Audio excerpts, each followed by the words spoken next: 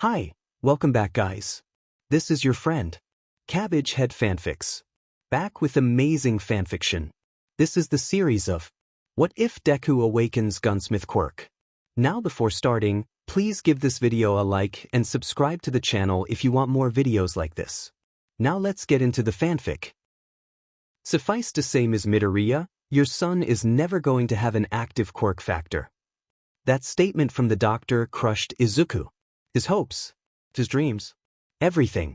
The conversation happening between the doctor and his mother became dull and slurred, merely background noise. Izuku doesn't know how long he was like that, but he somehow ended up back home at the family computer, watching All Might's debut on repeat. He heard something behind him, likely the door. Swiveling around in the chair, he stared at his mom through tear-clouded vision, her face contorted with sadness. "See, can I be a hero too, Mom?" he squeaked out. "Can I be just like All Might?" Her eyes flashed with something Izuku couldn't quite recognize before she quickly made her way across the room to him. "Oh, Izuku. I'm sorry, I'm so sorry." She kept talking, but Izuku had already stopped listening, his tears flowing harder than before. He felt his mom's arms around his small frame, but they just weren't as warm as they used to be. Being quirkless, as Izuku realized, isn't really all that bad. At least, it isn't when you don't attract any attention to yourself like he did today. Currently, his most zealous tormentor was right up in his face in an alley on the way home from school. Katsuki Bakugu, or Kaken, as Izuku used to call him, had cornered him with his gang of followers after school and dragged him here. "Who the hell are you trying to fool, Deku? Teach said that you were still planning on going to UA after high school. What the F is that about?" Katsuki's words didn't hurt as much as they used to, but the small explosions coming from his palms sure do. "You will never be able to go there, you quirkless loser. Get that through your thick skull for once in your dim life," he screamed, shoving him to the ground with an explosion. Izuku was seeing stars, but at this point just taking the hit and staying quiet would probably appease the explosion user enough to leave him be. "Heh, and stay down," one of the cronies following Katsuki yelled, before quickly following behind their leader. Staying down sounds pretty good right now to Izuku. Alas, he had to get home before his mother worried. Leaning upward with a grunt, Izuku picked up his charred backpack from the ground next to him and slowly got to his feet. "And that's gonna be hard to explain to Mom," Izuku mumbled, brushing some excess ash from his shoulder where Katsuki had grabbed him. As he finally got the will to walk back towards the main street, however, he heard a distinct click. Looking up, he saw a man just taller than him, his face hidden by his hoodie and bandana. "Give me your wallet, kid. Just make this quick and easy," the man ordered, raising the gun he had in his slightly higher. "Do it. Now." Now, Izuku was certifiably afraid. This wasn't some bully or JRK. This guy was armed and probably couldn't care too much about hurting a kid. "Okay, sir, one moment, please." Shakily, but slowly, Izuku reached into his pocket and pulled out his wallet.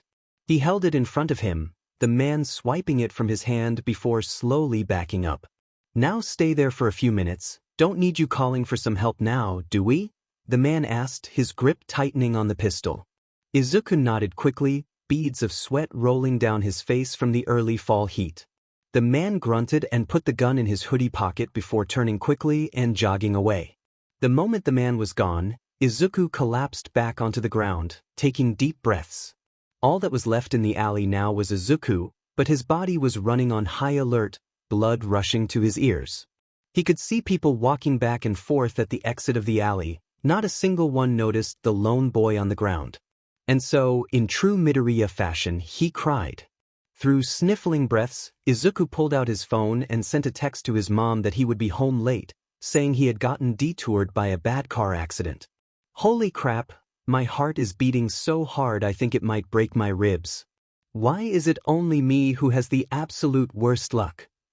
After a moment of gathering his courage, he carefully made his way to the entrance of the alley, looking around to see if he was being watched.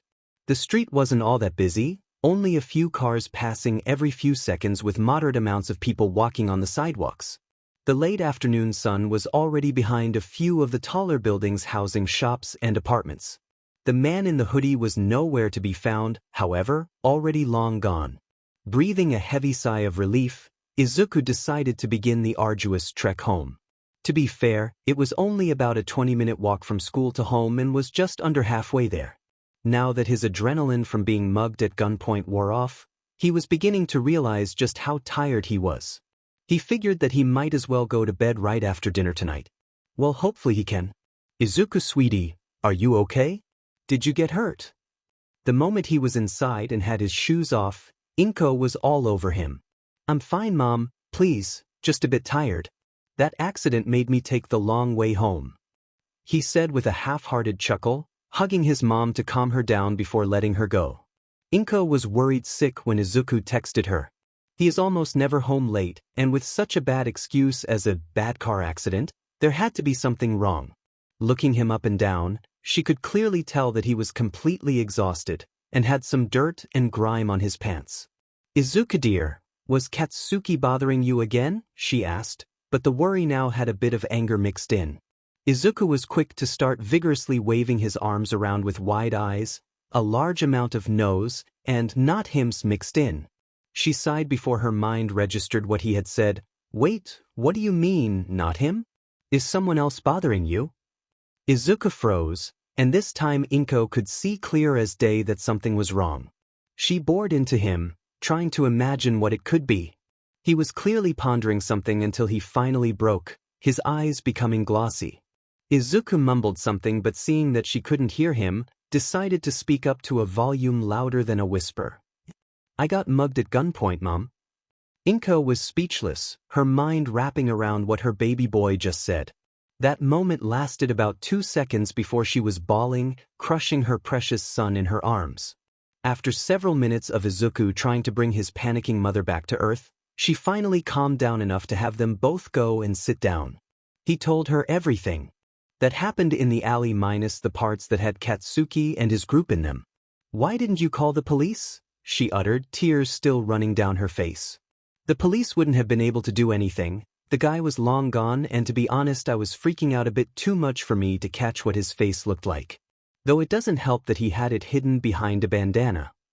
She sat in silence for a moment, wiping her face clear of tears.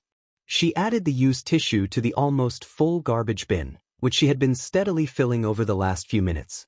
His mom looked at him, her eyes looking into his own. Izuku, all that matters is that you are okay. I just don't know what I would do if you had gotten hurt.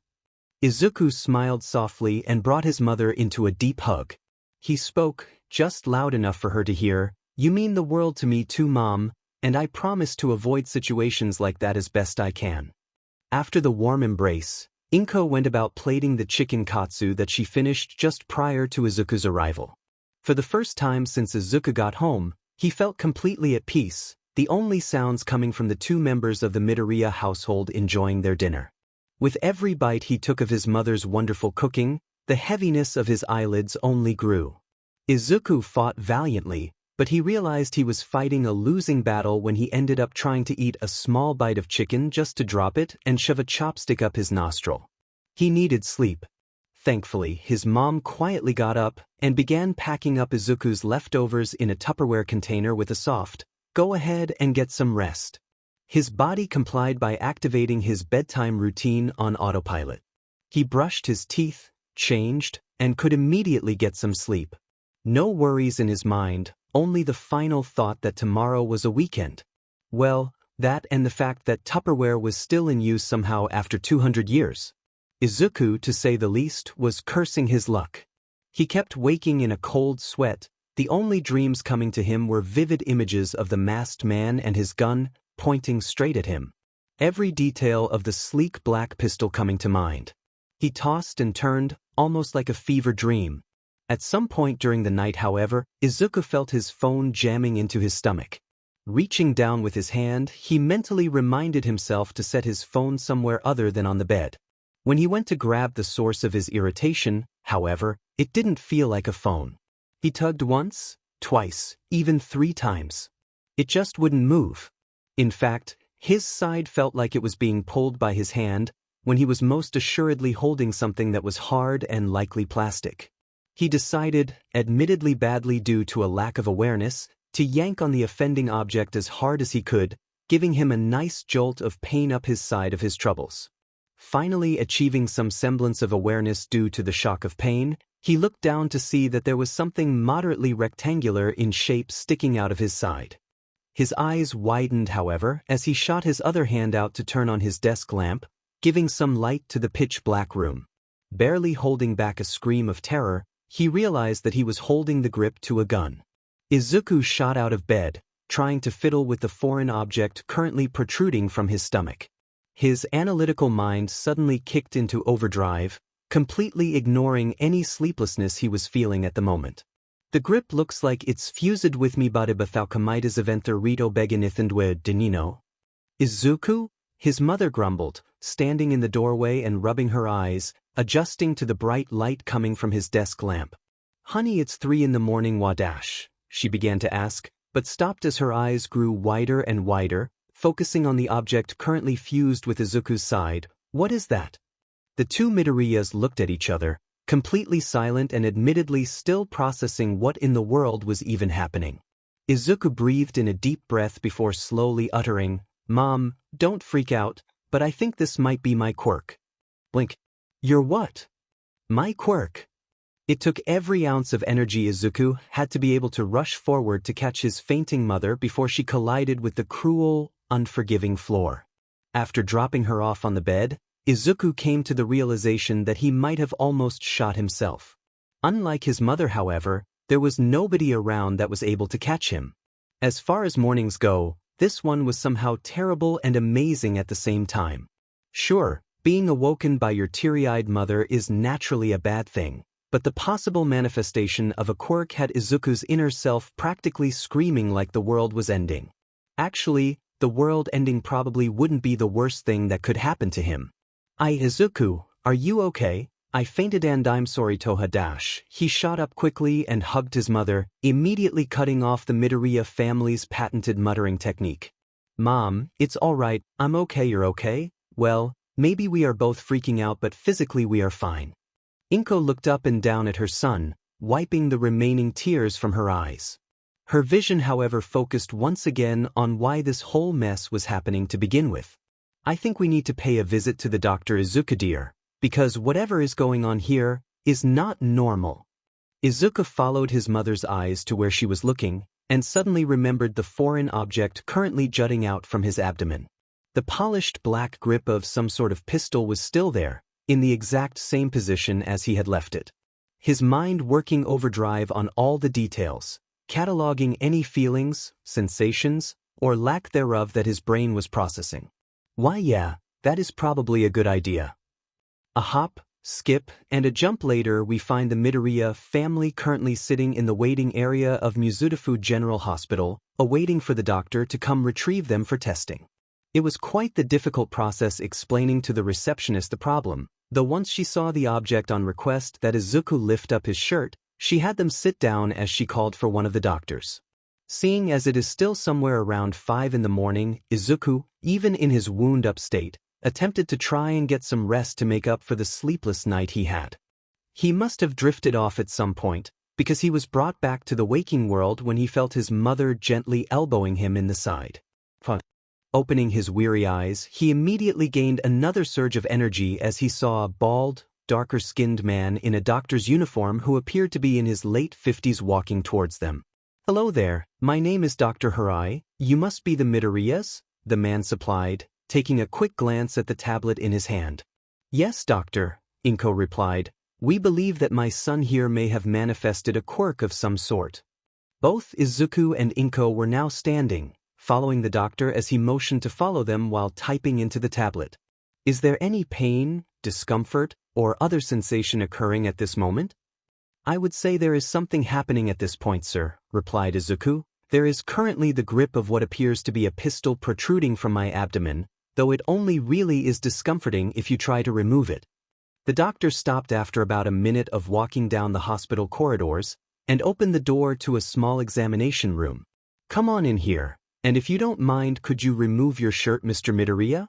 Giving the doctor a quick nod, Izuku sat on the bed and removed his shirt, while his mother went and sat on a chair in the corner. "Putting gloves on," Dr. Harai stated. "If any force I apply causes discomfort, Please let me know. He then proceeded to gently touch and prod areas around the object and the grip itself. The beginning of the examination progressed much like that, with Dr. Hirai going down the list of basic procedures like measuring heartbeat, blood pressure, etc. After taking Izuku's height and weight down, the doctor took a blood sample from his arm and put it in a machine sitting on the counter. This device here is called a quirk factor stimulator. It's actually quite new and uses specific electrical impulses to see if the blood's underlying quirk factor responds or not.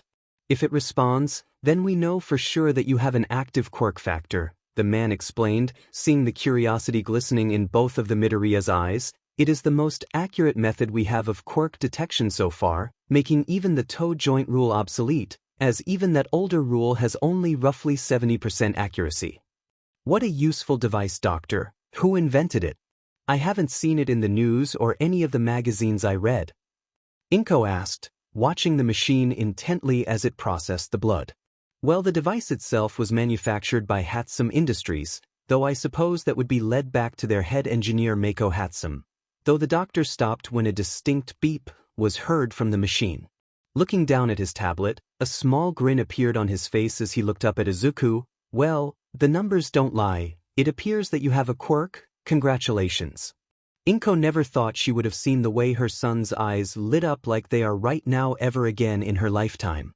It took exactly 1 second before both Midoriyas were letting loose their tears, where the doctor kindly proceeded to give both of them a box of tissues. Where he got them? That's not important. It took the both of them a minute to calm back down, though their emotions were still running high. Well, doctor, how do we find out what it is? Izuku asked, wiping his face with another tissue.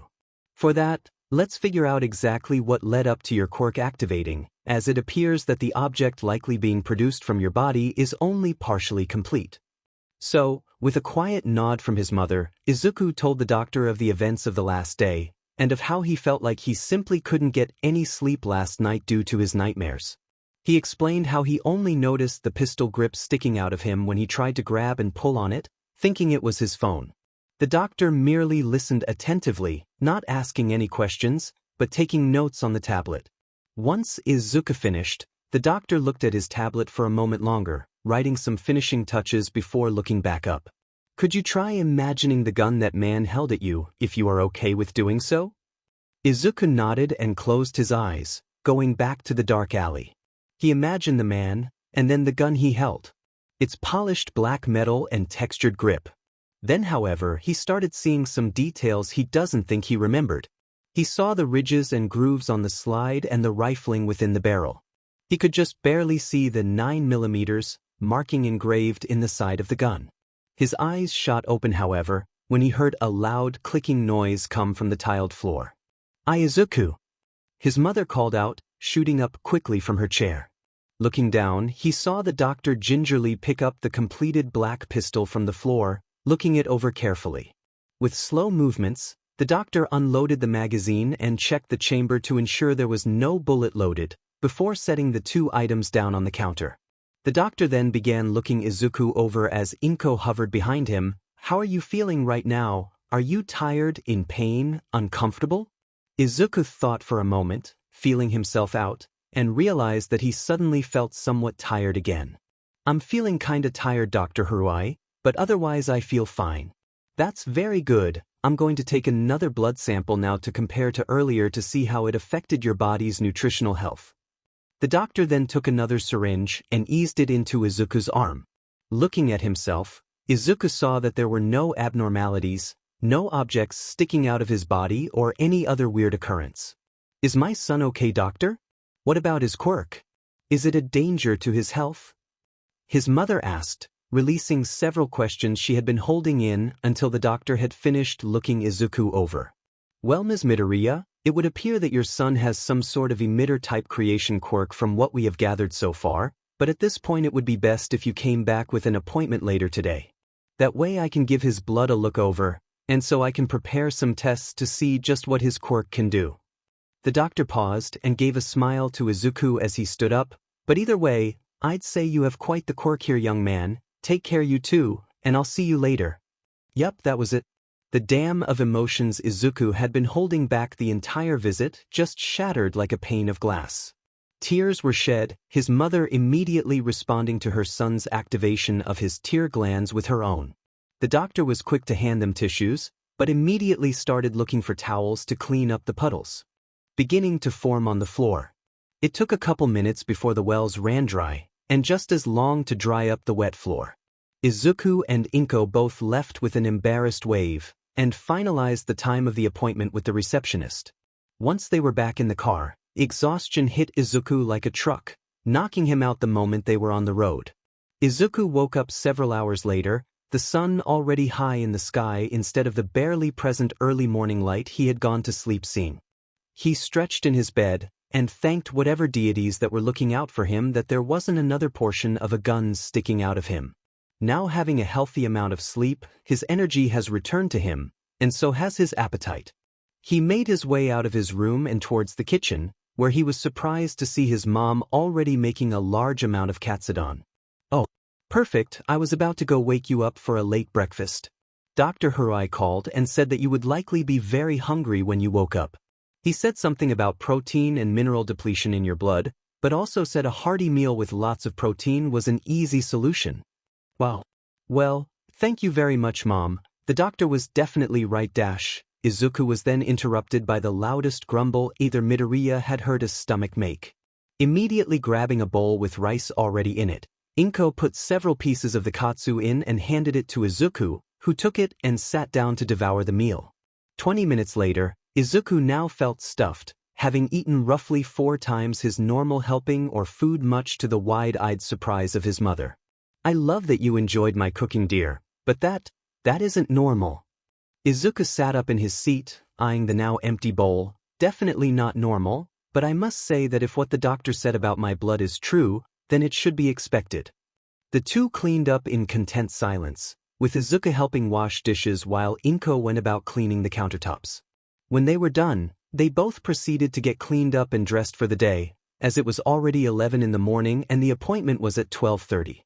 Entering Mizudafu General once again, Izuku was practically vibrating with energy, scratch that, literally vibrating. This time around, the waiting area was somewhat more full, and there was a different receptionist at the desk. Consulting with the receptionist, they were sent towards the research wing of the hospital that deals with Quirk studies. After a few minutes of maneuvering around the large hospital, as well as asking for directions a few times, they made it to a large room full of different equipment ranging from medical devices to gym weights and even a shooting range. Well, I do suppose gun-type quirks are still fairly common in the grand scheme of things," Izuku mumbled, analyzing the room. "Why, yes, they are, Mr. Midoriya," Dr. Hirai replied, startling both of the Midoriyas as he walked in the room. The hospital has a few rooms like this to study the vast variety of quirks children are born with, both for their safety and for others. Their eyes glistening in awe, Izuku and Inko started going around the room, looking at the equipment whilst the doctor got some of the medical equipment running. Once they were all settled down, the two sat in chairs offered by the doctor as he stood next to a small television screen. "Well, Mr. Midoriya, now that the lab has done a thorough analysis on the 2 blood samples you provided, we now have a much better handle on the medical effects of your quirk on your body." He paused, pressing a button on a small remote which pulled up 2 charts showing percentages of different chemicals and minerals. As you can see, the right chart, which comes from the sample taken post-activation of your quirk, possesses marginally smaller amounts of basic minerals, but far lower amounts of metals and sugars, the doctor explained. "The general hypothesis I have is that the creation of the gun itself is what uses up your mineral and metal content within your body, while the sugar depletion is likely because of the subconscious muscle movement that your body performs to eject the object from your body as it is made, which is a common occurrence with similar quirks." Izuku was already processing all of this information, coming up with theories and ideas for potential ways to improve upon his quirk. "However, young man, we are here today to perform some practical tests to see how you can affect the end result of your quirk, if you would be so willing." Izuku was shaken out of his thoughts, and replied with a quick, "Of course," in response to the doctor. "Will he be safe doing these tests, doctor?" Inko interjected. "I can't help but worry some about the side effects of his quirk." The doctor gave a small smile and stated, "Ms. Midoriya, I will take the utmost care to ensure that your son is perfectly fine once the tests are finished." Inko pondered for a moment and gave a small nod. From there, Izuku once again had some blood drawn, and all his measurements taken as standard procedure called for. The doctor then set up a few electrodes on Izuku's head to monitor his brain waves while the tests were done. He then went to sit next to the doctor at the computer, as he held out various small objects and trinkets for Izuku to attempt to create. With none of the objects seemingly compatible, the doctor then started taking out some tools and electronics to see if it required more complex items to work. Once again, no luck. The doctor contemplated for a moment, then opened a file on the computer which had a 3D rendered image of various small weapons varying from melee to ranged weapons such as guns and slingshots. Going for few minutes an item, none of the melee weapons seemed to register with his quirk.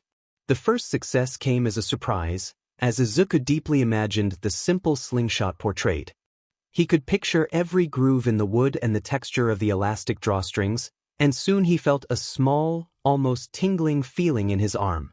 Opening his eyes, he caught the moment the wooden slingshot and a few perfectly spherical stones fell out of his forearm, making his eyes widen in surprise. From then on, every ranged weapon seemed to work with his quirk, with the more complex weapons like guns taking a minute or two longer than the other simpler weapons. He even discovered that if he thought about it, he could control which part of his body the objects ejected from. The doctor then let Izuku have a break, giving him a few extremely high-density protein bars that were designed for quirks like his that used up the body's nutrients. The doctor called the two Midoriyas back to the seats they started the appointment in, to go over what they had discovered in summary. Clearing his throat and turning on the screen to show various images of Izuku's brain and charts of his body's nutritional levels once again, the doctor began. It is now finalized that Izuku Midoriya is in possession of an emitter-type creation quirk that exclusively creates any ranged weaponry the user imagines. As you can see with the images of Mr. Midoriya's brain, there is only minor activity when he was imagining non-ranged weapons, whereas his brain enters an incredibly active state, indicating his quirk activation when he was tasked to create a ranged weapon. The doctor paused, letting Izuku and Inko look at the two vastly different images of Izuku's brain. On the left, it had some sparse lit-up areas as was expected, but on the right, it looked like his brain was some weird festival light show. Also, as far as I can see, the effects made by the quirk can be easily negated by eating meals high in protein and metal content, as well as some sugary drinks thrown in to help with low blood sugar. It would also seem that more detailed items take a longer amount of time, with a general time of 1.5 minutes need to create anything of pistol size and complexity. The doctor paused again, this time a small grin forming on his face. "All there is left to do, young man, is give your quirk a name, as it is the first of his kind." Izuku's thought process froze. A name, the first impression anyone would get from his quirk. In a way, it could even partially define who you are. His brain restarted when his mother placed a gentle hand on his shoulder, a silent smile reassuring him that she supports his decision no matter what. The quirk? No, my quirk. My quirk's name is Gunsmith. Gunsmith, that is quite fitting in my opinion, Dr. Haruai mused, though it must go for the record that you can't create anything in public without a quirk use license, and even then I doubt the quirk registry would allow you to even have any weapons on your person without proper training. Izuku absorbed the doctor's words like a sponge. Not being able to use his quirk at all until he took a test for a hero course simply wouldn't do. Even he knew that he would need training to even be allowed to use the weapons he creates. Well, perhaps I could pull some strings, all things considered. It shouldn't be too hard for me to get you mandated quirk training, in this case what would amount to shooting courses, since you have essentially been misdiagnosed by the medical system up until now. Both Midoriya's heads shot towards the doctor, shocked at what he was saying. "You would do something like that for my son, doctor?" Inko asked, small tears welling up in her eyes. "Of course, it would be against my better nature for me to not attempt to make it up to you on behalf of the medical community," the doctor replied with a smile, "and either way, I am intrigued to see what this young man is capable of achieving. I can tell a hero enthusiast when I see one." Once again, the Midoriya started crying, but out of respect to the patient doctor, they kept it to a short 30 seconds before they managed to gather their composure once again. Inko sniffled one more time, wiping her face down with another tissue. "I can't thank you enough, doctor, this means so much to us." Inko stated, looking up towards Izuku, "Thank you for helping my son take another step towards his dream." Izuku meekly nodded, holding back another wave of emotions crashing against the proverbial dam. "Well, if that's all in order, then I'll be sure to send you a list of courses that will be covered by the prefecture sometime later tomorrow," the doctor began, standing up from his chair. "In other words, I have to get this submitted to the registry and attend to some other appointments I have today." In response, both Izuku and Inko stood up along with the man, and gave him handshakes and many thank yous before he left the room. Once again in silent, content contemplation, the Midoriya family made their way home after the several-hour appointment. Izuku and Inko had the leftover katsudon and prepared for the next day.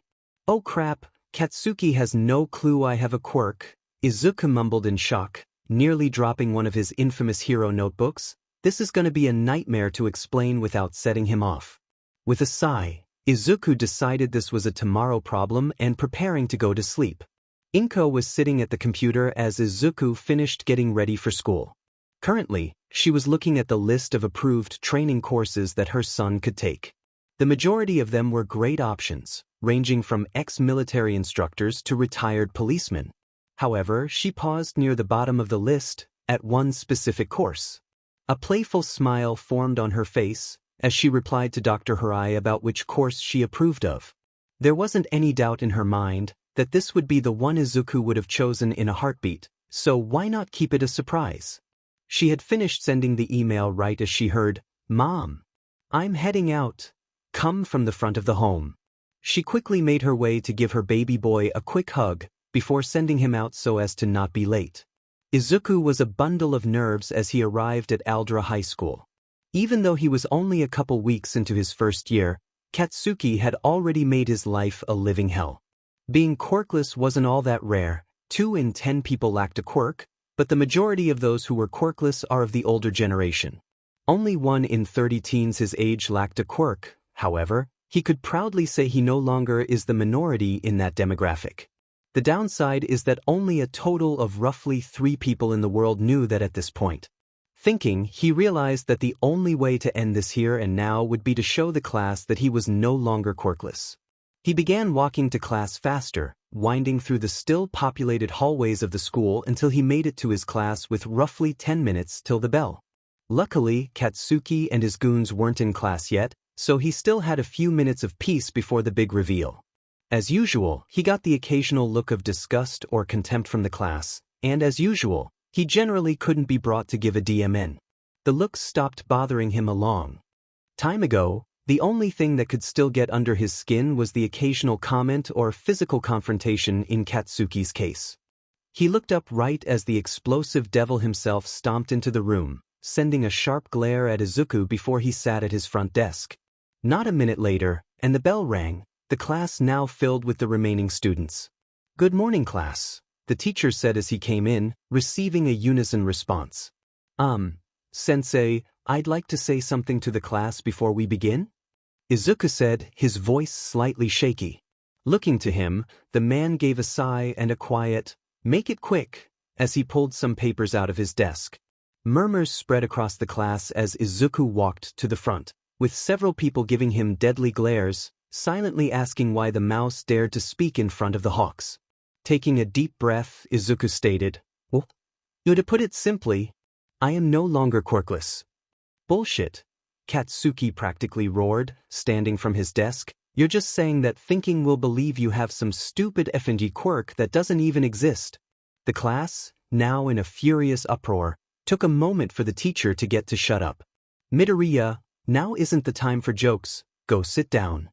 The teacher seethed, giving Izuku a menacing look for getting the class riled up. "Sir, I'm not joking, and I'll prove it right now," Izuku replied calmly, rolling up his right sleeve to expose his forearm. Izuku closed his eyes, imagining the simple wooden slingshot that he made at the hospital. The class went dead silent as they watched a piece of wood, followed by the rubber cords and the leather sling itself get pushed out of Izuku's arm, with a dull light emanating from where it was connected to his skin. Izuku's eyes finally opened as he grabbed the object with his other hand as it finally separated from his arm. Izuku was deadly calm as he set the slingshot in the garbage, turned, and walked back to his seat in the back of the class. Okay, thank you Midoriya for the demonstration, though no using that in school please. The teacher said shakily, processing that the boy was not in fact lying. Class, please begin opening the textbook to page 57. Izuku could tell a storm was brewing as news of his quirk spread around the school like wildfire. The resident quirkless freak was no longer at the bottom of the food chain. The day passed in an uncomfortable silence for every class, and even lunch. Nobody even spoke to Izuku, but they were still looking at him. The stares were different this time, some curious, others doubtful, but a few had something Izuku hadn't expected: fear. There were those who spotted him, and from their body language, almost seemed to tense up, expecting some sort of confrontation Izuku had no intention of giving. As he left the school to head home, he heard the door to the school slam open, getting his attention. At the top of the several steps to the door, Katsuki was looking down toward him, his glare unflinching, but there was something different this time. Your quirk, what's its name? He practically ordered, not making any movement. Izuku stared back, determination building in his gut. My quirk is called Gunsmith, incredibly self-explanatory. They stared at each other, tension as thick as smog filled the air. Katsuki huffed before stalking down the steps and past Izuku, who was now bewildered at the display of self-restraint. He paused for a moment, turning his head slightly at Izuku. Remember nerd, I will always be better than you. Another pause. And you're stupid if in quirk? Izuku was practically frozen as Katsuki walked away, the fog on his brain going with him. He turned around and watched his tormentor walk out of sight, as he processed what just happened. What the F dash? He whispered, unable to comprehend that Blasty Boom Boom Man himself just said a few moderately calm words before leaving of his own accord. Just as she had started making dinner, she heard the front door open, signaling that Izuku was home. She poked her head out into the hallway with a smile, and saw that Izuku was clearly in the midst of one of his signature thinking sessions. His eyebrows were scrunched together, his hand touching his chin as he mumbled too quietly for her to hear. Welcome home dear, I just got dinner started, she said, pulling him out of his thoughts. Oh, thanks Mom, I'll get all cleaned up, he replied, returning a smile of his own before making his way to his room. She returned to the stove, watching the food cook with her keen eyes. A few minutes later, Izuku came into the living room and flopped onto the couch, now in more comfortable clothes than his school uniform. Smells like pork Mom, what are you making? He asked, turning on the television to the news. Right on the dot Izuku, pork chops will be ready in a couple of minutes. For the next few minutes, the only noise was the droning of the newscaster and the sizzling of meat in the kitchen, and there was something else in that silence that Inko couldn't quite place. It was a feeling she hadn't felt in a long time, not since before Izuku was falsely diagnosed quirkless. Not wanting to look the gift horse in the mouth either way, she set the table and called Izuku over. As they were cleaning up the dishes, Inko cleared her throat, getting her son's attention. Izuku, remember what the doctor said about getting you signed up for a firearm training course? She asked, her son's eyes flashing with remembrance. Yeah. Did you get a list from him?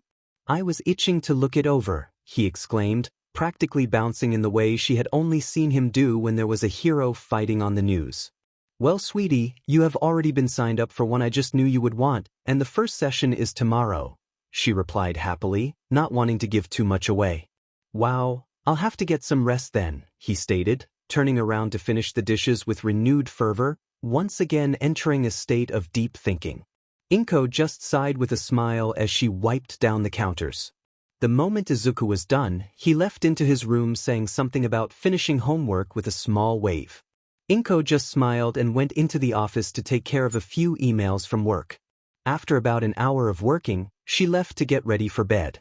Deciding to check on Izuku one more time, she smiled as she saw him sleeping, with one of his hero notebooks open showing the Pro Hero gun head in it. Looking for some inspiration, HM? I hope you like my surprise.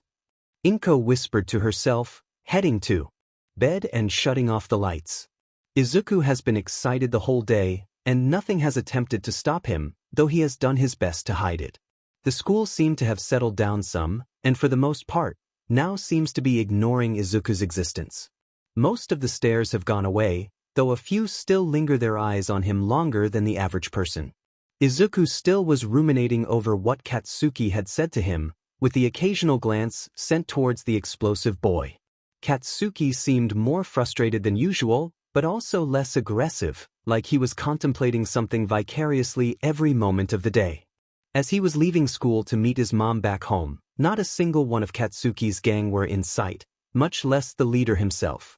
As he made his way home, he went over exactly why his mother would want to keep who the class was taught by a surprise. Without a doubt, it was being taught by a pro-hero. There was no other option as to who his mother would hide from him.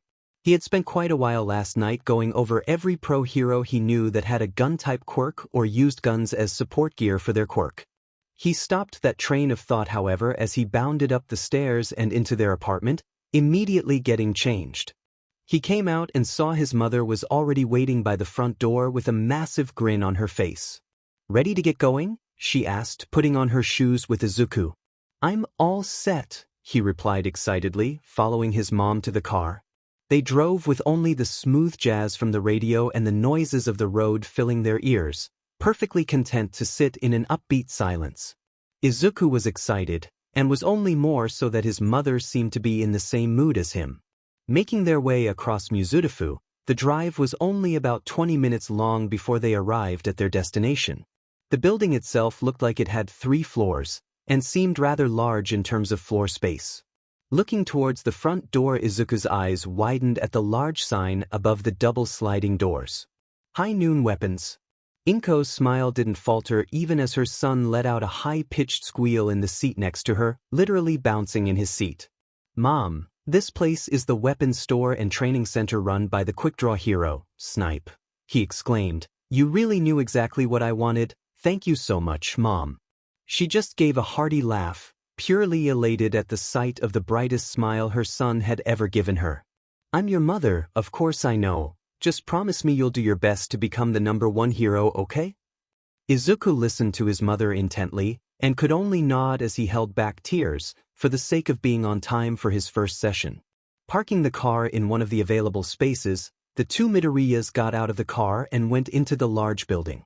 The first floor was filled with chest-high shelves of accessories both for people and their firearms, sale markers every few aisles offering decent prices for all the items. There was a section for gun cases, safes, and even for tactical clothing. His eyes were eating everything up as he followed his mom to one of the large glass counters on the edge of the room, which was filled with a large assortment of pistols and knives, as well as some attachments and cleaning kits. "How can I help you today, ma'am?" a woman asked, coming from further down the counter to meet them. Looking at her, she had lightly tanned skin and gray hair, yet didn't look a day above 20. Her face was slightly rounded with a pair of glasses over her silver eyes. "Well, we are looking for where the firearms training is. My son here is going to be starting today." The woman looked slightly surprised, looking at Izuku for a moment. He could understand the skepticism. He was a fairly skinny 15-year-old high school student. Her surprise quickly disappeared, however, with a nod and gestured to follow her with a small smile. She led the two to the far right corner of the room where there were stairs and an elevator. They took the elevator and headed down into the basement. When the doors opened, they were greeted with a plain room that had a calendar and posters showing local gun-related events, as well as chairs and a water fountain. "Go ahead and wait in here for the instructor. Make yourself at home. He should be here any minute now," she said with a bow, before turning back around and heading up to the first floor. And so, they waited. Izuku looked around at the different posters on the wall while Inko looked at one of the female-oriented tactical magazines. They were there for less than 50 seconds, however, when the elevator dinged again, and Izuku came dangerously close to a heart attack. Out of the elevator came a man with a Western cowboy hat, gas mask, and flowing red cape. "Well, hello there, I'm the pro-hero Snipe, your instructor kid," he said, tipping his hat towards Izuku, "and you must be his lovely mother. Nice to make your acquaintance." Since Izuku was completely frozen in shock, Inko decided to speak up. Nice to meet you as well, sir. I'm Izuku Midoriya and this is my son Izuku Midoriya. She stood up and shook the man's hand.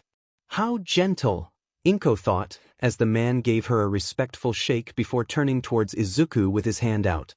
Izuku forced himself to shake the man's hand, and the firm, yet gentle grip he had made him relax to a point of being able to think at normal speed. This wasn't the time to be a hero nerd, now was the time to focus. Nice to meet you, sir, Izuku stated with a slight crack in his voice, which brought out a chuckle from the pro hero. Nice to meet you too, kid, he said, taking a step back. Well, as I said a moment ago, I'll be the instructor for your son, Mrs. Midoriya. From what the schedule says, the sessions will be every weekday for 2 hours a day. During these sessions, I'll be teaching him proper gun safety, how to maintain firearms, proper gun law, and of course, how to shoot different kinds of guns.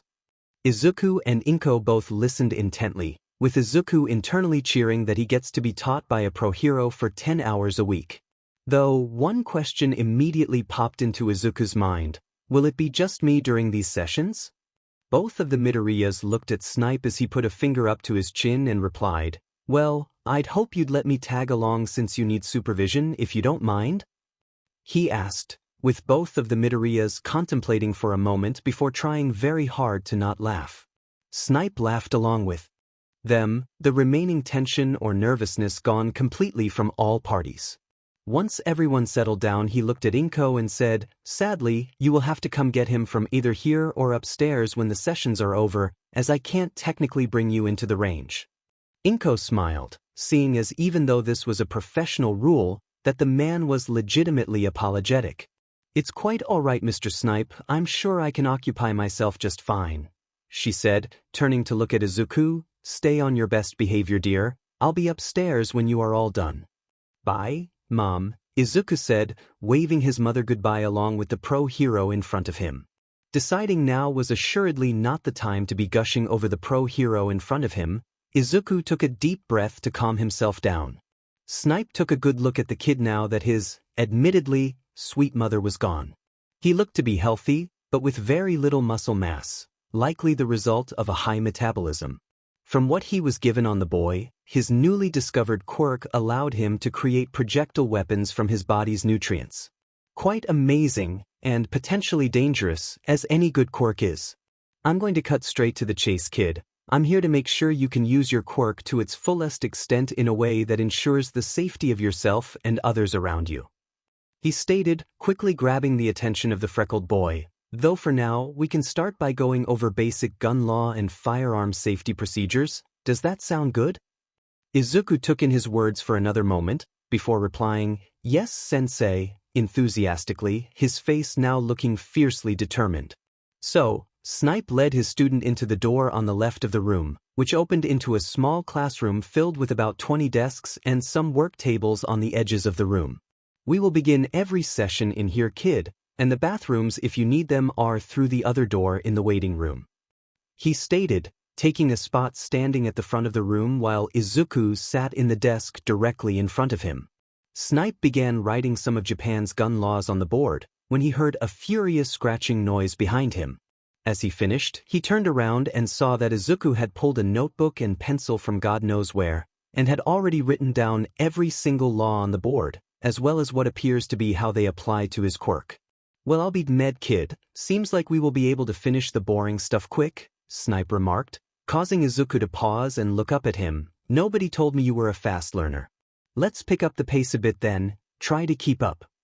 And so, for the next half hour, Snipe talked Izuku through almost every law that could apply to weapons in Japan, as well as how they apply to him and to others. He was genuinely impressed as the kid was taking detailed notes almost as fast as he could speak. By the time he reached the end of the important laws, the kid had filled almost half the notebook, 2/3 of which was Izuku's own commentary to what Snipe was teaching. I think I have a good understanding, sensei, though it wouldn't hurt for me to go over all of this a few more times for safe measure. He jumped when Snipe just laughed and gave Izuku a light pat on the head. You know, kid, I've never had anyone say that they wanted to go over national law as readily as you have, he said, smiling beneath his mask. How about this? I'll hold these beginning of session lessons for the rest of this week, And if you pass a quiz next Monday, we can only have refreshers on the law once a week. Izuku pondered for a moment, before giving a curt nod in response. Snipe was beginning to really like this kid, but now, it was time to see what he was really made of. Beginning to head for the second door, opposite to the one the two entered from, Snipe stated, "All right, that's enough politics for today. Let's see how well you do with your first time handling a firearm." "Yes, Snipe-sensei," Izuku replied, quickly putting his notebook away in a small backpack he had and jogged after Snipe, who was already headed through the door. Beyond the classroom was an enormous shooting range to the right, with a large wall of locked-away weapons opposite to it. "Welcome to the range, kid. Go ahead and stand at one of the booths to the right there and put on one of the headsets that should be there," Snipe said, walking over to one of the gun lockers. Izuku obeyed and went to the one right next to where he was standing. The booth itself was fairly spacious, with enough room to fit 3 of him comfortably. On the wall were several protective headsets of different sizes. Izuku experimented until he found one that fit him best. Turning around, he saw Snipe walking over with a small black handgun and a few magazines on a cart. Snipe walked up to the booth and held up the handgun, stating, "This here is a Smith & Wesson brand manned pea shield. It's fairly small but gives a decent amount of recoil as it fires .45 ACP rounds." Izuku ate it all up, closely examining the gun Snipe was holding. "Now, remember the rules I went over in the classroom. Check to see if it's loaded the moment it is handed to you, ensure the safety is on, keep your finger off the trigger, and keep it pointed towards the ground or the target." Izuku repeated all of the steps under his breath as he carefully went over the pistol now in his hands. Snipe watched him carefully, noting how the boy completed the basic steps with almost robotic efficiency despite this likely being his first time handling a gun. "All right, kiddo, now I want you to take a magazine here and load the gun, and take aim at the target downrange currently, which is about 20 feet away," Snipe said as he went to stand on Izuku's left. He watched as the boy spread his legs to be shoulder-width apart, with his left leg slightly in front of his right. He then brought up the gun in front of him with his arms ever so slightly bent, leaning his torso forward and bending his knees. Honestly, this was a picture-perfect stance just like the one Snipe showed pictures of in the classroom. Nice placement of the feet, though lean back a tad, you don't want to be hunched over, Snipe commented, with Izuku immediately making corrections to his positioning. "Good, now take steady breaths and empty the magazine, with 2 seconds in between each shot." Izuku focused his vision and kept both his eyes open like Snipe said, as one eye closed should only be done when aiming down a scope. He let the shots out slowly, the first hitting just beneath the left shoulder of the body on the target, and the last 5 all hitting within the red center mass. Snipe gave a low whistle as the kid immediately corrected and adjusted to the firearm after the first shot, keeping the majority of his bullets spread compact and accurate. Snipe pressed a button on the wall next to him, and the paper target came forward to where the two were standing. He gave a low whistle as he examined the boy's handiwork. "You sure you have never shot a gun before, kid? This here is amazing for a beginner, even if that is a more tame gun you have there." Izuku blushed at the praise given by the pro hero as he replied with a shaky, "No, I haven't, sensei." He shrunk slightly under the scrutinizing gaze given by Snipe through his mask, but did not falter. Snipe sighed and ruffled Izuku's hair. "You're just full of surprises, kid. It's just amazing how talented you are." At that point, Izuku began letting a few small tears slip down his face, as he couldn't handle the genuine praise a pro hero was giving him. Thank you so much, sensei. It means a lot to me." Izuku sniffled, setting the gun down before rubbing his face. Snipe began to fidget uncomfortably, as he didn't exactly know what to do in this situation. Most people didn't cry when complimented, which made Snipe wonder in the back of his head just what this kid's life was like to make him so happy to receive praise. So, he carefully gave the boy a hug, which caused Izuku to jump a bit, but lean in acceptingly. Snipe just couldn't shake the feeling that this kid was really growing on him. Plus it couldn't hurt that his mother was cute. Shaking his thoughts away, Snipe separated from a now embarrassed Izuku before suggesting, "How about you shoot on this for a little while I get a few more smaller handguns out for you to get a feel of?" He smiled under his mask as Izuku's determination returned to his face, the emotions that spilled from the boy already a distant memory. Yes, sensei. Hank Psycho considered himself quite the fast learner, and that skill had only evolved when he became the pro hero snipe. He had to be able to make millisecond decisions on how to alter projectile trajectories when fighting villains, lest any of his bullets hit a major artery or worse, kill the target right then and there. Being a hero whose quirk revolved around firearms of any kind is a very dangerous endeavor. More than once he had seen pro heroes like him have their licenses revoked, or even face prison time because of a slip-up against a villain. Luckily for him, his quirk, trajectory, allows him to alter the directions his bullets fly to an extreme degree. This allows him to account for variables out of his control, like a sudden movement from a villain, or even having his own body jostled, destabilizing his aim. In a way, his quirk is both an enhancement to his fighting ability and a handicap that prevents him from making fatal errors. So he was fairly surprised yesterday when he received a notice from the government's Quirk Registry Division that a teenager was entered into his training program. Taking a look at his background, it would appear that the young man was receiving training to ensure that he would be able to have complete control over his quirk, Gunsmith. Hank skipped a few pages on the boy's physical health to check just what his quirk was, so he could have an idea of what extra training he would have to take into account. To his surprise, his quirk wasn't something related to the use of guns, but the creation of them.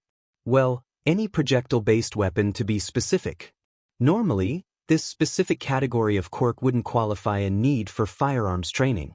Someone must have pulled some strings for the kid, or there was some other factor being taken into account. Either way, Hank went back to checking over the lesson plans he was altering for the upcoming year for UA. I think we've found ourselves a little problem here, kid. Hank stated, watching Izuku shakily set down the fourth pistol variant they were trying. When Izuku had finished firing a few magazines of AM 1911 model pistol, they decided to switch to a fourth, slightly more heavy-duty Colt revolver. It was then Hank had noticed the slight shaking in Izuku's arms, and that became far more apparent after he fired a few shots at the target downrange. The kid's stance had become less steady, and the shaking in his arms made his firing spread go wider and wider until it wasn't hitting the target outright. It seems that he just wasn't physically strong enough to be handling that much recoil. I'm sorry, Snipe-sensei, but I don't think I can continue shooting for now, Izuku stated meekly, rubbing his forearms. Hank gave a little laugh and patted Izuku's back lightly, making the boy jump a tad. It's all right, kiddo, why don't we head back to the classroom and take a breather? Izuku replied with a curt nod, and began walking back to the room they began in. Hank rolled the cart of weapons he had prepared back to the lockers in the back, and made sure they were safely stored before heading to the classroom himself. Thinking back on the last hour they had been together, he realized that whatever his expectations of Izuku had been before they met were completely shattered. The kid was a good listener, and picked up on information quickly. Some of the students at UA would definitely do good to be more like him. What caught Hank the most off guard, however, was the genuine kindness and respect Izuku gave him. Most teenagers are quite strong-willed, and generally a bit untamed in his opinion. His new student was a complete outlier, and while Hank believed that it had partly to do with his sweet mother, he sensed a connection here to the way he responded to the praise Hank gave him when he first started shooting. Coming back to the present, he entered the classroom and saw Izuku writing once again on a notebook that seemed to appear out of thin air. All right, Izuku, what do you think needs to be improved upon after that first session of target practice? Hank asked, pulling up a chair to be in front of the desk Izuku was sitting in. Well, the main problem I have is that I need to become stronger, so I can handle shooting for a longer period of time, and so that I can handle more recoil. He stated, setting down his pencil and looking up towards Hank. Right on the mark, kid, what you clearly need is more physical conditioning, as from what I can see your mind is well taken care of, Hank began, watching Izuku quickly. Begin transcribing his small lecture. You have a solid grasp on proper technique and methods to shooting, but from what I can see, you don't have very much muscle on that frame of yours. It looks like we are going to have to set you up with a workout regimen for when you aren't training with me. Izuku looked up from his writing, his head slightly tilted in thought. I'm willing to do whatever it takes, sensei, he replied, a large grin forming on his face. That's good to hear, Hank stated, a grin of his own forming under his mask. I should have that all ready for you tomorrow. Since it's probably best that we don't shoot anymore for today, let's talk about this quirk of yours. At that, Izuku appeared to be immediately reinvigorated, his posture straightening in his seat. Well, assuming you don't know, my quirk is called Gunsmith, he began, and it allows me to create any projectile weapon along with ammunition for said weapon, using up protein and nutrients within my body. Hank listened intently as Izuku described the physical toll his quirk has. For what little time he has had it, Izuku seems to have quite a good understanding of at least the major functions of the quirk. Hank thought, following along as Izuku finished up with the details. Well, kid, how about we think of some ways to improve on that quirk of yours? That is, of course, if you are planning on being a hero. Hank stated, leaning forward towards Izuku. Oh, of course. That is the main reason I wanted to do all of this. Izuku replied, his body going rigidly straight. Hank stared down the boy for a moment longer, his slight smile hidden behind his mask. Well, alrighty then, he said, leaning back into a more relaxed posture, let's get some ideas flowing. After about half an hour of shooting ideas back and forth, pun intended, the two had written down a small list of plausible theories and experiments to test unknown aspects of Gunsmith. I think that's a solid set of ideas we have down, and all that leaves us with is 30 more minutes to work with, Snipe mused, standing up from his chair to stretch his shoulders. Izuku jotted down a few more ideas into the notebook before setting it down and looking it over. Well, we will likely only have time to do 2 of these smaller experiments, Sensei, Izuku stated, pointing at 2 of the ideas near the middle of the list. Snipe walked next to Izuku and pondered what Izuku was suggesting. Seems like a sound plan, kiddo, he replied, patting Izuku on the shoulder. I'll go and get the materials we need, be back in a jiffy. With that, the pro hero walked out of the room towards the shooting range, while Izuku brought his things towards one of the workbenches on the edges of the room. The 2 items on the list were simple, yet quite important in their own ways. The first was whether or not Gunsmith allows for the creation of ammo separate from a weapon. This could allow Izuku to stock up on individual portions of ammunition without wasting nutrients and stamina on making a completely new weapon. The second experiment was similar in that it would test if Gunsmith can make individual attachments to ranged weapons, which offers similar boons if it is successful. Snipe came back into the room and immediately made his way to the station Izuku was sitting at. He then set a few different calibers of bullets, as well as a basic iron sight for a rifle and a flashlight attachment for a pistol. Okay, kid, these should do for this quick experiment, Snipe said, taking a seat next to him. Izuku replied with a nod and reached to pick up and examine the 9mm rounds offered. He closed his eyes and thought of the shape of the bullet, the grooves resulting from the various connected parts as well as the gunpowder that lay within. He then felt almost a light tingling in his body, which he forced to move to the open palm of his free hand. Izuku opened his eyes and held onto the feeling of Gunsmith activating, watching in awe as several more identical bullets began gathering in his palm, forming at an extremely fast rate. That was only about 3 seconds before the bullets started coming out, Snipe pondered, watching the display of Izuku's quirk with intense curiosity, and it seems the individual bullets form at roughly a rate of 2 per second. Izuku held the activation for a few more seconds, and then released once his hand was completely filled with bullets. Sensei, it worked! Izuku exclaimed, completely elated that a new discovery had been made. Sure did. Snipe replied, giving the boy a thumbs up. Now how about you try making a magazine to hold those bullets in? Setting the bullets down onto the work table, Izuku once again went into thought, getting the shape and structure of the magazine he needed for the ammunition he needed. He tried imagining the structure to be empty so that he could insert the pre-made bullets, but no matter how hard he tried, he just didn't feel the familiar connection of his quirk. Deciding that an empty magazine wouldn't work, he then imagined the bullets themselves being created along with the magazine, so that the ammunition was ready to be loaded and fired. Sure enough, the connection appeared, and Izuku went through the same process, opening his eyes to watch as a fully loaded 9mm magazine slid out of his palm in just about 3 seconds. Good to know, Izuku mumbled, taking notes once again in the notebook on the table. Let me guess, you can only make loaded magazines? Snipe asked, having watched Izuku go through a quiet storm of mumbling. Yup. Izuku replied, once again cheerful. I think I can only make the magazine since the ammunition is housed within it as a single unit. Sounds like a solid explanation, Snipe replied. Now try those 2 accessories while I clean up the table. Izuku moved the stray bullets towards the pro hero, and then proceeded to try and create the iron sights on the table. He let his mind flow once again, but after a failure to connect with that, he found the same result with the flashlight attachment. Dang, looks like those don't work on their own, Izuku huffed, a little disappointed that both experiments couldn't work. Don't stress it, kiddo, that's just how quirks are sometimes, Snipe stated, once again ruffling Izuku's messy green tufts of hair.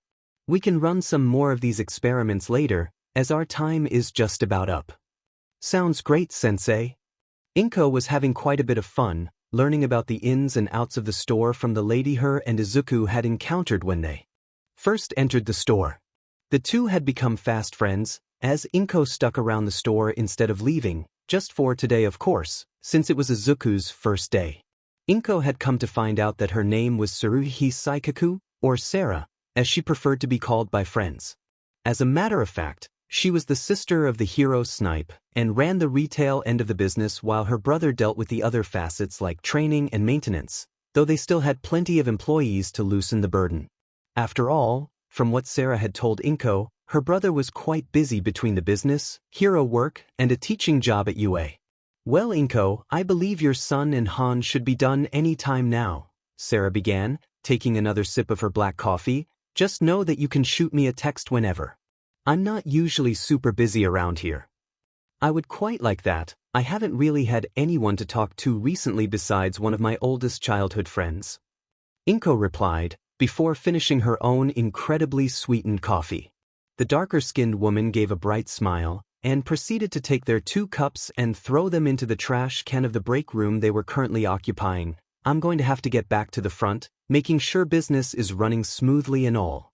I'd best go wait for Izuku as well, Inko replied, following Sarah out of the room. I sure hope he enjoyed himself, considering he is going to be coming here for a while.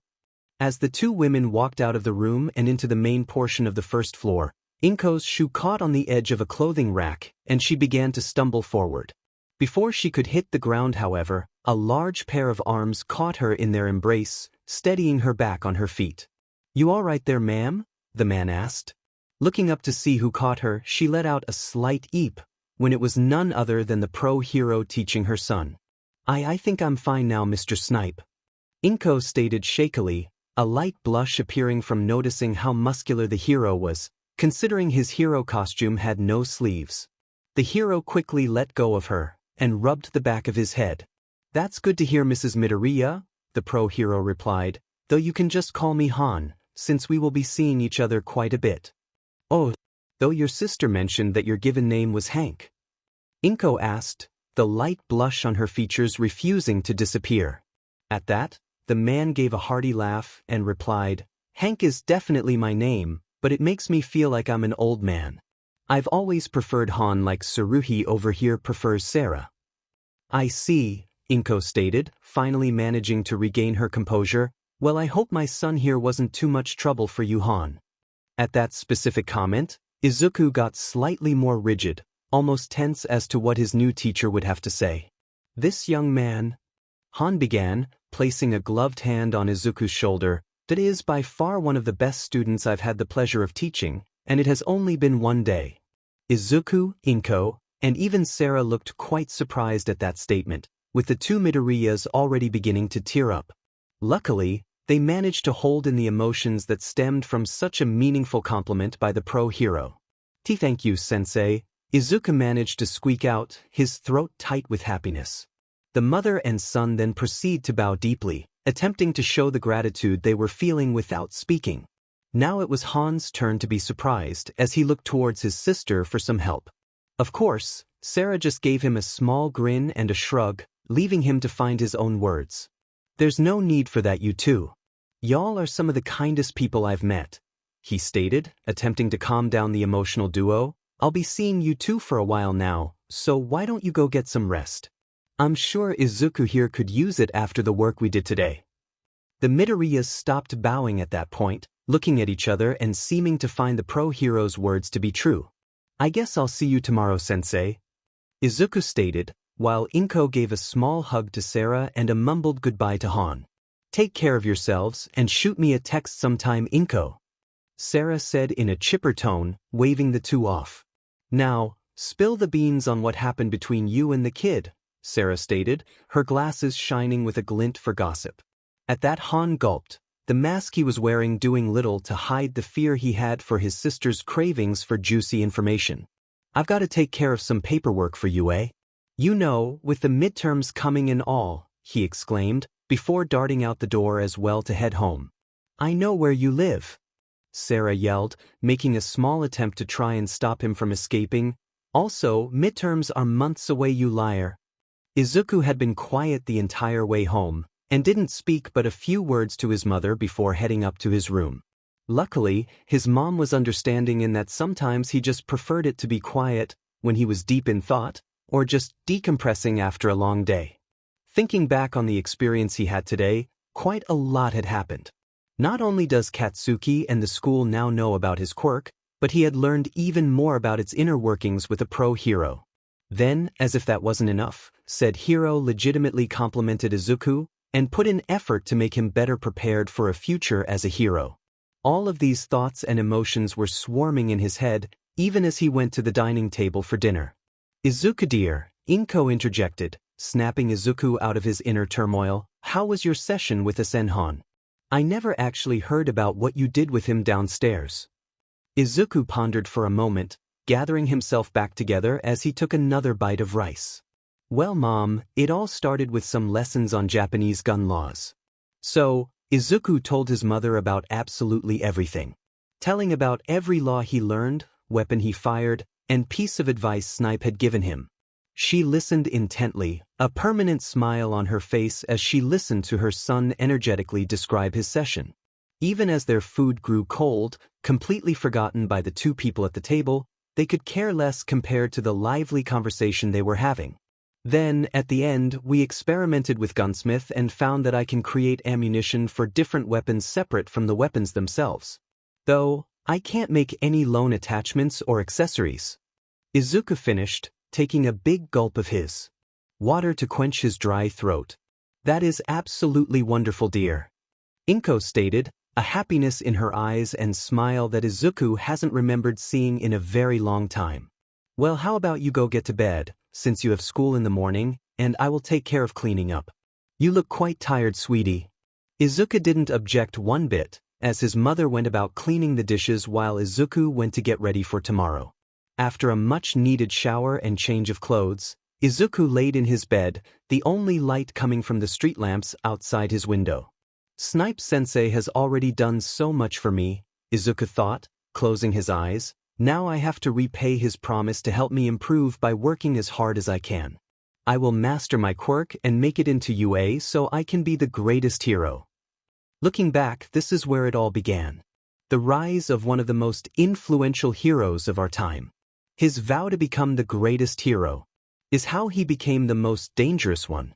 You know, Sensei, when you said training regimen, I wasn't expecting all of this.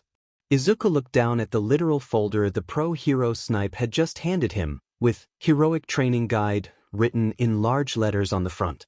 Well, kid, Snipe began, walking with Izuku into the shooting range. That packet which I labored over for several hours last night covers absolutely everything we will be doing for the duration of our sessions, as well as extra material for work you can do afterwards. Including a large amount of recipes for the meal plan I made should you choose to use it, and a fairly summarized list of all of Japan's heroics, quirk use, and firearm laws. So much! Izuku exclaimed, setting the massive amount of materials down onto one of the back tables with the rest of his belongings. So, do you think you are up to it? Snipe asked him, turning to face Izuku with his hands on his hips. Yes, sensei. So, as the days passed, the true beginning of Izuku's training began. He would start off the day with a set of morning stretches to work on his flexibility before eating a large and healthy breakfast, courtesy of Inko. She did however ask Sarah about where Han had gotten these recipes, and she came to find out that he had spent several years in America, where his part-time hobby of cooking caused him to search out new types of cuisines to add to his repertoire. Then, after devouring the breakfasts, Izuku did several small sets of push-ups, sit-ups, and squats. He would then follow up by jogging to school every day. While school had become far more normalized for Izuku, he could tell that there was always the occasional stare he would get in the halls, and people were still reluctant to speak to him. Even Katsuki had practically stopped any and all forms of bullying. Not just to Izuku, but the other, weaker, students in the school. After school ended, Izuku was picked up by his mother and ferried to High Noon Weapons where Snipe was always ready to get started. Inko herself would chat with Sarah in the main area of the store for a bit before heading out to get errands done while Izuku worked with the pro. Every day Izuku and Snipe would do a quick refresher on a couple sets of laws a day, including the differences in laws between prefectures, which Izuku always passed with flying colors. Following that, the duo moved into the range to continue working with different handguns of varying calibers. Every day Izuku could last a little bit longer on the range before his aim began degrading. After the range, they alternate every day between physical workouts and quirk training. The physical training pushed Izuku to his limits, leaving his whole body sore from the various workouts. Izuku came to find out that the second floor of the facility had a small gym for Snipe and the other employees to use on their off time. This gym is where Izuku found out that he was actually a complete string bean. He could consistently bench press the 75-pound bar on its own for several reps, but any more than that and he would tire out fast. Though, on their first day in the gym, Snipe had Izuku take a picture against the wall for the record, along with writing down all of his baseline values when it came to weights and his other workouts. On the quirk training days, however, Izuku wore himself thin, making various firearms and ammunition as efficiently as possible. Through this process, Izuku found that there was a sweet spot where the speed and stamina use balanced out when creating new items. If he takes the process too fast, he ends up using more nutrients and tires out easier. On the other hand, taking his time to make objects didn't end up using as much stamina. Some other information he found out was that he could in fact make attachments to weapons, but they had to be made with the weapon at the same time. He also found out that he could make up to 3 copies of the same item at a time, which was very useful for the quick production of extra ammunition. Then they also found that the more Izuku produces a specific item, the faster it can be made later. By repeatedly producing weapons, he found that he could make just about any handgun in roughly 15 seconds. For one experiment, Snipe even called in a few favors and acquired blueprints for several handgun models. Much to Izuku's excitement, once he had looked over the blueprints themselves, his production time of those specific handguns decreased by over half, allowing him to generate them in about 6 seconds. It would seem that a deeper understanding of an item leads to faster production time. After these sessions, as expected, Izuku was completely wiped. The first few days he had to practically drag himself to the car, much to Snipe's amusement. Inko of course fretted over her baby boy, though Sarah did a stellar job of calming down her motherly instincts to a point where she isn't smothering her own son. Returning home, Inko once again makes Izuku a hearty meal to replenish lost nutrients because of both working out and Gunsmith's drawbacks. At this point, however, Izuku once again has to go through another round of home workout before a long PRD of stretching the damaged muscles. All of this leaves him with approximately 2 hours of free time to do homework and his daily routine of watching the hero news. Over his career of teaching others, Han has never had such a dedicated student as Izuku Midoriya. He has taught law enforcement, military, and even other pro heroes the intricacies of firearms. Just a few years ago, he even was invited by a certain hyper-intelligent bear rodent to teach at UA. The only problem with UA students, however, is that they simply don't take firearms and the laws around them seriously enough. He's had to drop nearly 2/3 of his firearms elective students every year because he was stopping them from making a mistake they could never come back from. He refused to let their careers as heroes be ruined because they disregard the severity of punishment that a single slip-up can cause when it comes to gun usage. He must admit that while he has apprehensions about one of his fellow teachers' tendencies to expel students, Han can't help but relate to the sentiments behind them in his own way. With Izuku, however, he has never felt more assured about a student in his whole life. Over the many weeks, he has watched Izuku grow as both a person and a future hero. Yes, hero, there isn't a single doubt in his mind that Izuku will make it to his dream career. They had originally started with handguns, but over the first month, Izuku had reached a level of mastery that could be compared to specialized law enforcement and other pro heroes, if not better. So, Han decided to change it up. Izuku sure was surprised when instead of a handgun, he was given a pump-action shotgun. As one of the most common firearm types in the world, it was only natural that this was the next step. Sure, he had a laugh when the boy nearly fell on his butt the first time, but immediately got to work improving him in every way possible. With a short series of pointers and warnings, the difference was astounding. Sure, he only lasted for about 20 minutes with shotguns, but it was his first time working with that style of weapon. He would improvise, adapt, and overcome. The second month went by, and Izuku had become familiarized with pump action, lever action, and semi-automatic shotguns much the same as he had with the handguns. That wasn't to say that they didn't work on handguns anymore, as Han was sure to keep his skills honed with both categories of firearms. He also taught Izuku all about ammunition variants, and even got him to train quite a bit with non-lethal ammo types like beanbag and rubber shells. Izuku had also developed Gunsmith even more, with him being able to consistently produce the shotguns he was being trained to use in an average time of 15 seconds, and that was without analyzing a blueprint of the weapon. With pistols, for example, any weapon he had studied thoroughly and made endless times at this point, he could produce in 2 seconds flat. Making ammunition wasn't even a time-consuming task any longer, with him being able to create magazines on call. Though, it would still appear that he is locked to 3 copies of an item at a time when it comes to producing multiple of an item. All of this quirk development, however, is more than likely partially caused by the physical training Izuku has put in as well. It wasn't entirely obvious at a passing glance, but Izuku was making some serious improvement in his physique.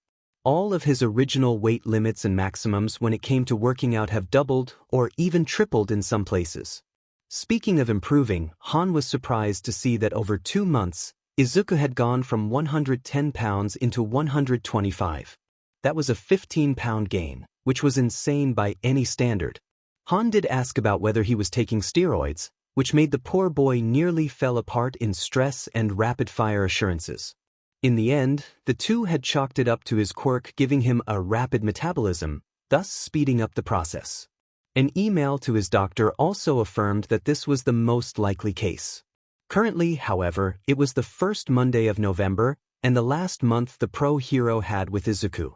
While in almost any case, Han wouldn't be too heartbroken to have his last sessions with the current batch of students, Izuku was a special case. Actually, he had ended up getting less sleep than normal last night because of this very situation. Over the years, he had seen other heroes take aspiring youth under their wings as a successor in their own way. It wasn't the most common, but it happened enough that it was known by just about every hero that these things can happen.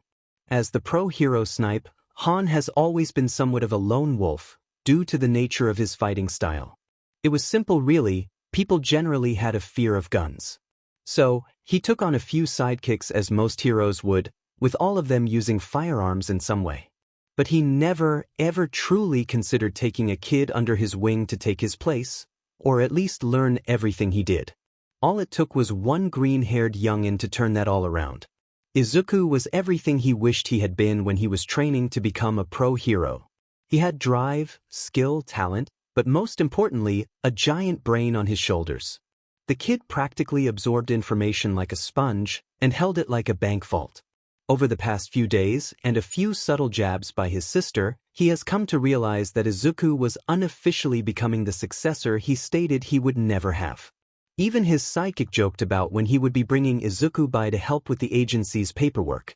So, as he stood in the main lobby without his hat and mask, he could only truly contemplate what he was about to do as his sister bounced around in excitement. "You are gonna do it," she squealed, her glasses glinting with joy and a bit of maniacal flair. "My big bad wolf of a brother is going to take on a little cub."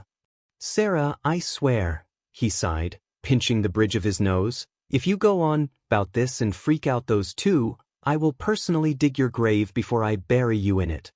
At that, his sister calmed down somewhat, but it was clear that she was still completely elated. Aye, Captain, she stated with a sarcastic salute, before heading around to tend to the customers. Thankfully, it was that moment that Izuku and Izuku Midoriya walked into the building, though a little inquisitive due to a message he had sent them earlier saying that he had an important matter to discuss with the two of them. Hey there you two, Han said, giving them a slight wave. Izuku and Izuku both looked at him for a moment, before their eyes widened in recognition. Oh yeah, forgot that they haven't seen me without the mask before, Han thought, walking up to the Midoriya family. Hello sensei. Izuku replied immediately, though still processing the fact that he could actually see his face for the first time. Izuku herself gave a wave back, but looked even more taken by surprise than Izuku was. Wait, is she blushing? Are you feeling all right, Mrs. Midoriya? Izuku, she interrupted, her voice coming out almost like a squeak. You can call me Izuku. At that, Han froze up slightly, though his tan skin tone made his likely present blush indiscernible from the rest of his face. Well, all right then, he replied, a soft smile appearing. Are you feeling all right, Izuku? I'm okay, Han. The silence after that was particularly awkward, as neither party knew what to say to the other from there. Ahem.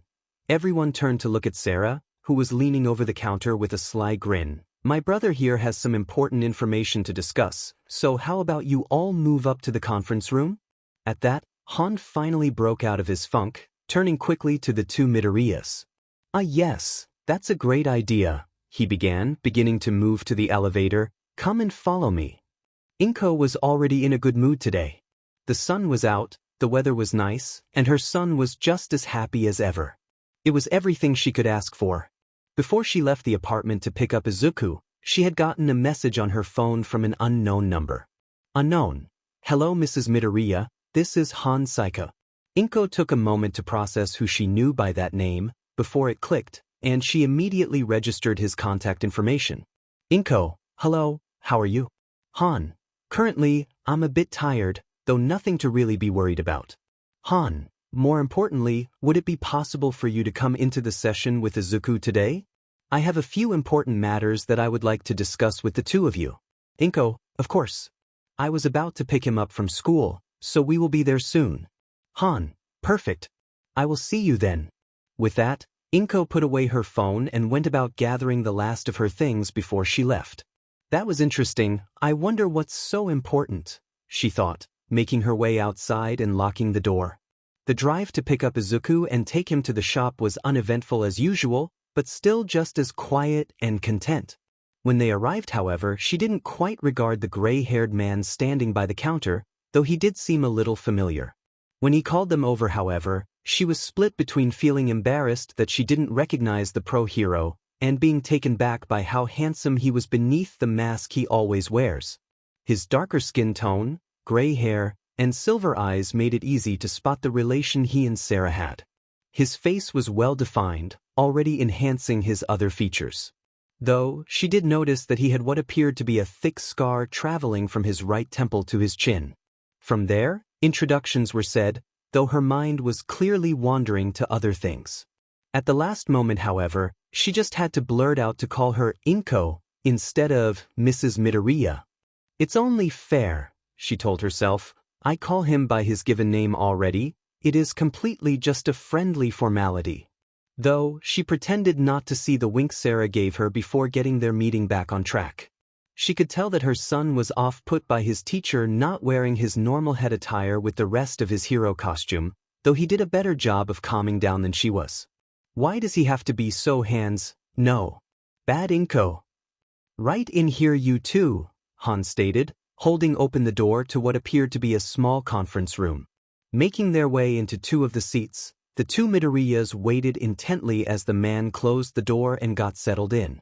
So, I can tell you are wondering why I wanted you both here, he began, receiving nods from both Izuku and Izuku. Well, as you know, today marks the last month we have together before our session's end, and Izuku receives his firearm certification, as well as his quirk use license.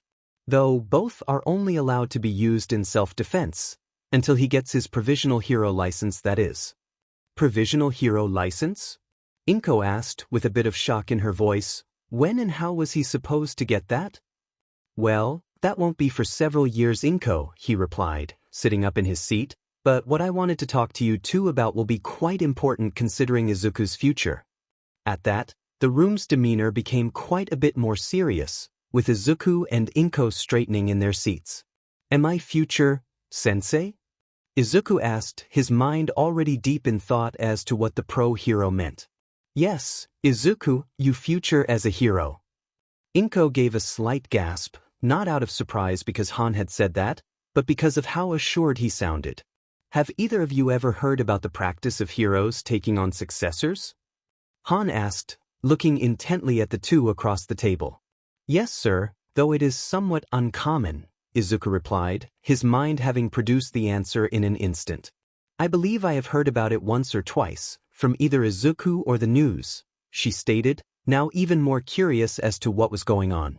Well, Inko, I want to make sure Izuku has the ability to fulfill his dreams as best possible, and with the way society treats heroes who use firearms like he will have to, I also want to make sure he is completely prepared for that future.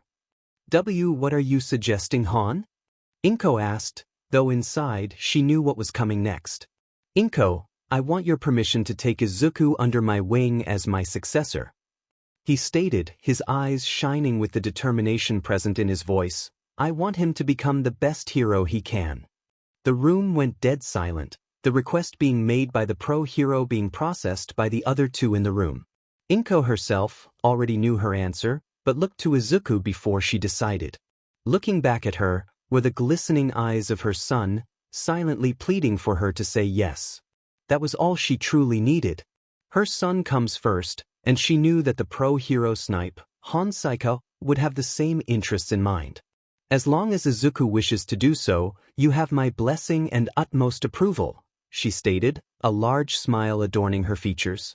With that, she took her son into a hug, tears already flowing from him as he attempted to wipe them away.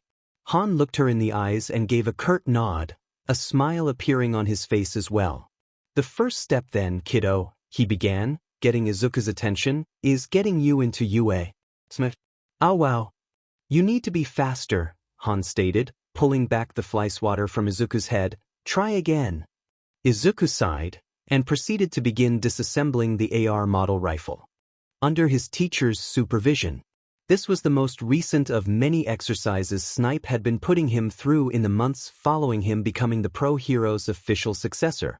Izuku had already mastered assembling and disassembling pistols and shotguns, so now he was moving on to the third weapon type he mastered, the rifle.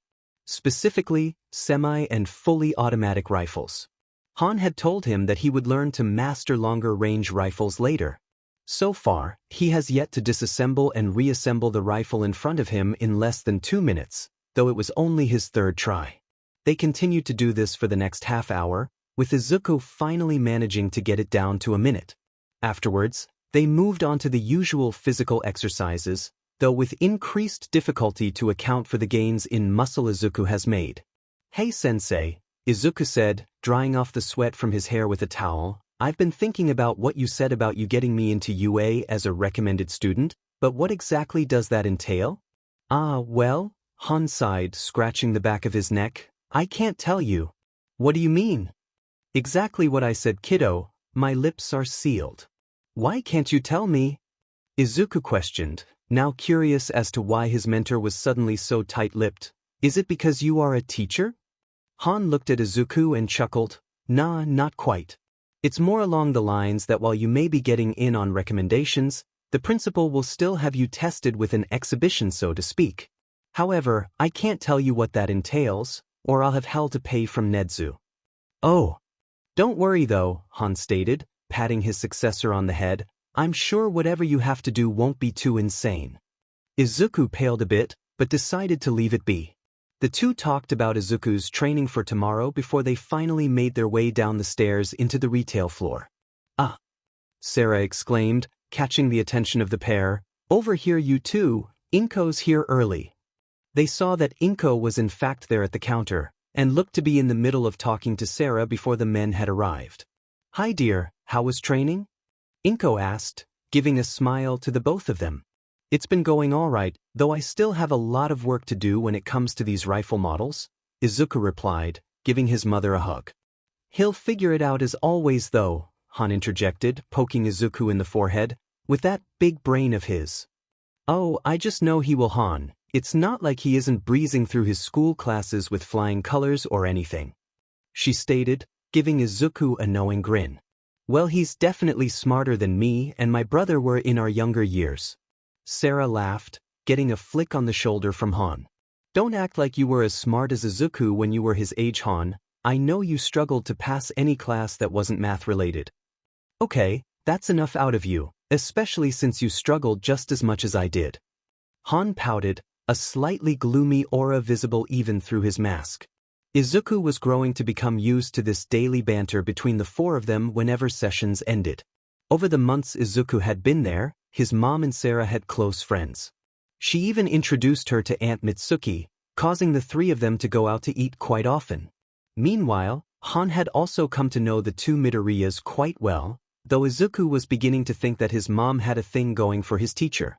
Well, it's time for me to get Izuku here home, Inko stated. I still have to make dinner and get some paperwork done for the office. See you tomorrow then, Han replied, giving them a wave as they left. So when are you gonna ask her? Sarah questioned, her tone becoming a tad more serious than usual. I don't know, sis, he replied, rubbing the back of his neck. It just doesn't seem like the right time. I don't even know if she would say yes. Han recoiled as he felt a sharp smack against the back of his head, his sister now leaning over the counter with her arm outstretched. I know you aren't that stupid, Han, so pull yourself together already and be a man about it. But dash. No buts, she stated, pointing her index finger into his face. You go ask that lovely woman on a date, or so help me God I will arrange you two together myself. Han just gave a defeated sigh and raised his hands in surrender. Seemingly satisfied, Sarah left him be to go tend to the store. He looked over to the door of the shop, pondering his choices. I suppose I might as well, huh? Izuku walked the halls of Aldra High School once again, and so far he hadn't gotten any stares. Over the last 4 months less and less people gave him any mind, seemingly growing used to him having a quirk. Though, the one change Izuku still couldn't wrap his head around was the complete separation Katsuki had made between the two of them. While it definitely wasn't a bad thing, the fact that the explosive blonde is completely disregarding Izuku's existence and making a point to stay away from him is disconcerting. Though, every so often Izuku catches Katsuki glaring at him from the corner of his eye. Not just that, but in class he has noticed Katsuki has bandage wrappings peeking out from under his uniform sleeves. Midoriya, tell me what organization within the government is responsible for quirk research and regulation, the teacher asked, now looking toward the green-haired boy. Its technical name is the National Citizen Quirk Registration Organization, though the normally used name is just the Quirk Registry, Izuku replied, before settling back into his thoughts. He normally didn't pay much attention in his government class, as Snipe-sensei had already grilled all of this information into his brain since it was integral to understanding quirk laws. To be blatantly honest, the only classes Izuku still paid attention in were math and English, as while he still knew most of the information in them, he still couldn't help but want to brush up on them. Once again, the day passed uneventfully. Izuku made his way out of the school and met his mother at home so he could head to his training. Though, as he walked up to the apartment, he noticed that there was a gray truck in the parking area he hadn't seen before next to his mother's car. He made his way to the door and went to knock, but was interrupted by the door opening at the last moment. Izuku looked up and saw that his sensei was looking right back at him, in his hero attire minus the hat, mask, gun, and cape. Hey. There, kiddo, Han chuckled, rubbing the back of his neck. Sorry if I startled ya?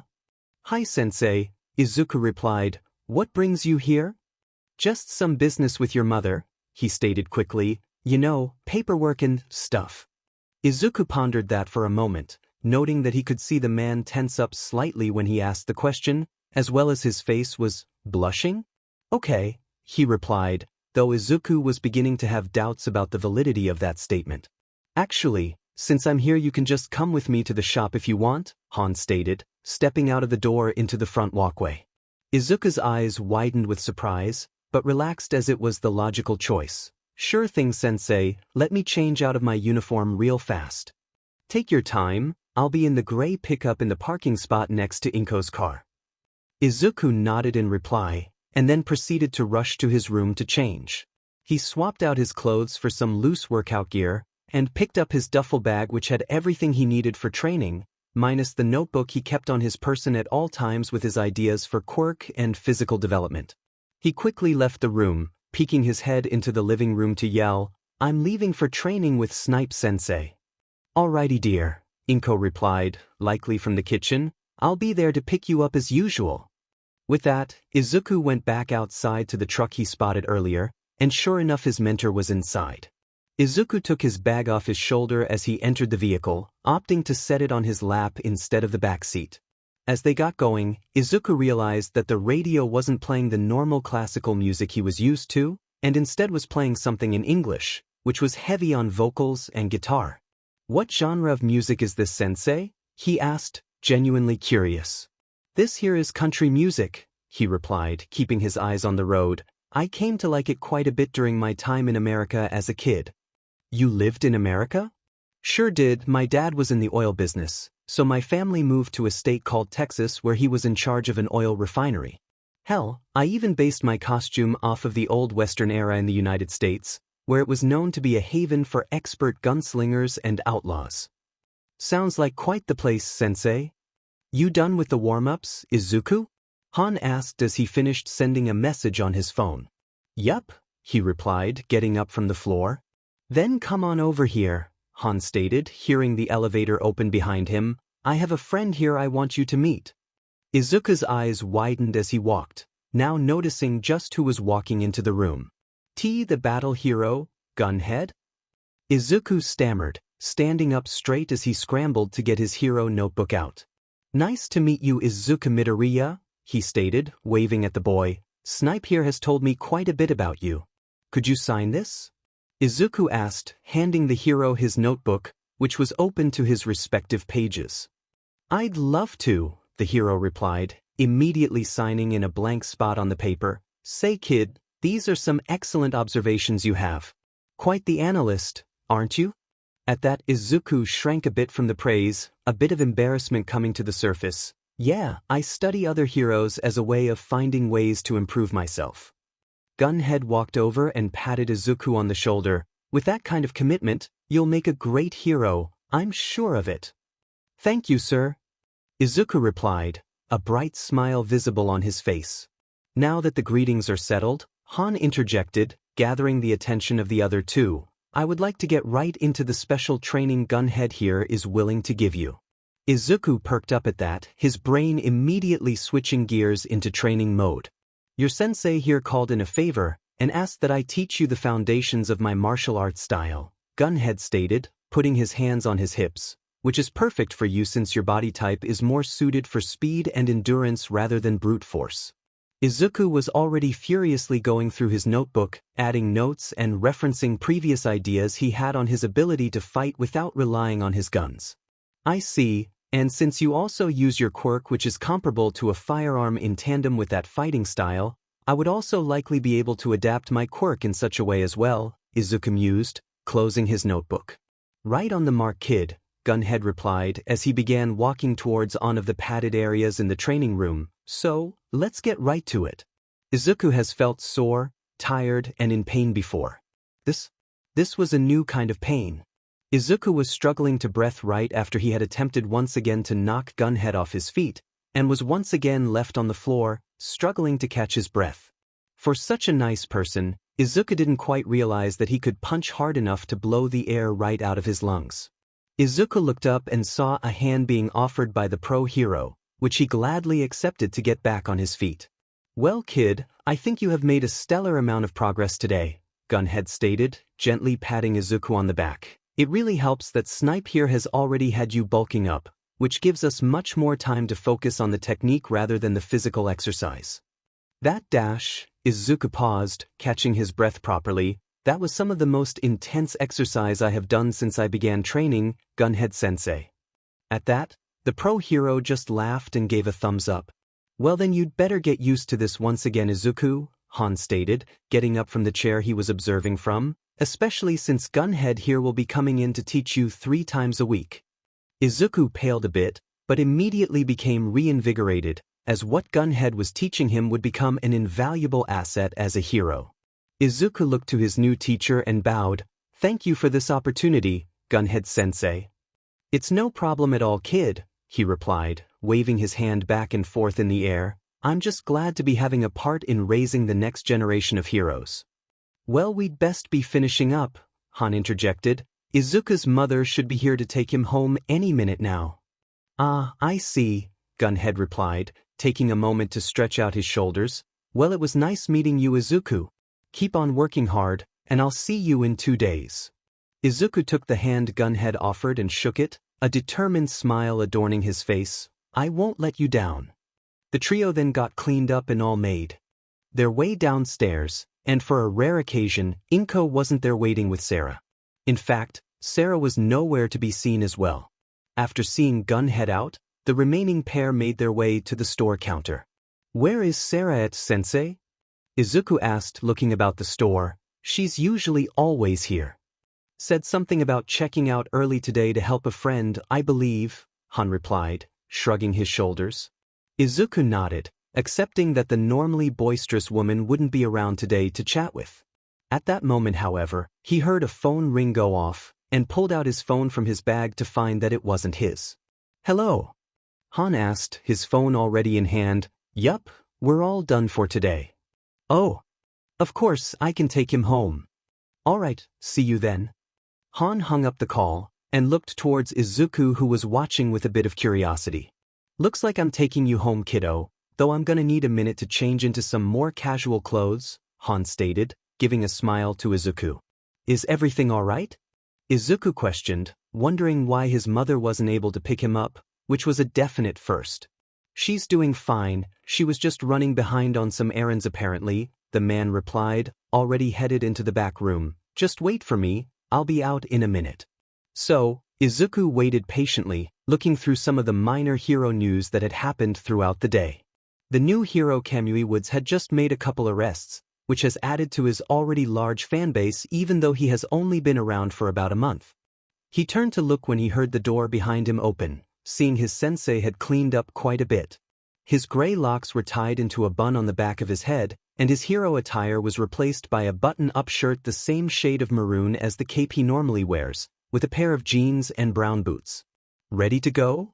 Han asked, shouldering the duffel bag which held his hero costume. Best not keep your mother waiting for us. Izuku nodded and followed along, once again getting into the truck and heading off to his home. The drive itself was uneventful, and Izuku was beginning to feel tired from the workout he did today. Izuku persevered, however, and decided he was going to go to bed a bit earlier tonight since he had minimal homework to finish. He must have been more tired than he thought, as he didn't even notice they had arrived until Han had shaken him. Wake on up, kid, you're home, he said gently, giving Izuku a small smile. Thank you for the ride, sensei, Izuku stated and left the truck. He waved as Han drove away, and then proceeded to make his way into the apartment. To his surprise, he found his mother in the living room, wearing one of her older fall dresses and a nice dark green coat to go with it. Oh, hi honey, Inko began, getting up to hug her son. Dinner is already set out on the table for you, though I'm headed out to eat dinner with a friend of mine. Izuku hugged her back, but slowly processed what she was saying. Suddenly, the pieces all clicked together. His mother was going on a date with Han. It should have hit sooner really, between his sensei showing up at his home without telling him, Sarah being gone from the store to help a friend, and his mother not being able to pick him up because she was running late with errands, which was likely her and Sarah running behind on finding her a nice outfit to wear. Go on and enjoy your dinner with Han, Mom, Izuku stated, a sly grin on his mouth forming as his mother grew a deep shade of red. I will, dear, she stuttered, though I won't be home until later tonight, so be sure to get your work done and get to sleep at a decent time. Yes, Mom, Izuku groaned, as Inko smothered him in another hug. With that, Inko left the house and drove away in her car, leaving Izuku home alone. As Izuku ate his dinner, he couldn't help but feel a bit lonely in the small apartment. His mom had always been home whenever he was, no exceptions. Now it was just too quiet. Now he could feel the hole left in his heart. The feeling that he never wanted to feel again. The loneliness. It's your last year of high school, bud, and it's time to start getting you ready for the UA entrance exams. Izuku looked up from his laptop. The afternoon feed of news for the day opened as he wrote his daily analysis of heroes featured in the videos posted there. I thought that was the plan from the beginning, sensei? Well, you're partially right, Han mused, pulling up a chair next to his protege, but what we have to prepare you for in reality is the recommendations exam. The what? Han chuckled and rubbed Izuku on the head, eliciting a slight grumble from the boy. I'm sure you remember how students can be recommended into the hero course, and that's just what I plan on doing, kiddo. However, to be accepted you have to display your ability in whatever ways Principal Nedzu plans for you. Izuku pondered that for a moment, fixing his ruffled hair into a slightly more manageable mess. I don't see how that needs much preparation, all things considered, OW. Izuku recoiled slightly from the quick flick on the forehead he received, for a reason completely unknown to him. First rule of hero work, be prepared for everything. Han stated, poking Izuku again as he rubbed his forehead. Also, Nedzu is likely the most intelligent being you will ever encounter, and his schemes know no bounds. Okay, I get it. Izuku resigned, waving his hands back and forth as the man across from him stared him down. So, what exactly do I need to get ready for? It's quite simple really, I'm going to teach you how to fight. Gunhead-sensei has been teaching me martial arts for a while now, and I am fairly confident in my shooting ability.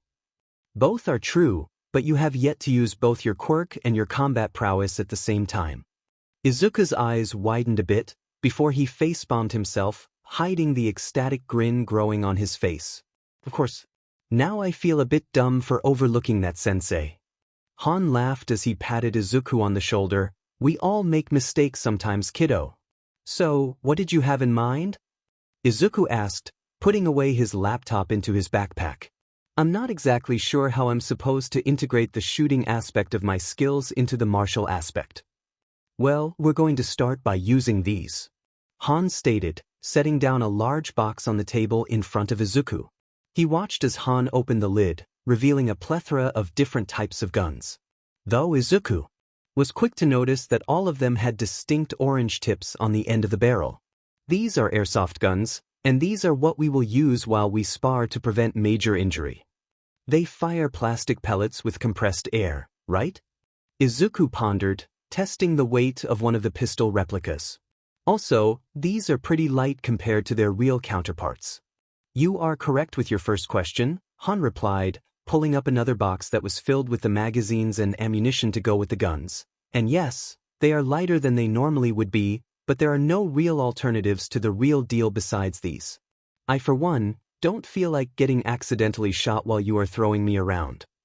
Izuku wanted to say otherwise, but realized that there really was no other training method that could be used. You know, my quirk makes training a pain sometimes. Han looked at him for a moment, and gave him a small smile, reaching out to embrace the boy in a hug. Izuku tensed slightly, not expecting the hug, but immediately returning the gesture. Han wasn't the most physical of people from what Izuku had gathered over the time he had come to know him. His displays of affection were often subtle, but meaningful all the same. Izuku, look at me. He pulled back from the hug, looking his mentor in the eyes. Yeah.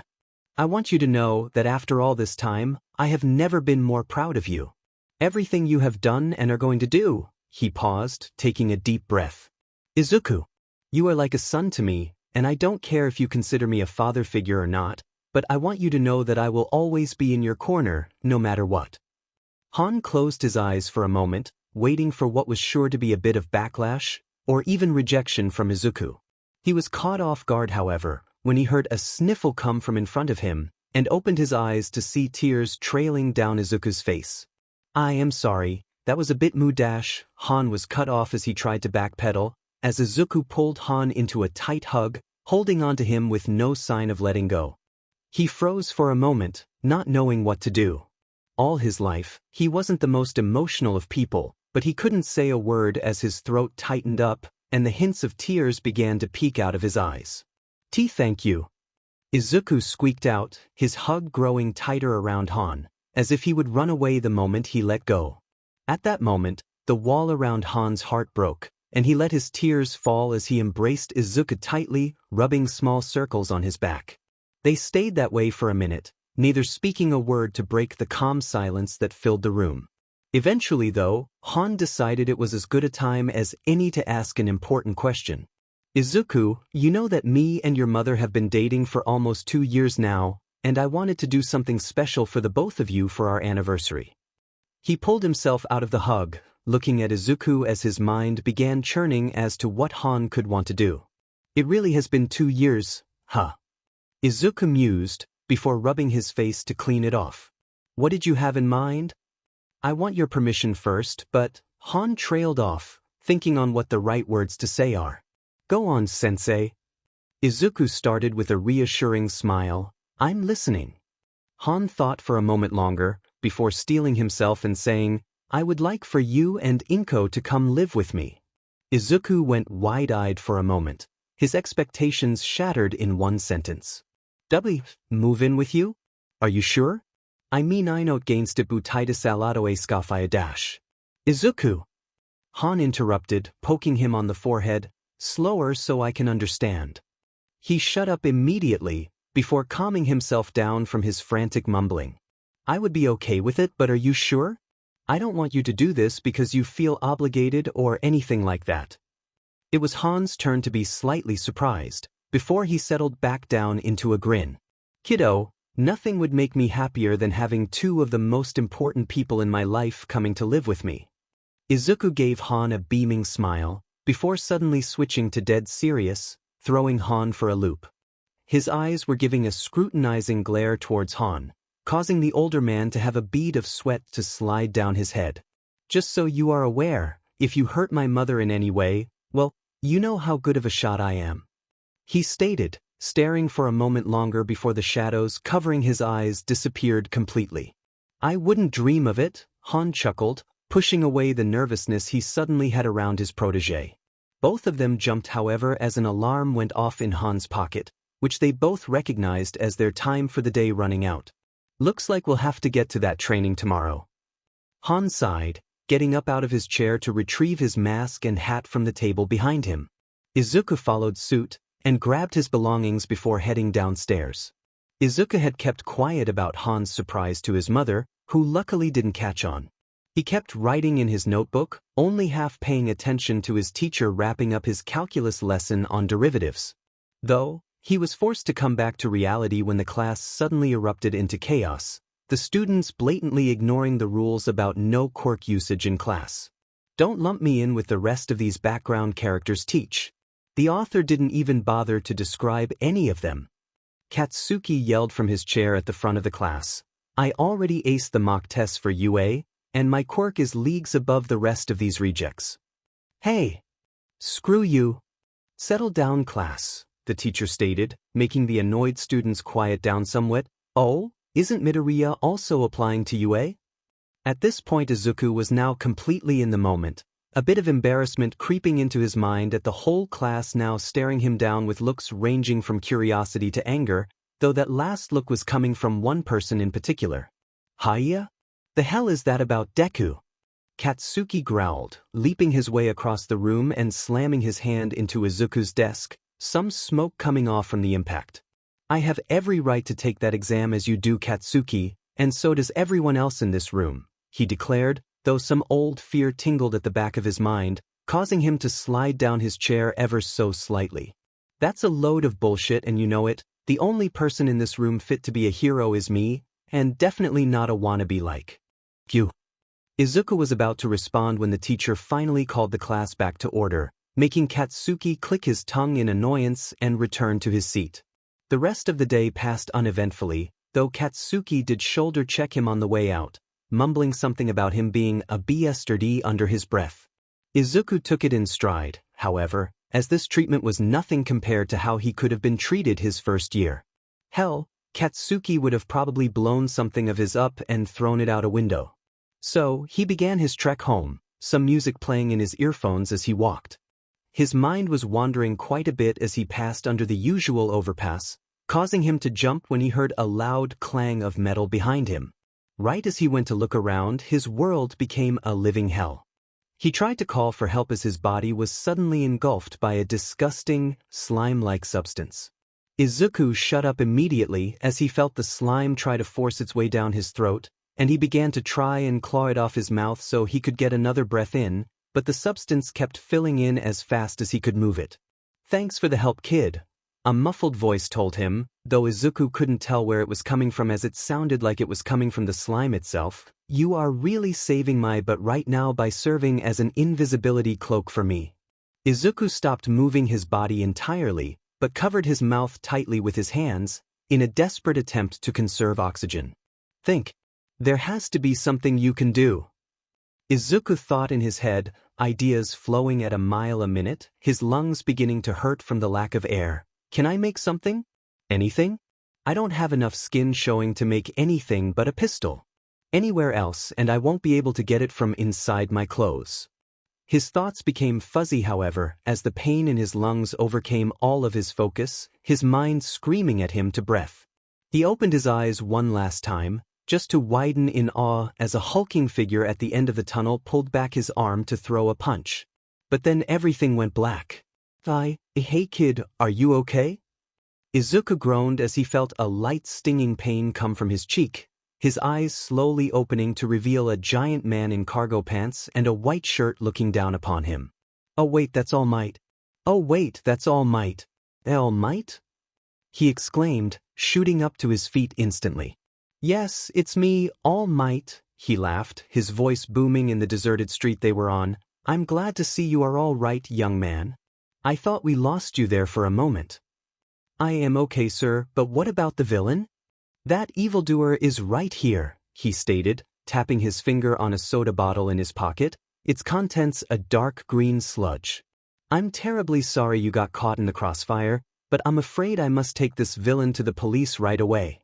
"Wait, can I have you dash?" Izuku began, but went wide-eyed as he opened up his hero notebook from his damp backpack to find a massive signature on the first open page. "You already signed it. Thank you very much," Izuku stated, bowing at the number 1 hero. "The pleasure is all mine, but I'm afraid I must leave with haste. Being a hero is a job where time is of the essence," All Might stated, posing in the afternoon sunlight just like Izuku had seen so many times on the news. "Of course. I wouldn't want to keep you waiting any longer than I have already. Thank you for saving me again."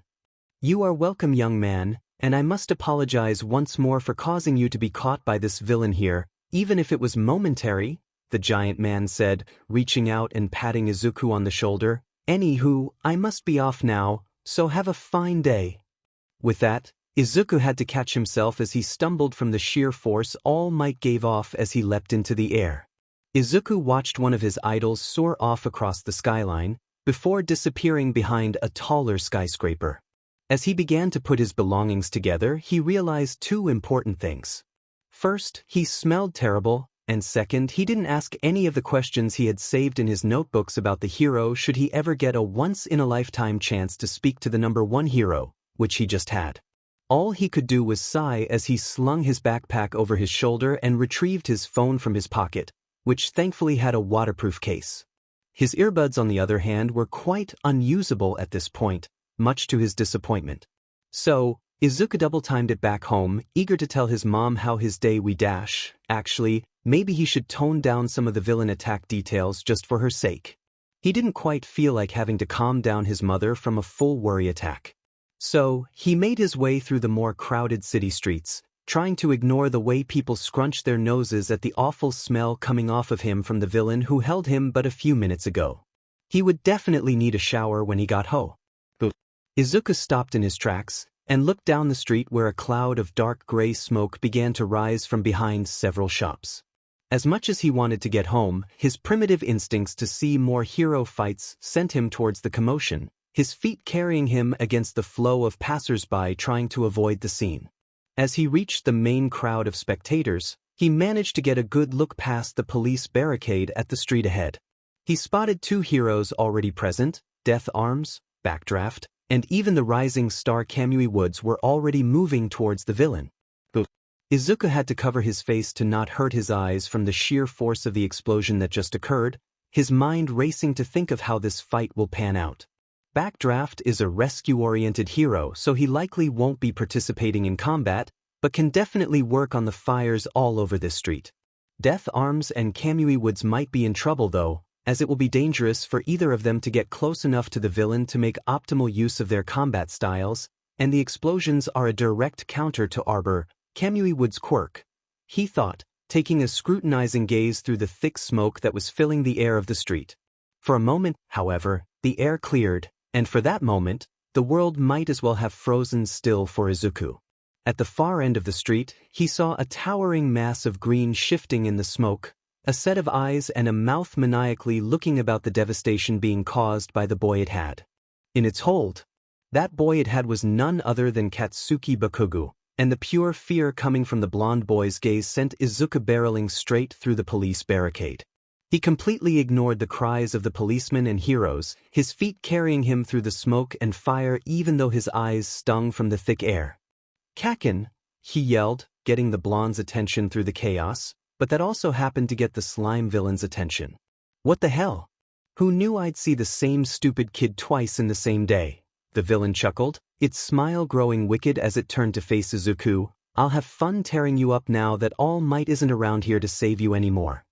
The moment Izuku was in range of the villain, he pulled out the weapon he had been making from his arm and dove into a roll, avoiding the blindingly fast swipe the sludge sent his way.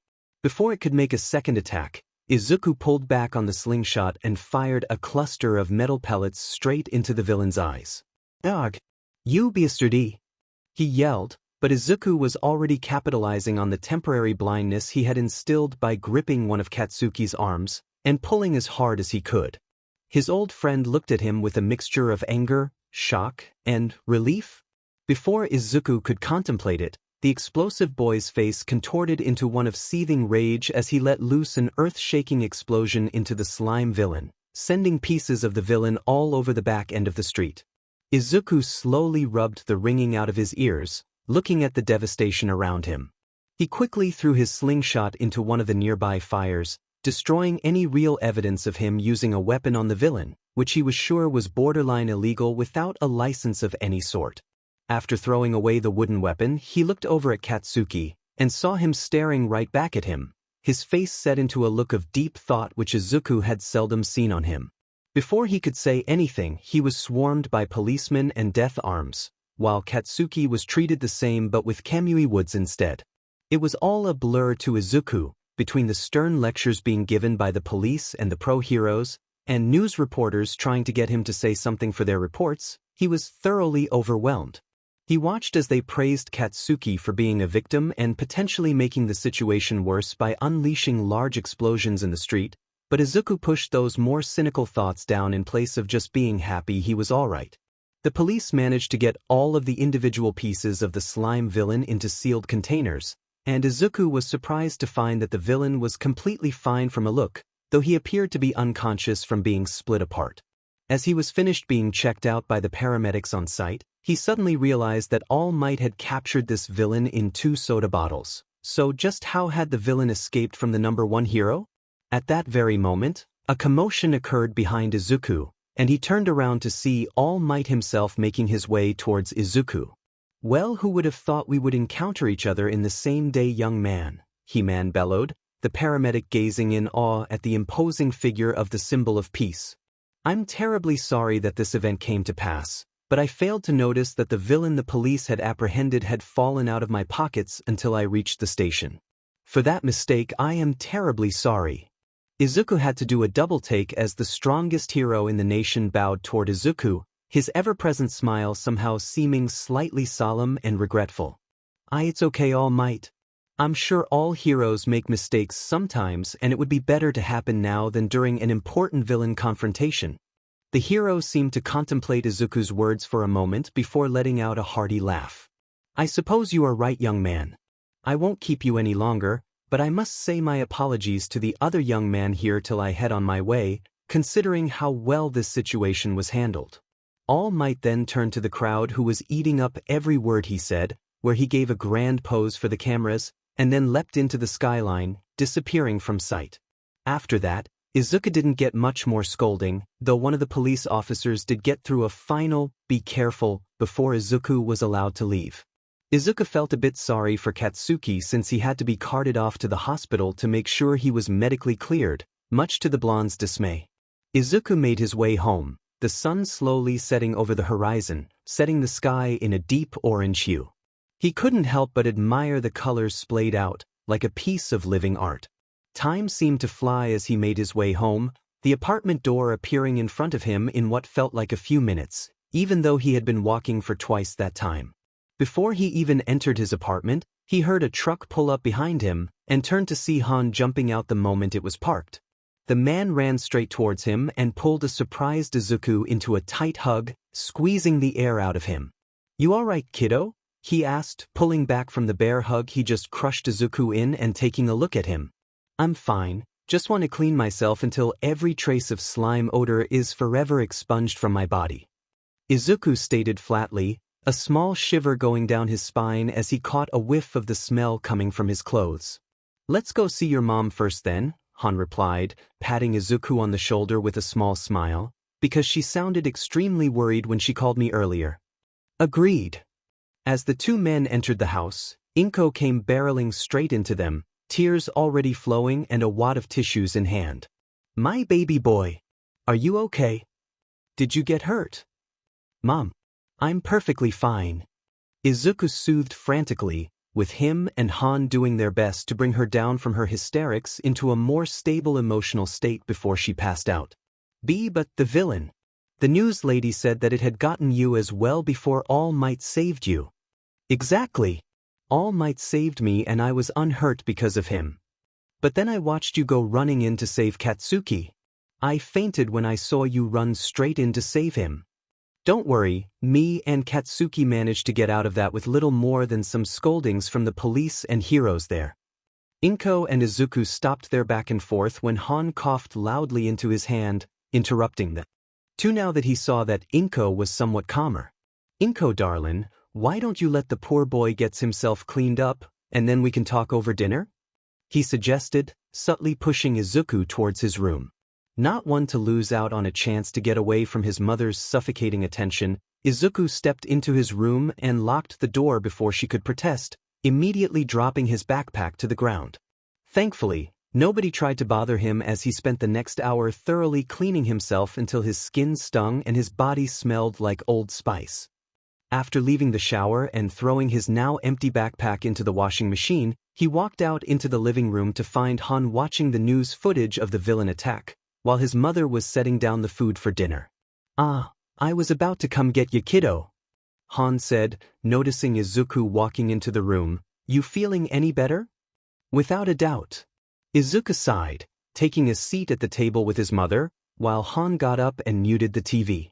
He looked over and saw footage from a helicopter that showed All Might standing in front of the large crowd, giving one of his many poses for the cameras. "Honey, you never said you met All Might," Inko exclaimed, as she looked at the screen to see the moment the symbol of peace bowed at her son. Even Han seemed to look shocked as he watched the news feed. "Yeah. He was even cooler in person than in any of the videos I've seen of him," Izuku replied happily, the feelings of glee he had felt then surfacing momentarily. "Well, good for you, Izuku, though I'm sure you will see him at least a few more times during your career as a hero," Han stated, though both Izuku and Inko missed the small smirk Han held on his face before turning back to face the people at the table. "Though, I suppose this ain't the best time, but I already worked myself up for it, so I might as well ask now." At that, both of the Midoriyas turned away from the TV to hear what he had to say. Izuku had an idea, and was already trying incredibly hard to hide the smile he wanted to give. "What did you have to ask?" Inko wondered, slightly ping her head in thought. "We've both been dating now for a while, Inko, but I feel like I've known you and your son my whole life. I've already made sure this was all right with Izuku here, but I would be honored if you both would be willing to come move in with me," Han stated, a slight hint of a blush visible on his normally stoic features. The silence at the table was deafening, and Izuku nearly jumped in shock as he turned to see his mother crying. Instead of her loud sobbing that she was known for, she was smiling, and had a soft trail of tears rolling down her face. She paused, wiping the tears off of her face. "I would love to, as long as Izuku is okay with it." "Of course." Izuku immediately shouted, practically leaping out of his chair and bringing both Han and Inko into a big group hug. Both of the adults laughed at his actions, but couldn't help but let a few tears of joy fall as the three of them truly enjoyed their company together. And, for the first time in a long time, Izuku felt a piece of his heart he had lost finally fill itself again. Izuku opened his eyes to a new, yet increasingly familiar ceiling. His new room at Han's. No. His home on the other side of Mizudafu was a decent bit larger than his old room. He now had space for his bed, a desk, and a whole set of shelves just for his hero memorabilia. His closet was now much larger as well, though he didn't have enough clothes to fill the whole thing. The Midoriyas had moved in at the end of Izuku's time at Aldra High School, with his graduation being the last day that they had went into their old apartment. It took them hours before Inko stopped crying, as she had many fond memories of the place. Not that Izuku could blame her. He would miss it, but he was far more excited to have a change of pace, and a new home that felt more whole. Their new home was a great deal larger, with 2 floors and a small backyard, including a basement. The first floor held the living room, kitchen, laundry room, and office, while the second floor was all bedrooms. Both floors had their own bathrooms, not counting the bathroom Inko and Han had to themselves. They had all been living here for just over 2 months now, and they had settled in as best as possible. Inko was still able to work at her job as a secretary for a law firm, as it was the same distance to work as their old home. Han generally left at the same time she did, though he arrived home a couple hours later since he had to help with the store as well as working at UA and keeping up his duties as a pro hero. Of course, there would be some nights where Han wouldn't be home until Izuku and Inko both fell asleep, but they both pitched in to make dinner and make sure it was ready for when he got home. Overall, Izuku was happier than ever. "Izuku, you're going to be late." "Alright." "Oh crap, the exam!" Izuku shouted, practically leaping out of bed at the sound of his mother's voice. He had stupidly forgot to set his alarm, and now he was going to be paying for it dearly. He threw on a pair of tan combat boots and special cargo pants that Han had bought him a while back, as well as a black tank top. He then rushed through his morning hygiene, which was now much easier since he had gotten a new, shorter haircut. His once long and somewhat shaggy green hair was not buzzed short on the sides, and faded into a longer, but not too long cut on the top, which according to his mom and Han looked much more handsome and mature. Though, Izuku secretly knew Inko would miss fluffing his longer hair. Speaking of his mother, Inko was already setting out his breakfast when Izuku came stumbling down the stairs, his workout bag hanging from one of his shoulders, which was thanks to his foresight to pack it last night. "You have a few minutes, dear," Inko chuckled as she sat down to eat her own breakfast. Han said that he was leaving UA about a half hour ago, so accounting for morning traffic he should be here in the next 6 minutes. "Thank you tons, Mom," Izuku stated, giving his mother a kiss on the cheek before chowing down on his American-style omelette. Inko had been able to take up a much more diverse skill set in her cooking now that she had a bigger kitchen to work with, and the healthier options available to her along with working out at the gym with Sarah, Han's sister, had allowed her to lose quite a bit of weight. Honestly, Izuku suspected that his mother was almost strong enough to pick him up again, even if it was only for a moment, which was impressive considering he was nearing a weight of 150 pounds, though he still looked quite lean since he had grown into a height of 5 feet and 9 inches. Right as Izuku put his now empty plate away in the sink, he heard the front door open, and saw Han standing in the doorway wearing his full hero gear minus his mask. "You ready, kiddo? It's time to go." "I'm coming," he called back, rushing out and squeezing his mother in a hug, before grabbing his bag and heading out the door. He caught Han blowing a kiss and a wink at Inko, before he followed Izuku and got in the truck, beginning the trip back to UA. All right, Izuku, are you ready? Han asked, turning off the truck as they sat in the staff parking lot. Izuku looked over at the man who has been training all these years, and is the closest thing he had to a father. Instead of answering, Izuku reached over and held Han in a deep hug, surprising the older man, but he returned it without hesitation. After a moment, Izuku pulled back, wiping away the hint of tears he had in his eyes, and nodded resolutely. I'm ready.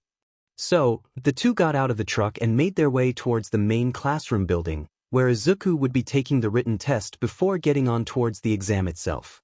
Han had donned his mask, and it was from here that Izuku would have to remember to only refer to him as Snipe-sensei, which would take a bit of effort, but nothing he couldn't handle. They walked into the main entrance, and Izuku felt a cold chill run up his spine the moment he stepped through the doors, like a small survival instinct telling him to be ready for anything. He immediately took a cursory sweep of the entrance hall, taking into account everything in the room.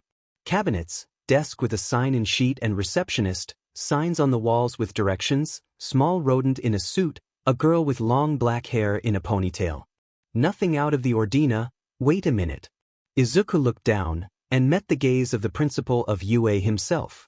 Nice to meet you, Izuku Midoriya, he greeted, his eyes appraising the duo who just entered. You look to have grown since the last picture Snipe here has shown me of you.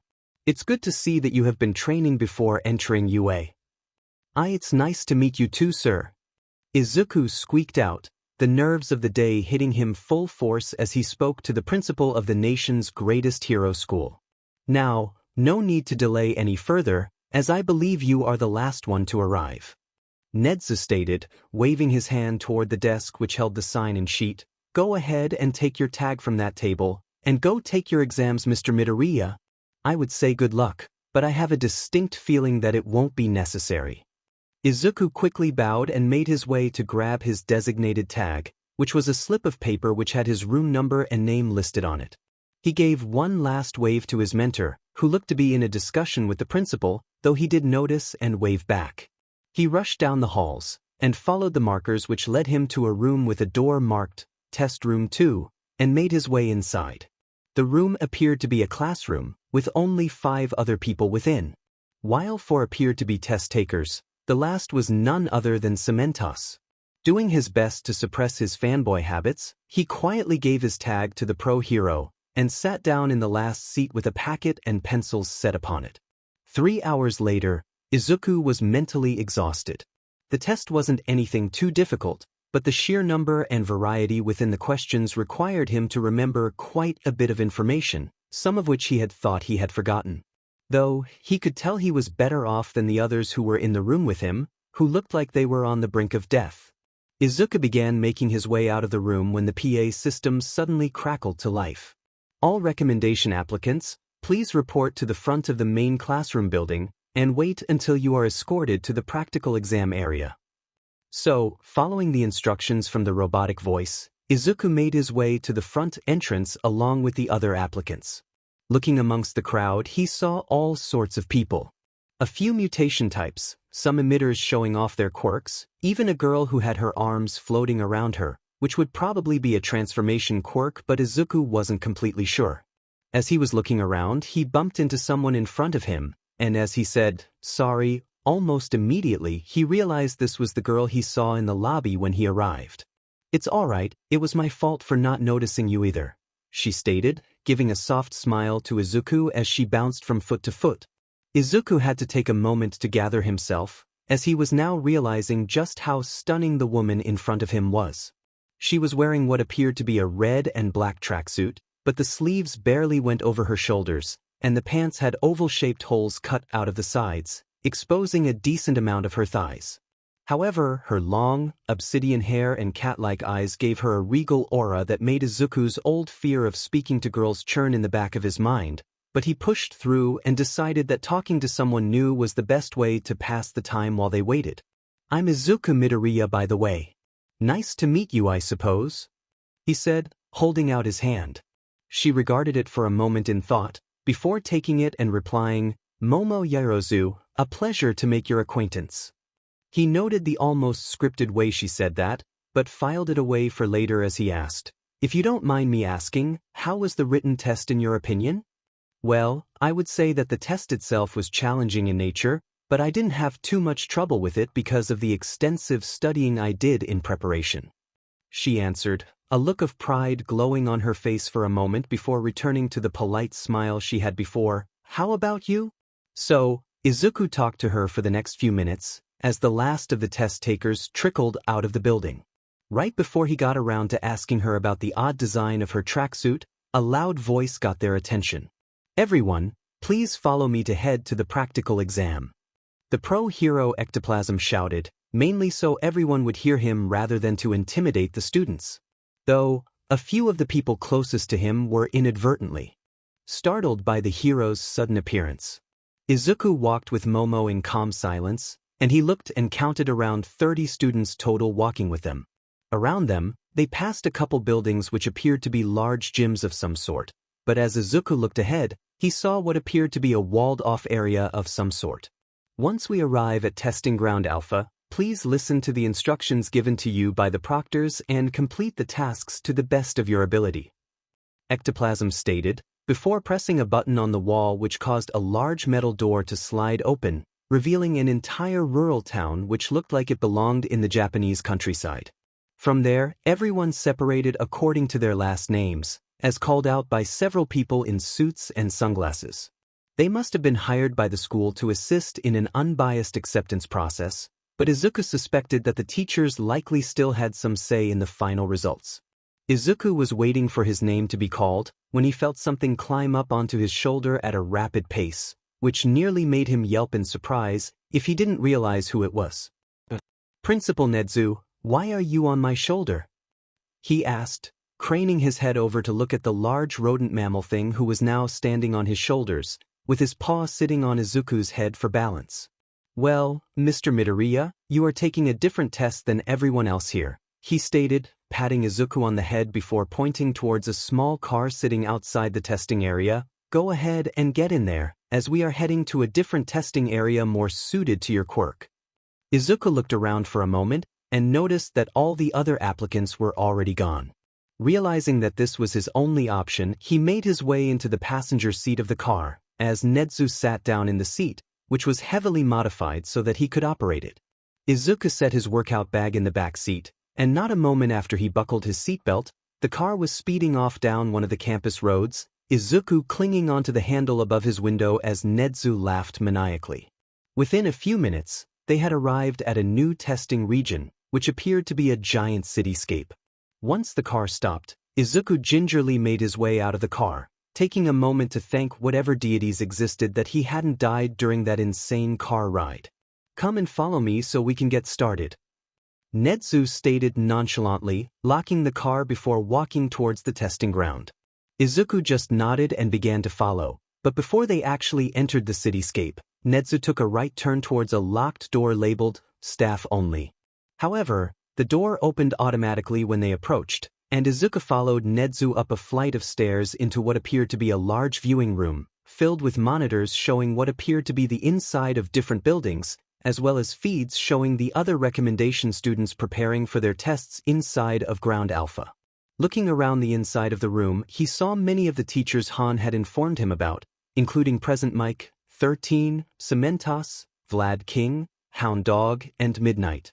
He was slightly disappointed that Han wasn't in the room, but it was for the best to keep the decision-making unbiased, if Izuku was correct in his hypothesis.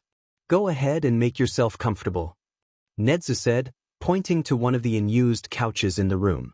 Your test will be a different format than the other students, so you will be taking yours after the others conclude. Go ahead and watch to see who your future classmates may be, though I ask you remain quiet so the others can focus. Izuku nodded and sat down, looking at the many screens.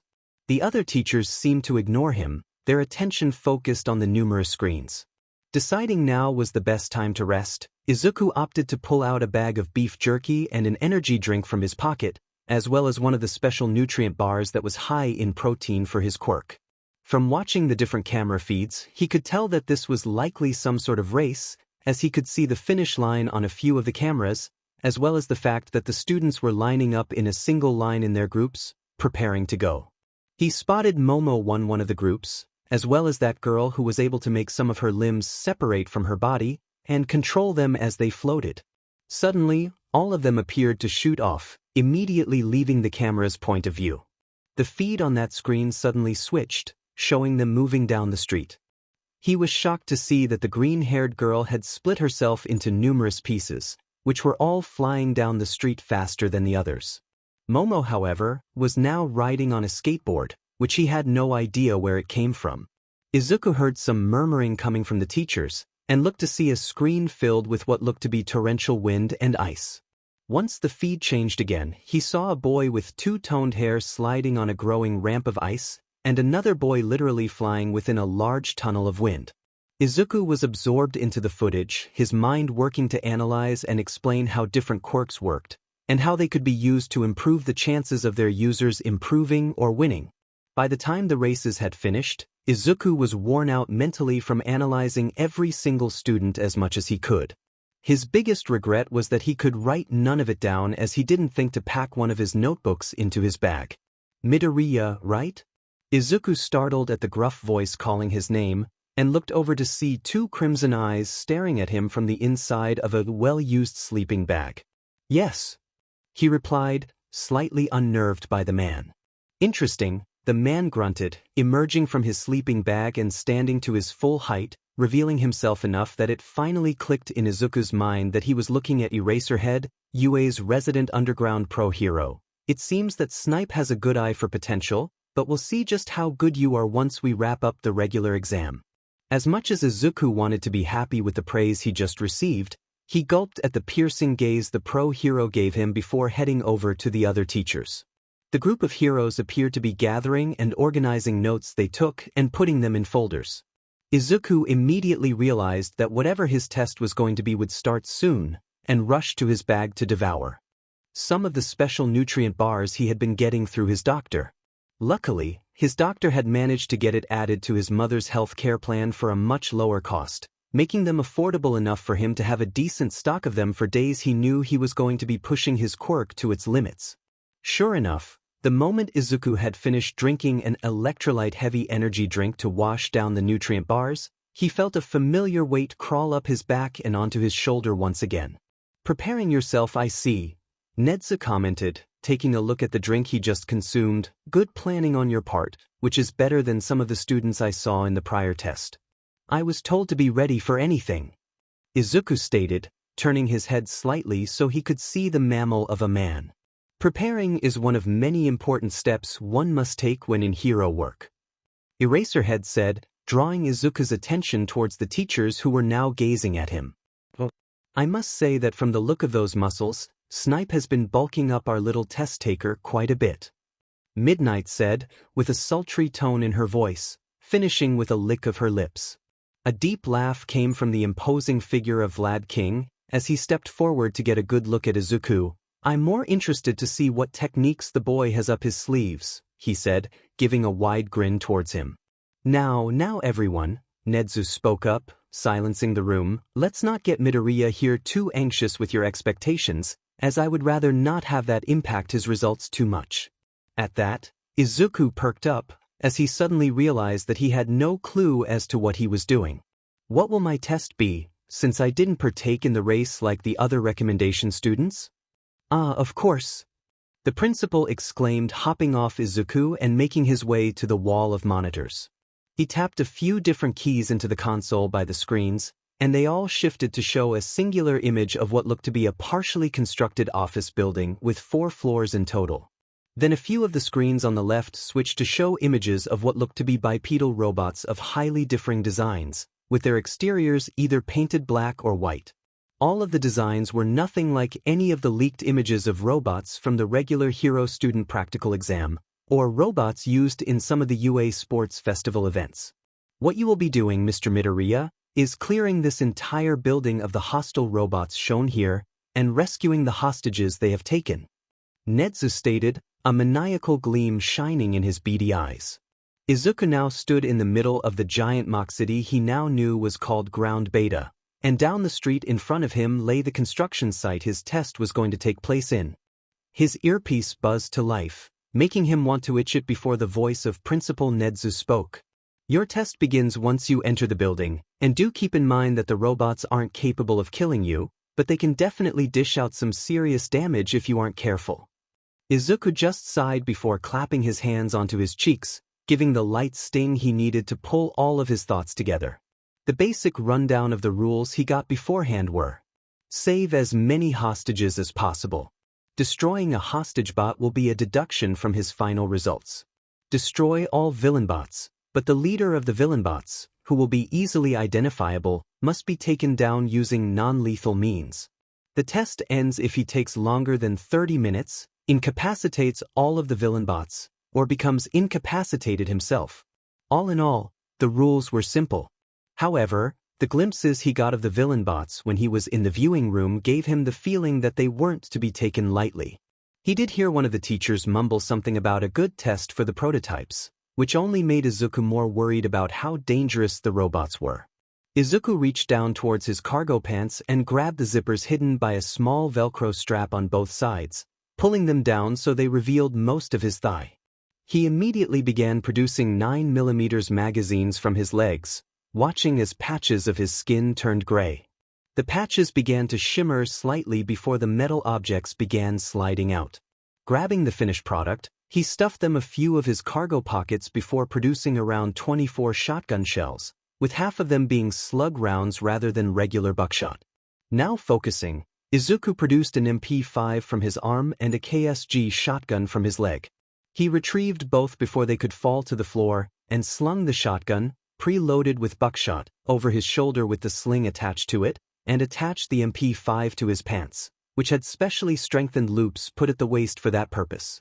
Before heading in, he made sure that the special earpieces he was given were secure, as they were sound dampening to prevent hearing damage, and made sure the safety glasses he was wearing were strapped onto his head properly so they wouldn't come off. With all his preparations complete, he began moving towards the construction site by staying as close to the buildings on the street to keep his cover maintained, assuming that the villain bots could see outside the windows, that is. Interesting, Nedza commented, watching the camera feed of the street Izuku was walking down. We didn't tell him that the robots were looking out the windows, but he assumed they were to be safe and took the slightly slower but more logical route for such a situation. He's thinking about the situation like it would play out in a real scenario and acting accordingly, Aizawa stated, getting a few murmurs of approval from the other teachers. Izuku peeked around the corner to get a look at the building. From what he could see from this angle, the first floor appeared to be fully constructed, while the others were less constructed the further you went up. There were no villains on the roof, but he could see a few dark silhouettes moving about in the interior of the building, but he knew that he wouldn't be able to get a clean shot with the weapons he had created. While he could make a longer-range weapon, it would likely only be useful for taking down 1 or 2 villain bots, and that was a waste of energy and nutrients. I need a point of entry, Izuku thought, taking a look at the exterior construction site. He spotted a few window panes on the first floor that weren't installed yet, and he was able to make a path to them while retaining some cover in the form of stacked pallets of wood and piping. Izuku waited until he couldn't see any shadows near the exterior of the building before making his way towards the entrance point, staying low in case they spotted him, which in all honesty wouldn't be very hard. Upon reaching the unfinished windows, Izuku immediately raised the MP5 and swept it across the room, which appeared to be a small meeting room. Clear. Moving towards the door, Izuku put himself flat against the wall and slowly opened it, getting a look at what appeared to be a large office space that appeared to take up a little over half of the first floor, with 3 other doors in the room. It was then he noticed a few of the villain bots marching about the room at what appeared to be set patterns, their red eyes giving a slightly ominous glow to the dimly lit room. Seeing that there was nobody else in the room, he took a deep breath, focusing on the subtle thuds of the robots moving about the room. Then, after a moment of preparation, he raised his weapon and opened fire. Holy shit, those bots lasted 10 seconds at the best. Midnight mumbled, watching as Izuku quickly made sure all of the villain bots were out of commission. Yeah. Weren't those things supposed to be Majima's special robots he made for the 3rd year since the old designs weren't cutting it? Hisashi yelled, his glasses sliding down his face. Not so loud, Mike, Vlad King scolded, crossing his arms. But yes, These were supposed to be stronger robots specially designed for indoor combat. It's not that the robots are weak, Netsu chirped, getting everyone's attention. It's just that we have all forgotten just how powerful guns can be in our quirked society. Izuku put a burst of rounds into the 3 robots, their AI not able to respond fast enough before their circuitry became shredded by the bullets. He rushed across the room quickly, taking a quick glance at each of the destroyed bots before approaching the 2 doors on the furthest side of the room, which appeared to head into smaller rooms like the one he entered. Deciding to head left first, he nearly got hit by the door bursting open, revealing another villain bot with a long tail and a stinger at the end, its dangerous tip already lunging towards Izuku. He quickly ducked downward and shot twice into the tail, severing it on impact, before charging the robot into the wall and letting 2 more rounds into its chest. Not getting a moment to breathe, the door behind him shattered as another bot punched through it, the fists on the robot much larger than the others. Not having time to bring his gun up, Izuku tugged on the dead robot he just shot and dragged it by its arm to be in between him and the newcomer, using its shell as a shield so he could back up. He aimed and fired right as the other villain bot punched its fallen comrade out of its path, only for it to be met with another tight burst of lead to its face. The moment the bullets hit it, the glowing sensors meant to act as eyes immediately shut off.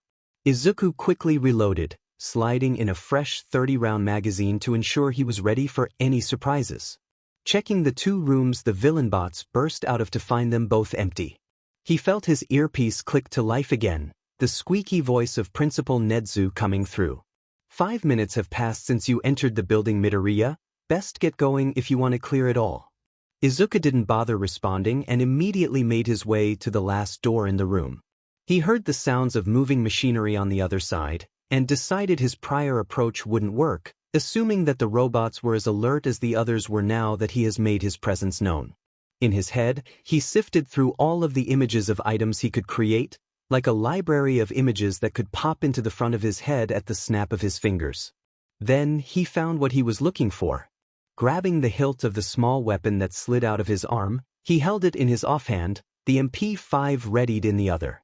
Izuku slid the door open, and fired the single-shot grenade launcher into the other room, and waited for the telltale crack of the flashbang going off. Busting open the door, he saw that there were 4 villain bots, and 1 white civilian bot that was bound by duct tape. The reception room he just entered was large enough that there was no way he could get all of the villain bots fast enough before the effect of the flashbang wore off, so he did what every hero must do, prioritize the rescue. Izuku dashed towards the room, gunning down the 2 villain bots guarding the hostage behind 2 upturned tables.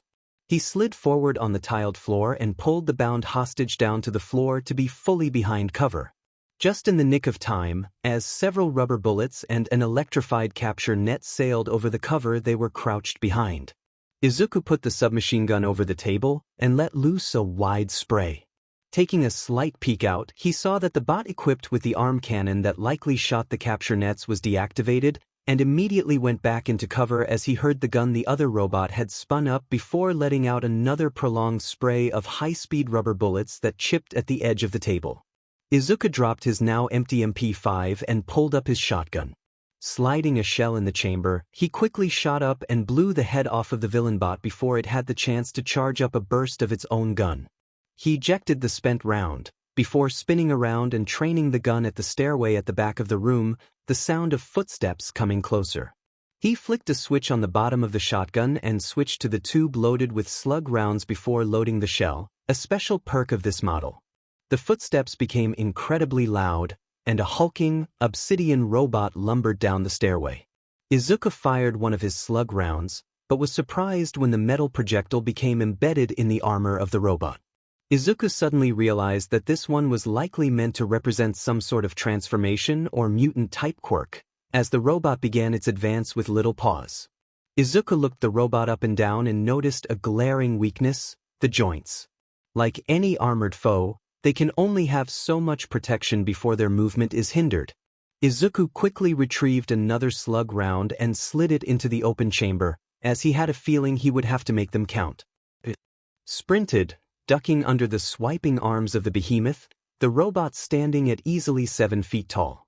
He swung the KSG around and let a round loose into the hip of the robot, blowing out whatever motors and connections were used for controlling the robot's left leg. He had to quickly roll out of the way, as the entire torso of the robot span rapidly in a full circle, its arms swinging with enough force for Izuku to momentarily regret the choices that led him to take this test. Putting these thoughts aside, Izuku took the moment the robot was preoccupied with copying ROB Side B attack to fire another slug in its head, which to his satisfaction stopped the robot.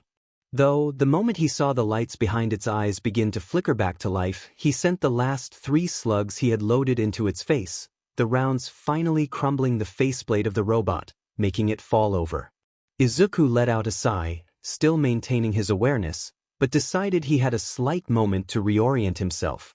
The first floor was now clear, as the only places he could go from this reception area was up the stairs to the second floor, or out the actual entrance to the building, which he could now see would have put him in a wide-open area, as all of the furniture was moved towards the back half of the room, where the 4 villain bots he had destroyed earlier were set up behind ample cover. He walked back to where the white robot was and quickly tore off the duct tape binding before retrieving his MP5. As he reloaded both of his weapons, the hostage quickly left the building, stopping once it was near the street. Netsu silently grinned as the teachers all talked amongst each other as the exam carried on.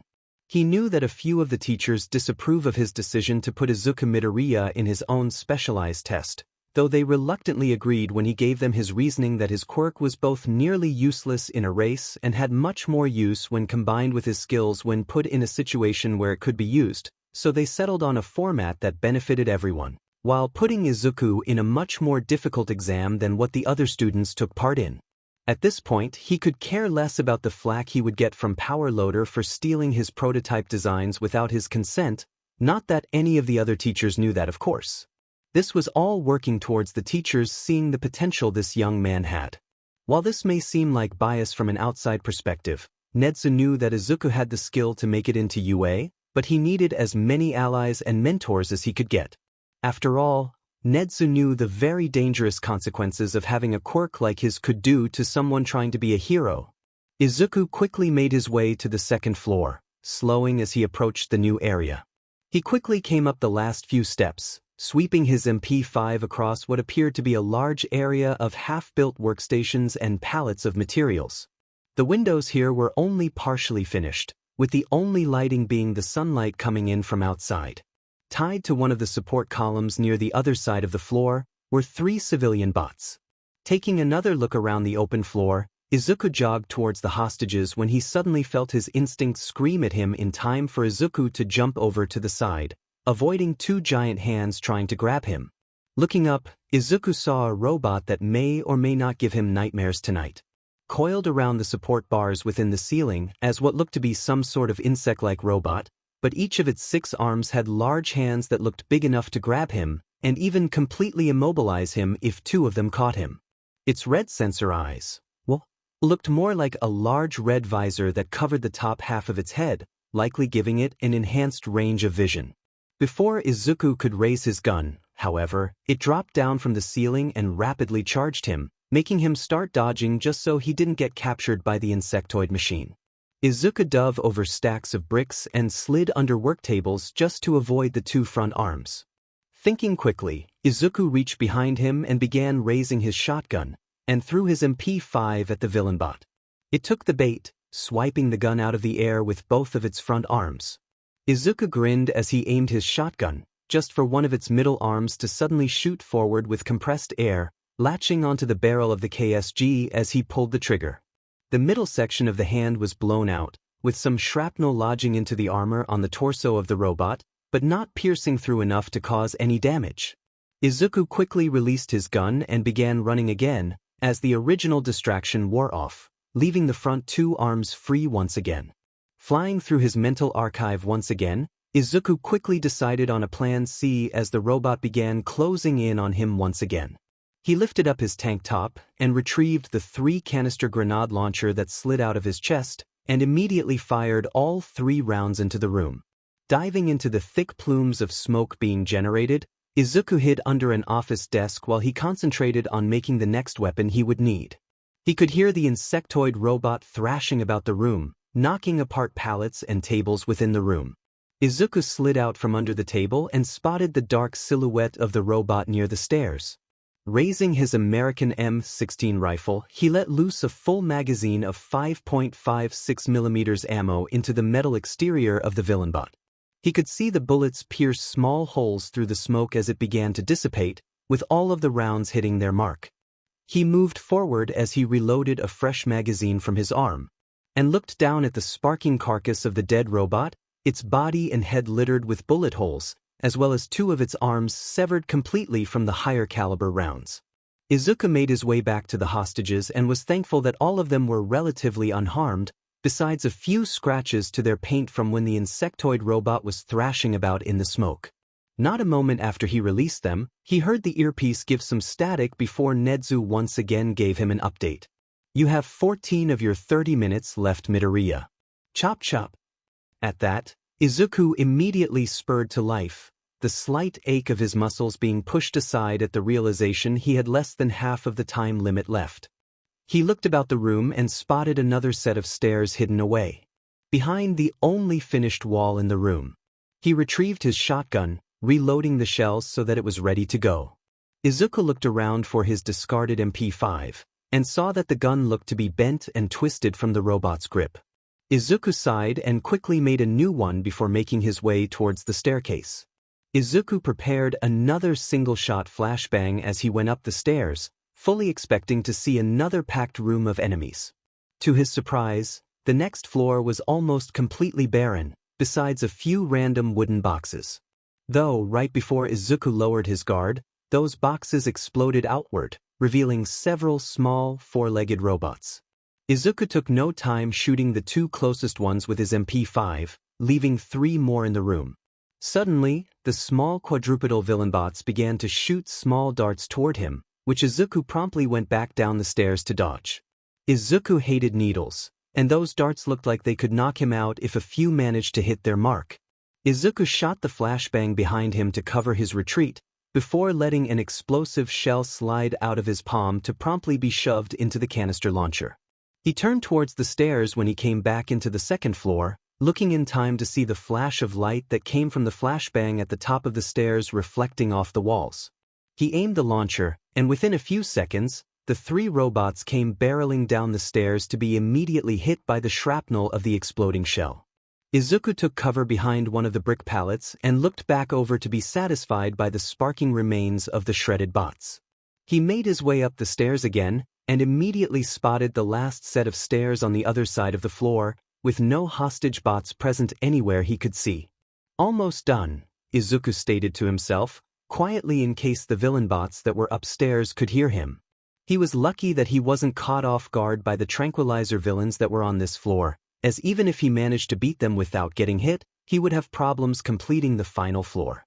Also, this floor had to have the leader of the villain bots on it, though Izuku was wary of exactly what would make the leader so easily identifiable compared to the others, when every group of villain bots he had encountered were fairly unique in design. Remembering that he had to merely incapacitate the last bot, Izuku took off his tank top momentarily to create a large net gun, which had electric wiring attached to it which would allow Izuku to shock whatever was caught in the net should he wish. It was one of the designs Han had gotten at his request for a form of non-lethal takedowns. Sadly, it was likely the only non-lethal option he had which would work against a robot, as rubber bullets and tranquilizer guns would do nothing against plated metal and servos. Slinging the net gun over his shoulder, Izuku was fully prepared as he began stepping up the last flight of stairs, his MP5 trained on the end of the stairway in case there was a trap waiting around the corner. Instead of a trap, however, he was greeted by a large open room, with some holes in the ceiling, letting in more rays of light. At the center of the room, laying in the light of a larger hole in the ceiling, there was a single hostage bot lying on the floor, bound by rope to keep it from escaping. Izuku didn't dare take another step, as this whole room was screaming, "Trap." He looked quickly to each of the holes in the ceiling, awaiting the moment something dropped down from them. The rest of the building was completely empty, and this floor only had support columns in it besides the hostage and stairs. After what felt like a full minute of tense silence, Izuku realized that the leader wouldn't show itself until Izuku fully entered the room, or made a move to rescue the hostage. He suddenly felt an idea brew in his head, which may put him at a slight disadvantage, but also might draw out the leader without Izuku being fully in the open. Creating another single-shot launcher, Izuku fired off a smoke round towards the middle of the room, a thick haze filling a third of the fourth floor. After a moment, Izuku saw a humanoid shape quickly drop down from the hole above the hostage. The sound of it landing on the floor echoed slightly. Izuku noted that it definitely had a different color scheme to it than just black when he saw it drop from the ceiling, and decided to prepare his net launcher instead of the MP5. Right as Izuku was about to fire, he heard a voice pierce the silence that overtook the room. "Sorry, hero, but you won't save the day that easily." He froze, watching as the smoke slowly faded to reveal Han in his full hero costume, minus his small cape in place of extra armor on his arms. He was standing in a ready position, holding the hostage bot up as a shield and an electrified baton to its neck. "Looks like your gamble backfired on you, but it was a solid plan to draw me out." Han mused, chuckling slightly under his mask. "Now, you have to figure out how exactly you are going to stop me from either killing this hostage or walking out of the building scot-free."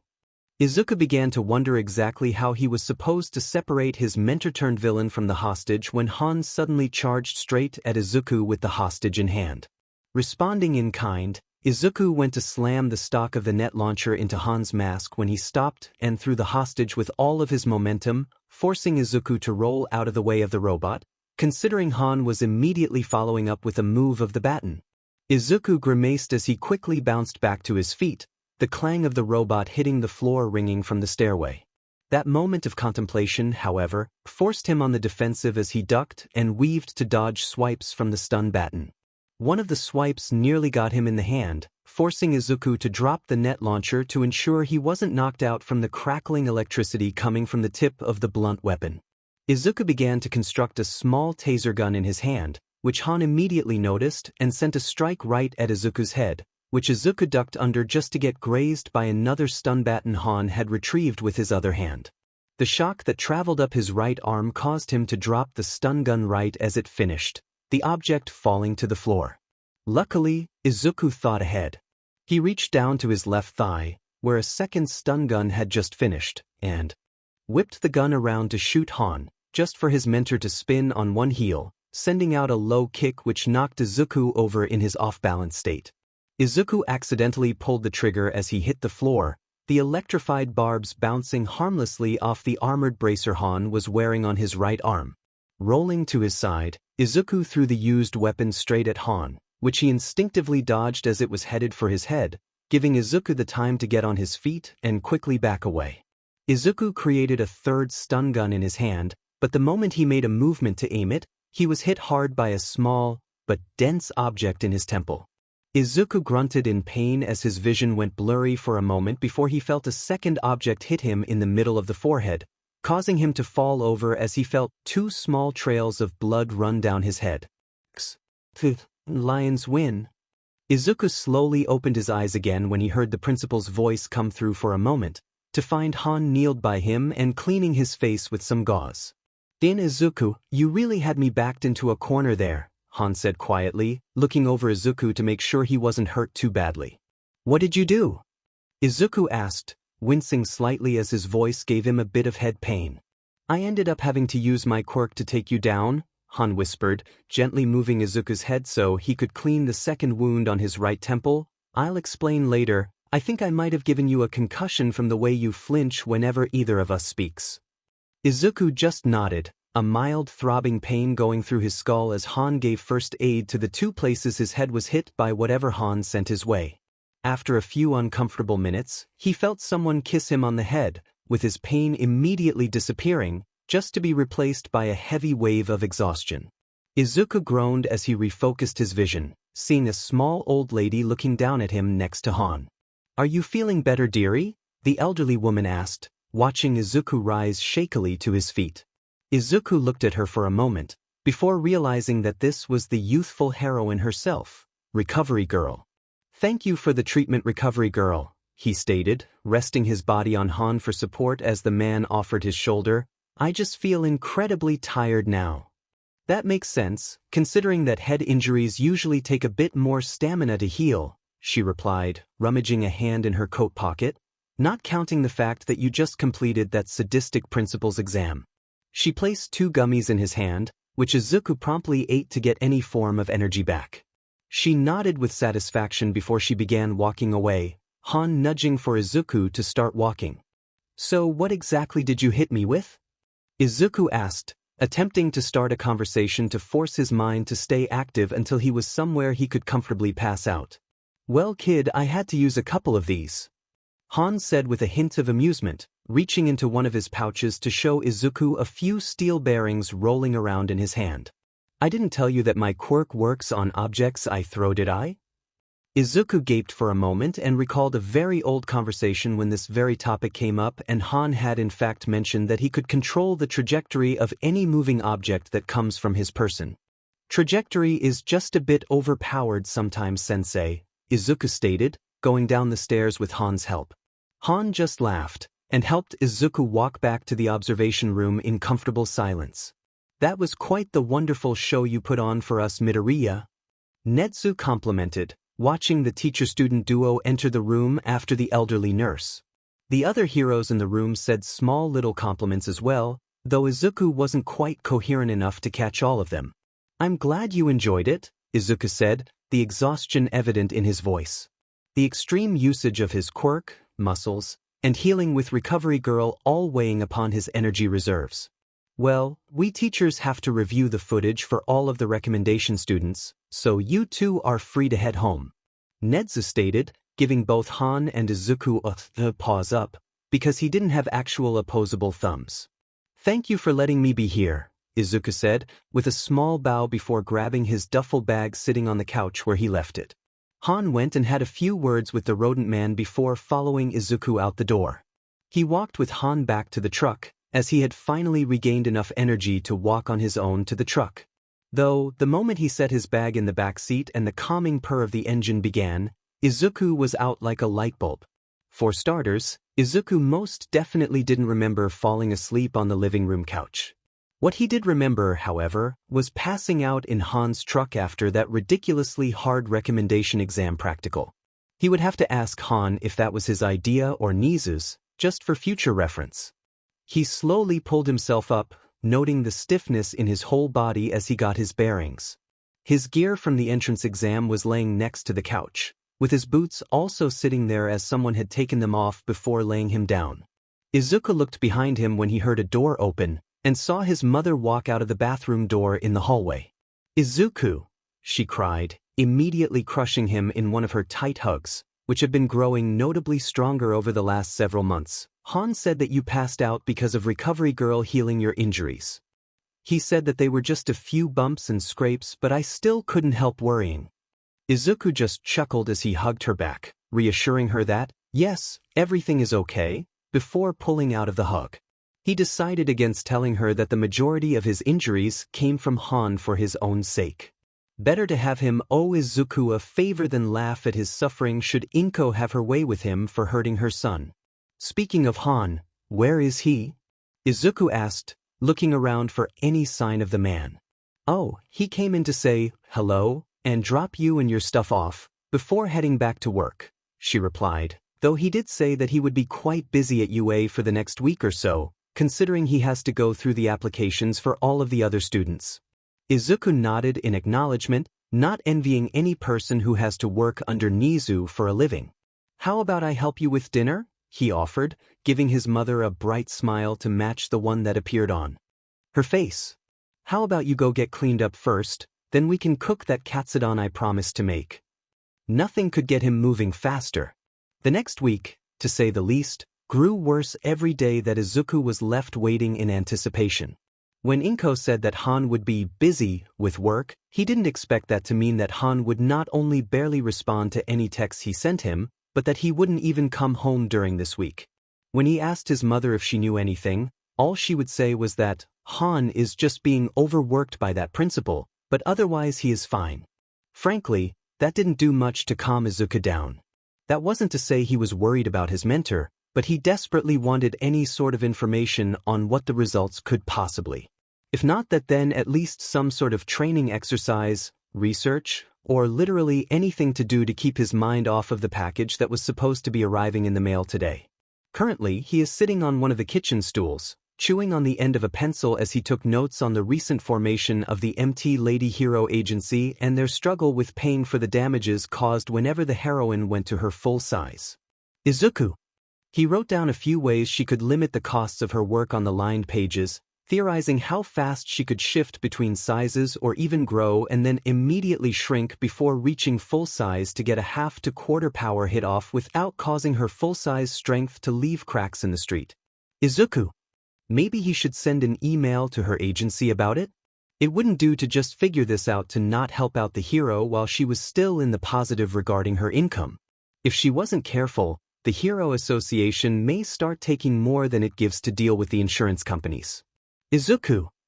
He yelped in surprise as he felt a wood ladle lightly whack him on the back of the head, pulling him out of his stupor as he noticed the steady sound of metal hitting wood. Looking down, he realized that the floor around him now had enough .50 caliber casings scattered about to supply a designated marksman with an overzealous trigger finger for a few hours.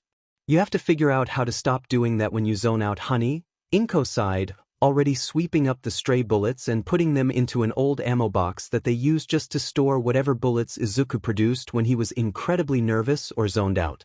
Though in this case, it was both, which would explain why this batch of fresh bullets filled the can by about a third, which only left a little space at the top for a few extras.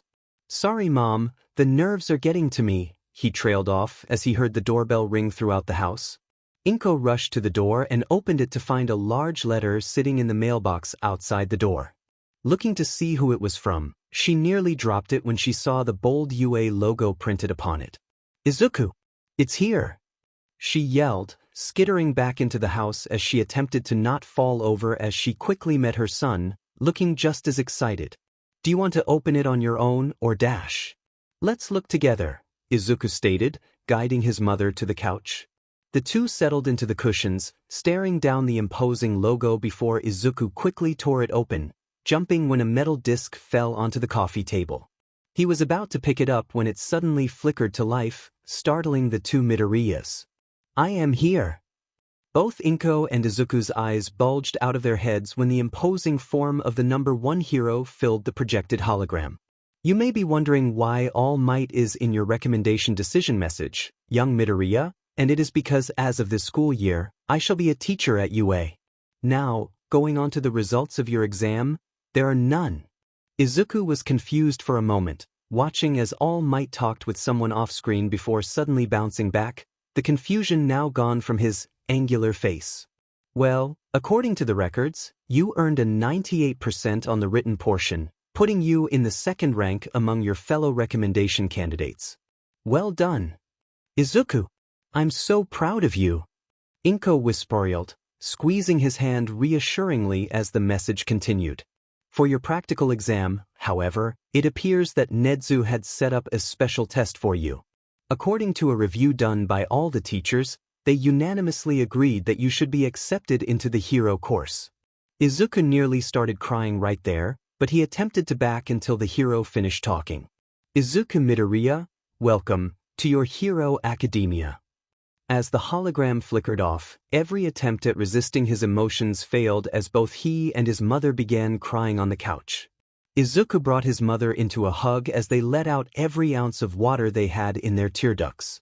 The door to the house bursting open jostled the two out of their emotional hug, turning to see Han breathing heavily against the doorframe, looking like he just ran a few miles on sleep reaching far into the negative hours. His long gray dreadlocks were all tied up in a messy bun that looked to have a few crumbs in them, and his eyes had bags that could hold the contents of the fridge and then some. Sheet, I just missed it, didn't I? He groaned, letting his head thump into the door before slowly moving towards the other two. Yeah, you did, Izuku chuckled, with Inko just sighing before getting up and giving him a soft hug, not wanting to strain him any further. You need to go get cleaned up, honey, Inko said quietly, giving the man a quick kiss before flicking a few of the random bits out of his hair. I love you, but we can't have a nice family celebration when you look and smell like a homeless man.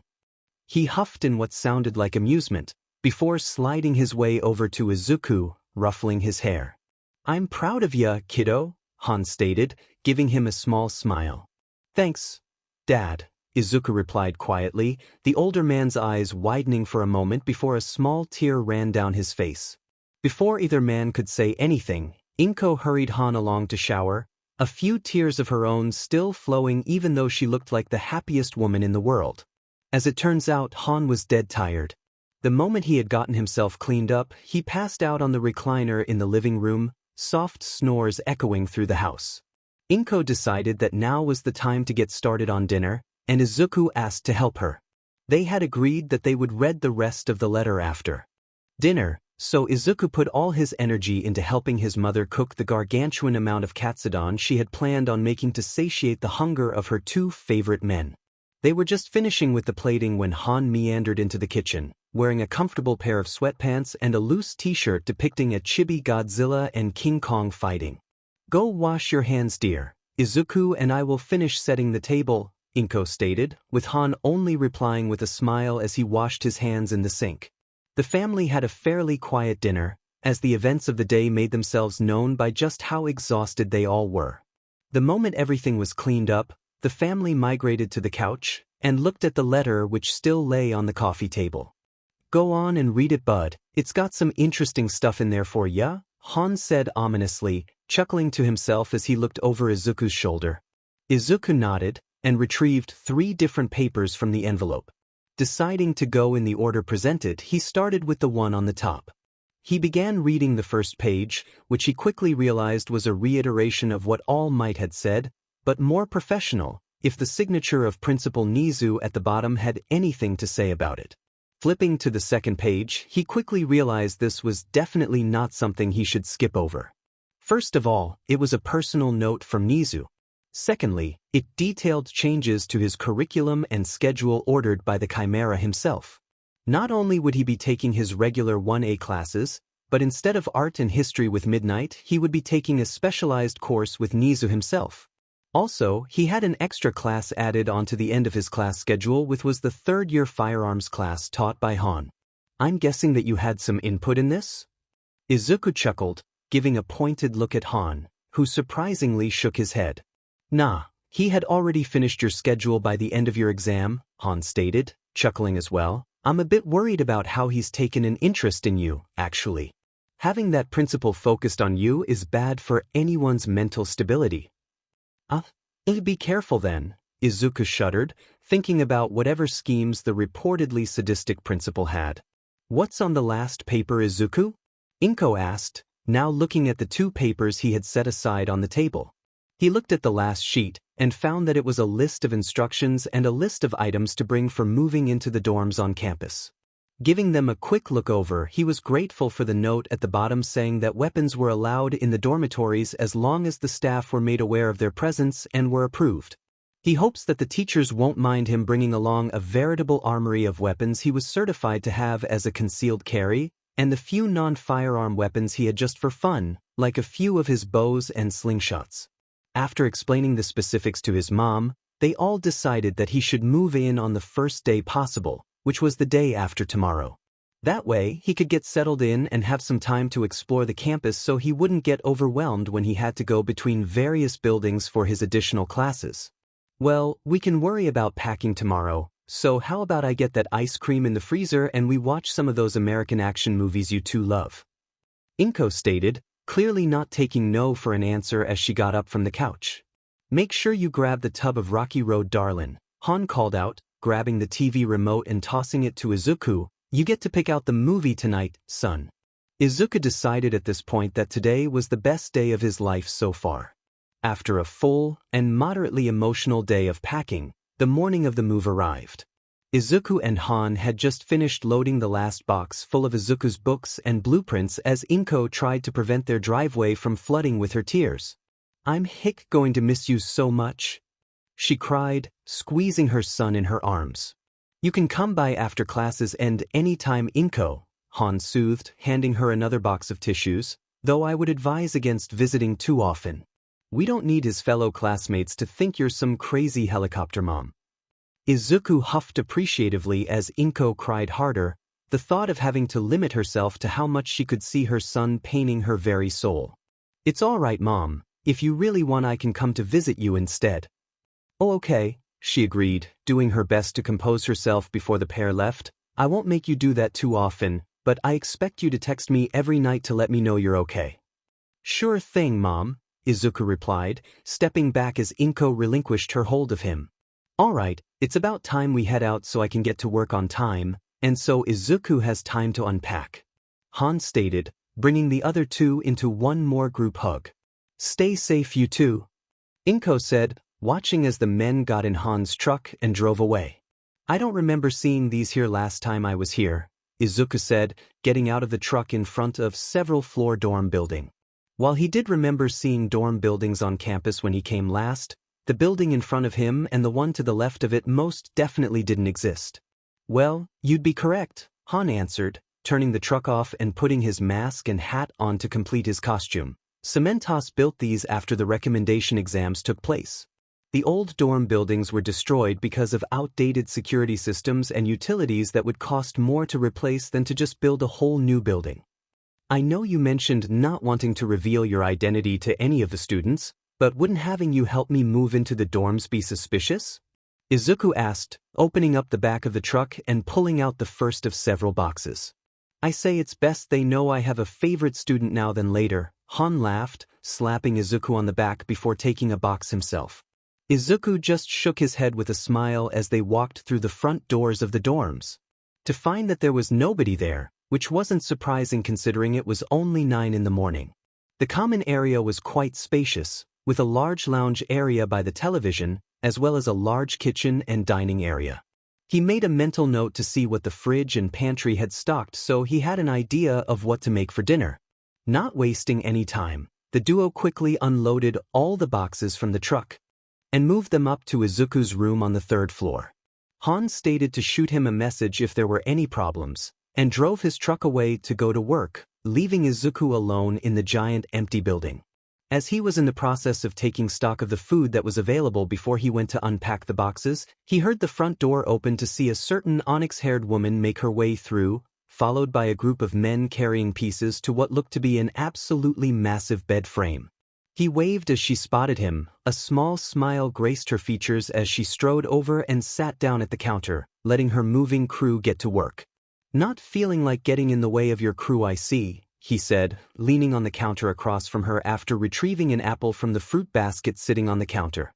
Yes, I felt a bit guilty about it, but they assured me that everything was handled, she said, taking a look back as the men worked quickly, bringing in box after box in what looked like a trail of ants, even though there couldn't have been more than 6 men. There's no shame in accepting help from others, Yaoyorozu-san, Izuku stated, sliding the fruit basket to where she could reach. No need for the honorifics, Midoriya. We are all going to be working together to be heroes for the next 3 years, are we not? She asked, taking a banana for herself after appraising the small selection present within it. Sounds good to me, he chuckled, taking a bite of his snack as he did his best to ignore the bit of anxiety at the fact he was casually talking with such a beautiful woman. How long have you been here by yourself? She asked, her cat-like eyes gazing at him softly. Not too long. My mentor came along to help me get unloaded before he left, and I decided to come see what the kitchen had to offer before heading to unpack, he replied, taking another bite of his apple. I wanted to see specifically what food options they had that were high in metal and vitamins, as my quirk can burn through the stores in my body quite a bit if I overuse it. To ensure I have a constant store or those I have to eat quite a bit every day. As he talked, he noticed how she seeming lit up with interest, practically bouncing with suppressed excitement on her bar stool. Does your quirk happen to be a creation emitter type? She asked quickly, her question laced with her energy. Heh, right on the nose, he answered, giving her a smile as he put his hand out and let a small squirt gun design he found online fall out. Oh my goodness, what are the odds that there are 2 of us in the same school, much less the same class, she stated jovially, clasping her hands together as she gave him a stunning smile. My quirk is simply called creation, and allows me to make any non-living object I want as long as I know the exact chemical and molecular structure. Izuku's eyes widened in surprise, as the possibilities for such a versatile quirk flooded his mind. Deciding to hold back his flood of questions, he replied in kind, That's amazing. My quirk, Gunsmith lets me make any projectile weapon as long as I've at least seen it in an image or in person, and have a basic understanding of how it operates. It's not nearly as versatile as yours is though. Yours just makes mine look rather trivial in comparison. No, don't say that, she quickly denied, shaking her head back and forth. Yours works with much less knowledge of what you are making, while I have to spend a large amount of time researching and studying anything I wish to make. That means that you have a much larger selection of items you can make on the fly, while I have to keep up my studies constantly just to not forget a list of objects, while others I would have to re-research in the field should I end up needing them. Izuku's mind went blank as he admired the sheer intelligence of the woman in front of him. He had tuned out slightly as she continued defending his quirk, all the while just making him even more interested in exactly what she was capable of. In a rather rash decision from his shock, he put his hand out in front of him, stopping her mid-sentence as she shook the offered hand, albeit slightly confused as to why. Yaoyorozu, you can just call me Izuku from here on out, as I have a strong feeling that we will be working together quite a bit in the future, as fellow creation quirk users. He stated, giving her a blindingly bright smile of his own. She smiled back, this time her happiness reaching her eyes as well. Then you could call me Momo, and it would be my pleasure, Izuku. The two ended up spending the next 20 minutes discussing the hardships of maintaining a healthy food intake for their quirks while staying physically fit, until Momo's moving crew finished and left them to their own devices. They both ended up heading to individually unpack their rooms, though neither did notice one other recommendation student move into the dorm while they worked. By the time Izuku had finished setting his dorm up, the sun was beginning to go down outside and it was almost 6 p.m. It was also at this moment that the grumbling of his stomach made his hunger known. Wiping the sweat off his forehead from finally putting together the shelves of hero merchandise he looked about the room and admired his work. The cube shelf unit he had just finished now housed the majority of his hero collection that he had brought with him, where a few other odds and ends were in other places throughout the room. In the furthest corner from the door, next to the shelves is where the gun safe he had brought resided, holding the few guns he had brought with him, while the bows hung from a rack above it. The walls had a couple hero posters condensed around the shelves while the rest had various blueprints of his favorite weapons pinned up. His desk was set up on the same wall as the door, with his books he had brought along stacked up next to it. He had replaced the blanket on the bed with one of his more comfortable ones he brought from home, and he put the extra blankets in the closet, which was now full of casual outfits, exercise clothes, and an empty ammo box for the day he inevitably began sweating bullets in his room and needed somewhere to put them. Taking one last look, he decided that it was completed, and began working his way down to the common area. On the flight of stairs, however, he came face to face with another person with white and red hair split down the middle, walking out of the second floor. "Hi," Izuku greeted, giving a small wave and smile. "Hello there," the other boy greeted, giving a nod but otherwise not changing from his neutral expression. "I'm Izuku Midoriya, and I was planning on making some dinner downstairs if you felt like joining me, though I don't quite know what to make yet," Izuku offered, rubbing the back of his head as he weathered the steady gaze of his new fellow dorm mate. "That would be nice, and my name is Shoto Todoroki, thank you for offering," he stated, motioning for him to lead the way. Izuku began walking with Shoto, and they quickly reached the open lobby to see Momo gazing at the contents of the pantry herself. "Hey Momo, you feeling ready for some dinner yourself?" Izuku asked, causing her to jump slightly before looking in his direction. "I was indeed, and I'm Momo Yaoyorozu, as we haven't been acquainted yet," Momo stated, reaching her hand out to Shoto, who promptly returned the gesture. "Shoto Todoroki, and could we have cold soba?" he asked, looking at the two of them questioningly. Izuku almost missed it, but he saw a slight shift in his posture when he asked the question, almost seeming hopeful for a moment before pushing the emotion down. "I know how to make that if it sounds good to you?" he asked, looking at Momo who have a nod in affirmation. "Well, I'll get going on that," Izuku stated, quickly moving and taking out the necessary ingredients and utensils. "I should be done in about 20 minutes, so you two can do whatever. I've got it handled." The other two looked at each other and shrugged, opting to take a seat at the island while Izuku went to work preparing the dipping sauce. Momo and Shoto talked quietly as Izuku cooked the noodles, And sure enough, there were plates with a mound of noodles and a few different sides to go with them in exactly 20 minutes. As the two began eating, Izuku realized that he and Momo would probably need more, so he set the remaining noodles on a plate in between the others and began cooking another set of the noodles for himself, watching happily as his two fellow dorm mates enjoyed his cooking. "Where did you learn to cook, Izuku? This is quite delicious for such a simple dish," Momo asked, and the way Shoto looked at him inquisitively begged the same question. "Both my mom and dad have spent the last few years drilling into me the necessary skills to take care of myself. It just so happens that both of them insisted I be excellent at cooking so I could make food for them if they felt lazy, though that has yet to happen." Izuku chuckled, remembering every time he would be pushed out of the kitchen when he attempted to cook for his mom. "Well, you could win any lucky lady's heart if you cooked for them like this every day," Momo stated, taking another bite of her noodles and sighing contentedly. Izuku blushed slightly, but quickly pushed it aside as he set out his plate, taking the finished noodles and digging in himself. The trio spent the next few minutes eating silently, satisfied with just enjoying their meal in the quiet atmosphere of the mostly empty building. They were pulled out of their reverie, however, as the front door opened to reveal a shaggy-looking man in a black shirt and sweats. They all stared at the newcomer as he walked over, giving an appraising look at the three of them, though his eyes lingered on Izuku before he spoke. "I'm Shota Aizawa, and am the advisor for this dorm, as well as your homeroom teacher when the school year starts. Seeing as you three are all of my recommendation students for this year, I would like to state that you will be pushed harder than your peers, as the staff all found you to be the top picks from the exam." Pausing to scratch at an itch, Aizawa continued. "As you have all received training before coming here to UA, I will also expect you to do your best to help pull your fellow students up to your level, as it is illogical to leave the others and only focus on yourselves. Besides that, I appreciate that you haven't burned the building to the ground yet. I'll leave you to your meal, but Midoriya, I would like a word in private."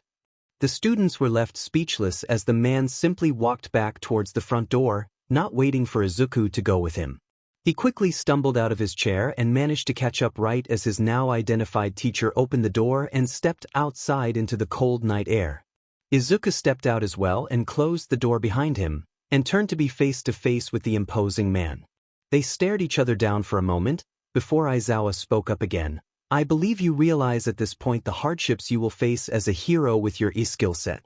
Snipe is a logical enough man to have kept you well informed of that."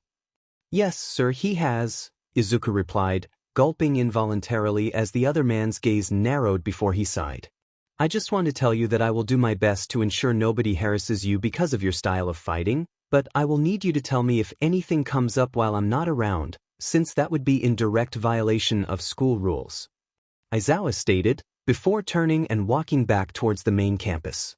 "Go and enjoy your dinner, kid. You have a long year ahead of you," he called back, not turning to look at Izuku as he obliged and went back inside. Izuku's thoughts lingered on the subject of his teacher's words. Yes, he was aware that many people were against the idea of a hero using firearms, and among those there were people who would outright slander those heroes, believing them to be cowardly or villainous for using such weapons for fighting. While Han hadn't brought that discrimination up in a little while, he knew that his father figure has had his own share of trouble with people regarding his quirk, which is exactly why he keeps his face hidden from the public eye. He looked over at his two classmates, and wondered if their thoughts of him would change once they saw how he fought. Shoto seemed like the introverted type, so there was no way of telling, but Momo, she already praised his quirk. She saw beyond what it could make and spent time talking with him about all the other aspects people usually ignore. After all, quirks were a part of your body, and had repercussions to using them no matter how small. As he watched her eat her meal, Izuku decided to believe that Momo wasn't the kind of person who would change their opinion of someone over something like that. Maybe that was why, deep down, he was growing to like her. Though, her beauty and intelligence definitely didn't hurt either. Izuku rubbed his eyes as he sat up, looking around at his new dorm room before slowly stretching slightly, enjoying the slight pop his back made before deciding it was time to get up. As Izuku wondered what he should cook for breakfast, his eyes widened in surprise when he looked at his clock by his bed. 10:30 in the morning? Geez, I guess Mom wasn't kidding when she said I needed an alarm clock, he uttered to himself, now deciding to hurry up and get his day moving. Inko or Han always ended up waking him up before 8 every day to try and keep him on a sleep schedule, but his body must have decided to rebel against the institution instead now that they weren't around. After spending a bit of time getting changed and brushing his teeth, he made his way downstairs to the first floor, spotting Momo reading a book on one of the couches. She noticed him walk into the common area and gave him a small wave which he reciprocated before returning to her book. As Izuku was about to go make a bowl of cereal since lunch was rapidly approaching, he heard the front door open and looked to see a person walk in with several boxes precariously balanced in their arms. Noticing that the topmost box was a few seconds from toppling over, Izuku ran over to assist. "Here, let me give you a hand with that before something falls over," Izuku greeted, taking the top 2 boxes out of their hands to reveal a girl with wild pink hair and matching skin. He made note of the small horns protruding from her head as well as the very unique black and gold eyes staring at him now that they weren't hidden behind her belongings. "Hee, thanks for that," she exclaimed, shooting him a bright smile as she made her way inside the dormitory. "The name's Mina Ishido, but you can just call me Mina." "What's yours, Greenie?" Izuku chuckled slightly at her happy demeanor and replied, "Izuku Midoriya, and you can call me whatever you feel like, Mina."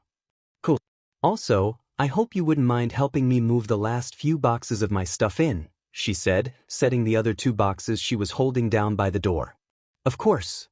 Izuku then ended up helping Mina move the rest of her belongings upstairs.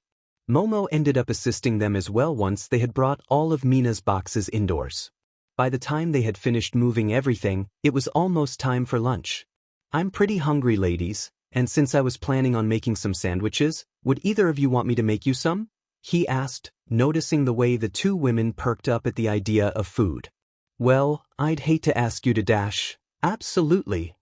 Izuku chuckled at Mina shouting the answer for both of them, Momo blushing slightly but giving him a nod of affirmation. The trio ended up making their way back to the kitchen and enjoying their lunch when the doors opened once again to show Izuku a familiar family. "Katsuki, don't expect me and your father to carry all this crap for you. Hurry your butt up."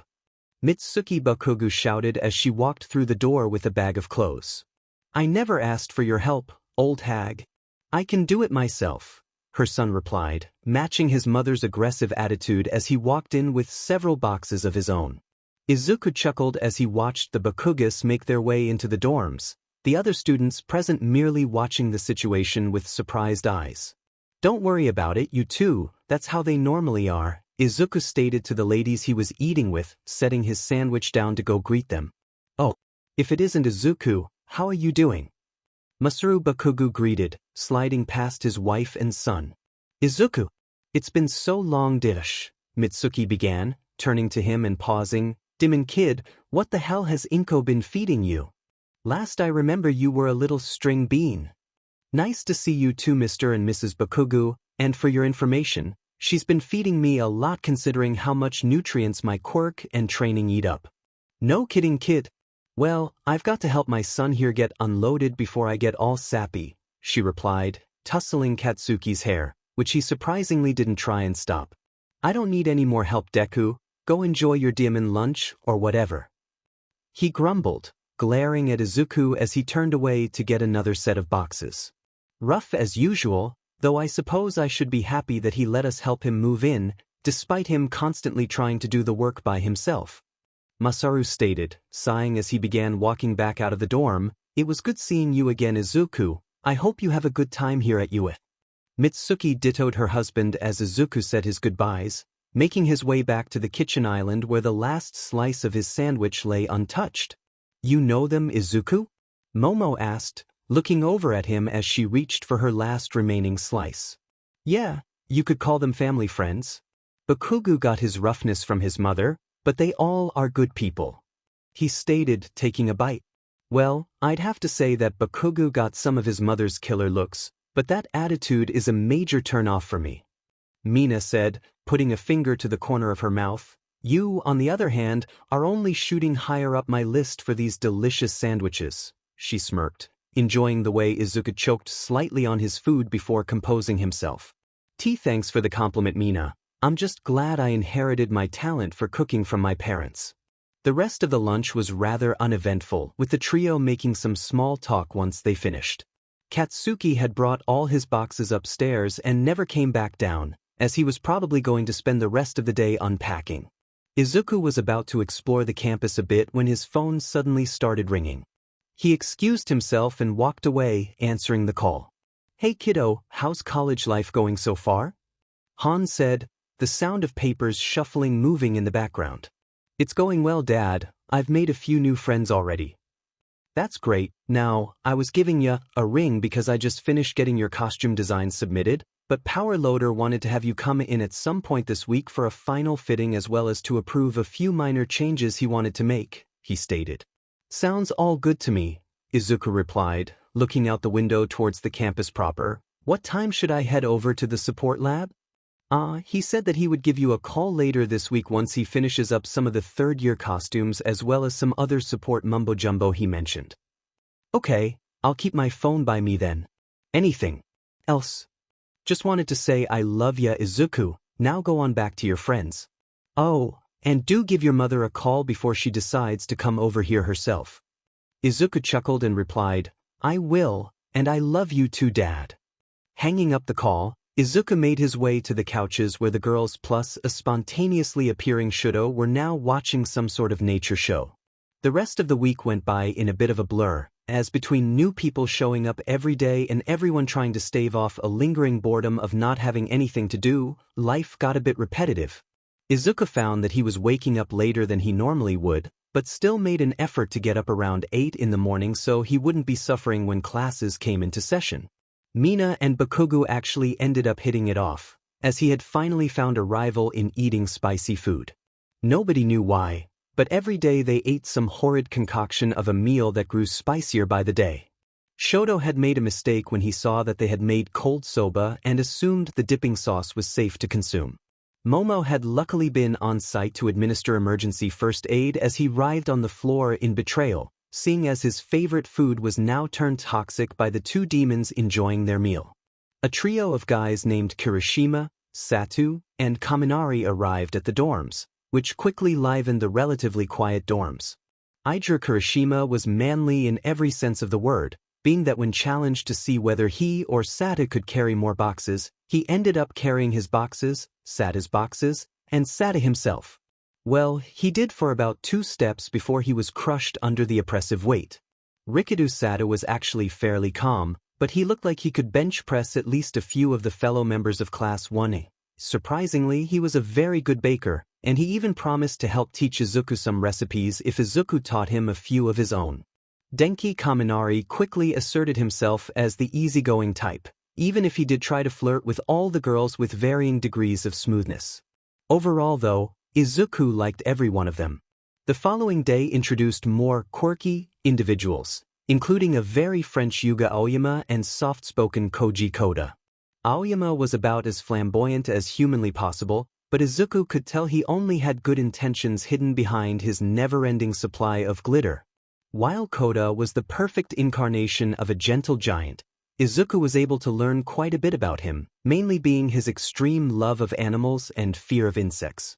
Izuku would never forget how loud he screamed when he saw a spider sitting on the kitchen counter. The last 2 move-in days, however, were by far the most chaotic due to the fact that the dorms doubled in population. Izuku didn't interact with everyone, but the few he did interact with were interesting by every means. Tenya Ida was a rule follower by heart, but had motives that fit just about every good aspiring hero to be, though Izuku swore that he knew that name from somewhere. Ochako Uraraka and Tsuyu Azui arrived at the same time, and Izuku ended up helping them move up to their rooms while the other guys were off doing weightlifting at the school gym. While Uraraka appeared to be too amazed by everything to fully focus on conversation, Azui, or Tsu as she told Izuku to call her, was blunt in a weirdly endearing way. Thankfully, Uraraka's quirk, zero gravity, made it a relatively painless process. People actually took turns helping newcomers to their rooms, which is why Izuku only caught glimpses of a petite girl with long earlobes and a massive guy with 6 arms moving in. Also, he could have sworn an invisible girl moved in at some point, but he must have just missed her. At the moment, Izuku was relaxing on one of the chairs by the TV, closing his eyes for a bit as he listened to the idle conversations around him. How many more people are supposed to be joining the party again? Kaminari questioned, flipping through what sounded like a magazine. Dunno man, though it shouldn't be too many more today, Siro replied. I'd say around 20 with how much time is left in the day, seeing as that rocker girl and, Shoji I think his name was, are unpacking in their rooms right now. Well, UA accepts 40 Hero Corps students every year, Ida began, the swings of his robotic arms audible enough for Izuku to imagine them, so I'd assume your estimates are correct, Siro. Though I moo dash. It's okay, Ida, you don't need to go into the full explanation, man, Kaminari interjected, already wary of the long-winded explanation that was about to happen. Well, I do believe it is important to. As the group in the common room kept on going with their conversation, Izuku felt his phone start vibrating in his pocket. Looking at the caller ID, he quickly made his way to the currently empty kitchen area and answered, Hello. Hi, is this Izuku Midoriya? Yes, it is, he replied. Good. This is Power Loader, or my Majima-sensei if you prefer. I do believe that your father told you ahead of time, but I need you to come by the support department as soon as possible so I can sort out your hero costume sorted out before the school year starts. Perfect, I'll head right over, Izuku answered, hanging up the call. Making sure he didn't need anything, Izuku left the dorm while shooting a quick wave over to the common area if anyone noticed him leaving. The support department's area wasn't too far from the dorms, but he figured he would be there in about 7 or 8 minutes. He quickly looked at his phone to check the time though, as he was planning on having lunch soon. Seeing as it was about 1 p.m., and he had already put dinner in one of the slow cookers, he figured that he'd be alright for just a late snack if this took a while. I could have at least grabbed one of the protein bars, Izuku grumbled, walking up to the imposing iron door of the support laboratories. As the gate slid open, the sound of a few different people tinkering on different devices echoed out, though Izuku could clearly see it was just a handful of people actually present in the giant room. Midoriya. Right over here. Izuku looked to the back of the lab where the form of the Pro Hero Power Loader was working on some sort of robot with a number 3 painted on the chest. Making his way over, he nearly got trampled by a girl with pink hair sprinting from one side of the lab to the other with a fire extinguisher, putting out a small fire on one of the work tables. Watch where you're running, Hatsum, the man scolded, getting the attention of the girl. I don't need you injuring yourself or another student because you can't be mindful of your surroundings. You got it, sensei, she called back, giving him a thumbs up as she went to work cleaning her station of the fire-retardant foam. Sorry about that, he sighed, looking back to Izuku now that he was next to the man. Hatsum, there is an incoming first year like you, but that bright mind of hers sometimes shunts basic safety in place of her work. Izuku chuckled as he looked at the girl for a moment longer, a large pair of steampunk goggles pulled over her eyes as she started taking apart some sort of contraption on the table. Her arms were covered in grease and a bit of soot, along with the black tank top and cargo pants she was wearing. Yeah, she does seem like one of the wilder types. Anyways, let me get these forms out for you, Majima stated, moving over to a much cleaner desk with drawers full of papers. After shuffling the contents around for a moment, he came back with a large folder. As he set it down on the work table, Izuku looked with excitement as he saw the professional schematics and blueprints for his costume get pulled out, as well as a few extra documents. As you can see, not too many changes had to be made to your submitted design, he explained, pointing out a few spots on the papers. All we ended up doing, for the most part, was changing materials you requested since some newer and more sturdy fabrics are now available, as well as making it a bit more ergonomic in design. This is amazing, sensei, Izuku replied, enjoying the fact that the costume he had worked on with his parents was deemed suitable for hero work.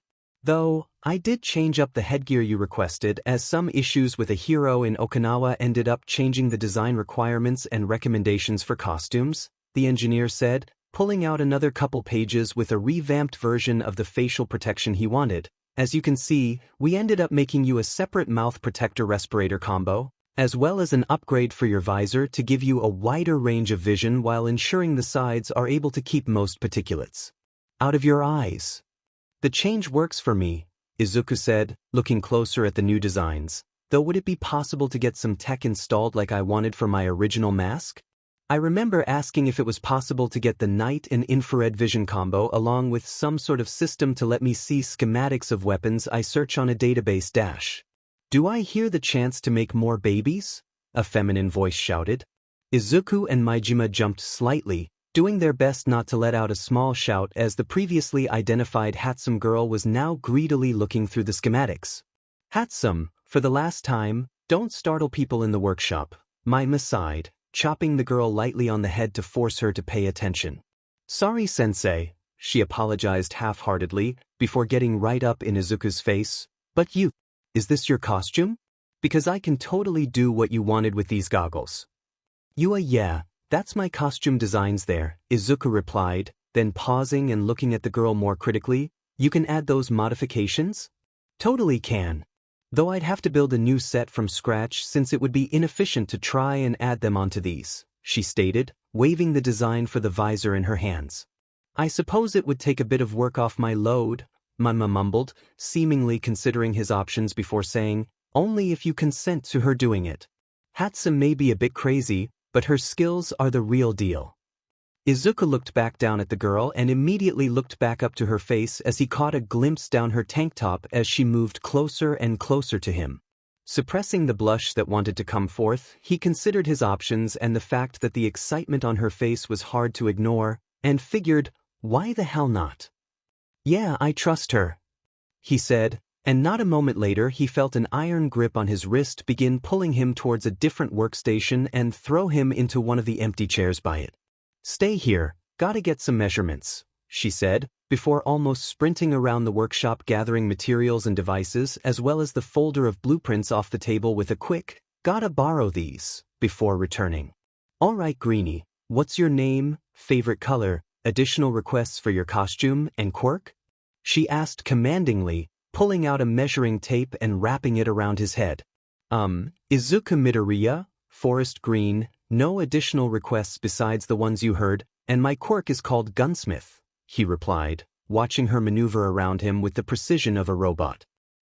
Okay, I'll ask more about that last bit in a minute, but for now be good and stay absolutely still, she said, patting him on the head as she wrote down some numbers on a blank sheet of grid paper. Majima watched the two interact from his own work area, letting a small grin appear on his face as he marked down the approval for Izuku's costume. Lucky kid looks like the brightest engineer I've ever laid eyes upon just decided to make you her first real client. Back at the station, Izuku was in awe of how fast this girl was working. He figured it has been about 5 minutes and she already had a rough mock-up set up for him to try. Now this is baby number 24. I modified it a bit so it would fit on your head, but otherwise, it should already have the basic features you wanted minus the schematics database, she boasted, sliding the device on his head. Izuku looked around the room as Hatsum switched the different modes, with the room changing to a blinding green hue to a much more tolerable filter of grays. Works like a charm, Hatsum, Izuku said, giving her a smile as she switched the vision back to regular. I sure hope they do, Greenie. Those are a less aesthetically pleasing version of this baby here, she said, taking off her goggles to show them off in front of Izuku. What he was more focused on, though, was her incredibly unique yellow eyes that had crosshairs as pupils. If you don't mind me asking, Hatsum, what's your quirk? He asked, sliding the goggles off his head. I'm guessing it has something to do with your eyes. Ah, I never did introduce myself to my new client, did I? Bad May, she mumbled to herself before focusing again on Izuku. Reintroduce myself, my dear client. The name's May Hatsum, your new master support engineer and future CEO of Hatsum Industries. As my client, I give you the right to call me May since it takes less time than Hatsum, and in exchange, I will call you whatever I remember you as, Treetop. Izuku just laughed at her antics as she gave him a blindingly white smile. But to answer your question, my quirk, Zoom, is a mutation in my eyes that allows me to zoom in up to 50 times normal human vision. Wow, that's great for an engineer, May. Izuku replied, pulling out a small notepad and pen from his pocket to write down the information for later. I'd imagine you mainly use it when working on a smaller scale or more delicate projects, but you could easily enhance that ability as well with normal magnifying devices. That's the other use for my goggles, she said, turning a knob on the side back and forth. Not only do they protect my eyes from damage when welding, but they also allow me to see much more detail than normal. Seems like you already had your own weakness figured out then, though do you have side effects from zooming in for too long? Izuku asked, now fully invested in the girl's quirk. It's not every day someone is completely willing to share every detail of their ability. Nope, she replied, setting her goggles down on the workbench and sitting backward in another chair while still facing him. Your turn. Explain your quirk to me, dear client. That way I can make even better babies for you in the future. From there, Izuku and Mei spent a long time nerding out about quirks. The other engineers in the lab began to relax slightly more, as someone had given Mei enough of a distraction that she wasn't an active hazard. Izuku explained the inspiration for his costume design to Mei, who immediately made the connection between him and the pro hero Snipe based on the similar designs and materials. Izuku, on the other hand, was simply happy to have a conversation about quirks and heroes with someone who could keep up with him. Hey, you two, it's time to close up, Majima called out, sliding the last of his tools back onto their rack on the wall. Mei was already known for staying in the lab for as long as possible, but he was surprised to see Midoriya still here. It hurt him a bit to take them out of their passionate conversation, but he needed to eat dinner, and he knew that these two kids needed to eat.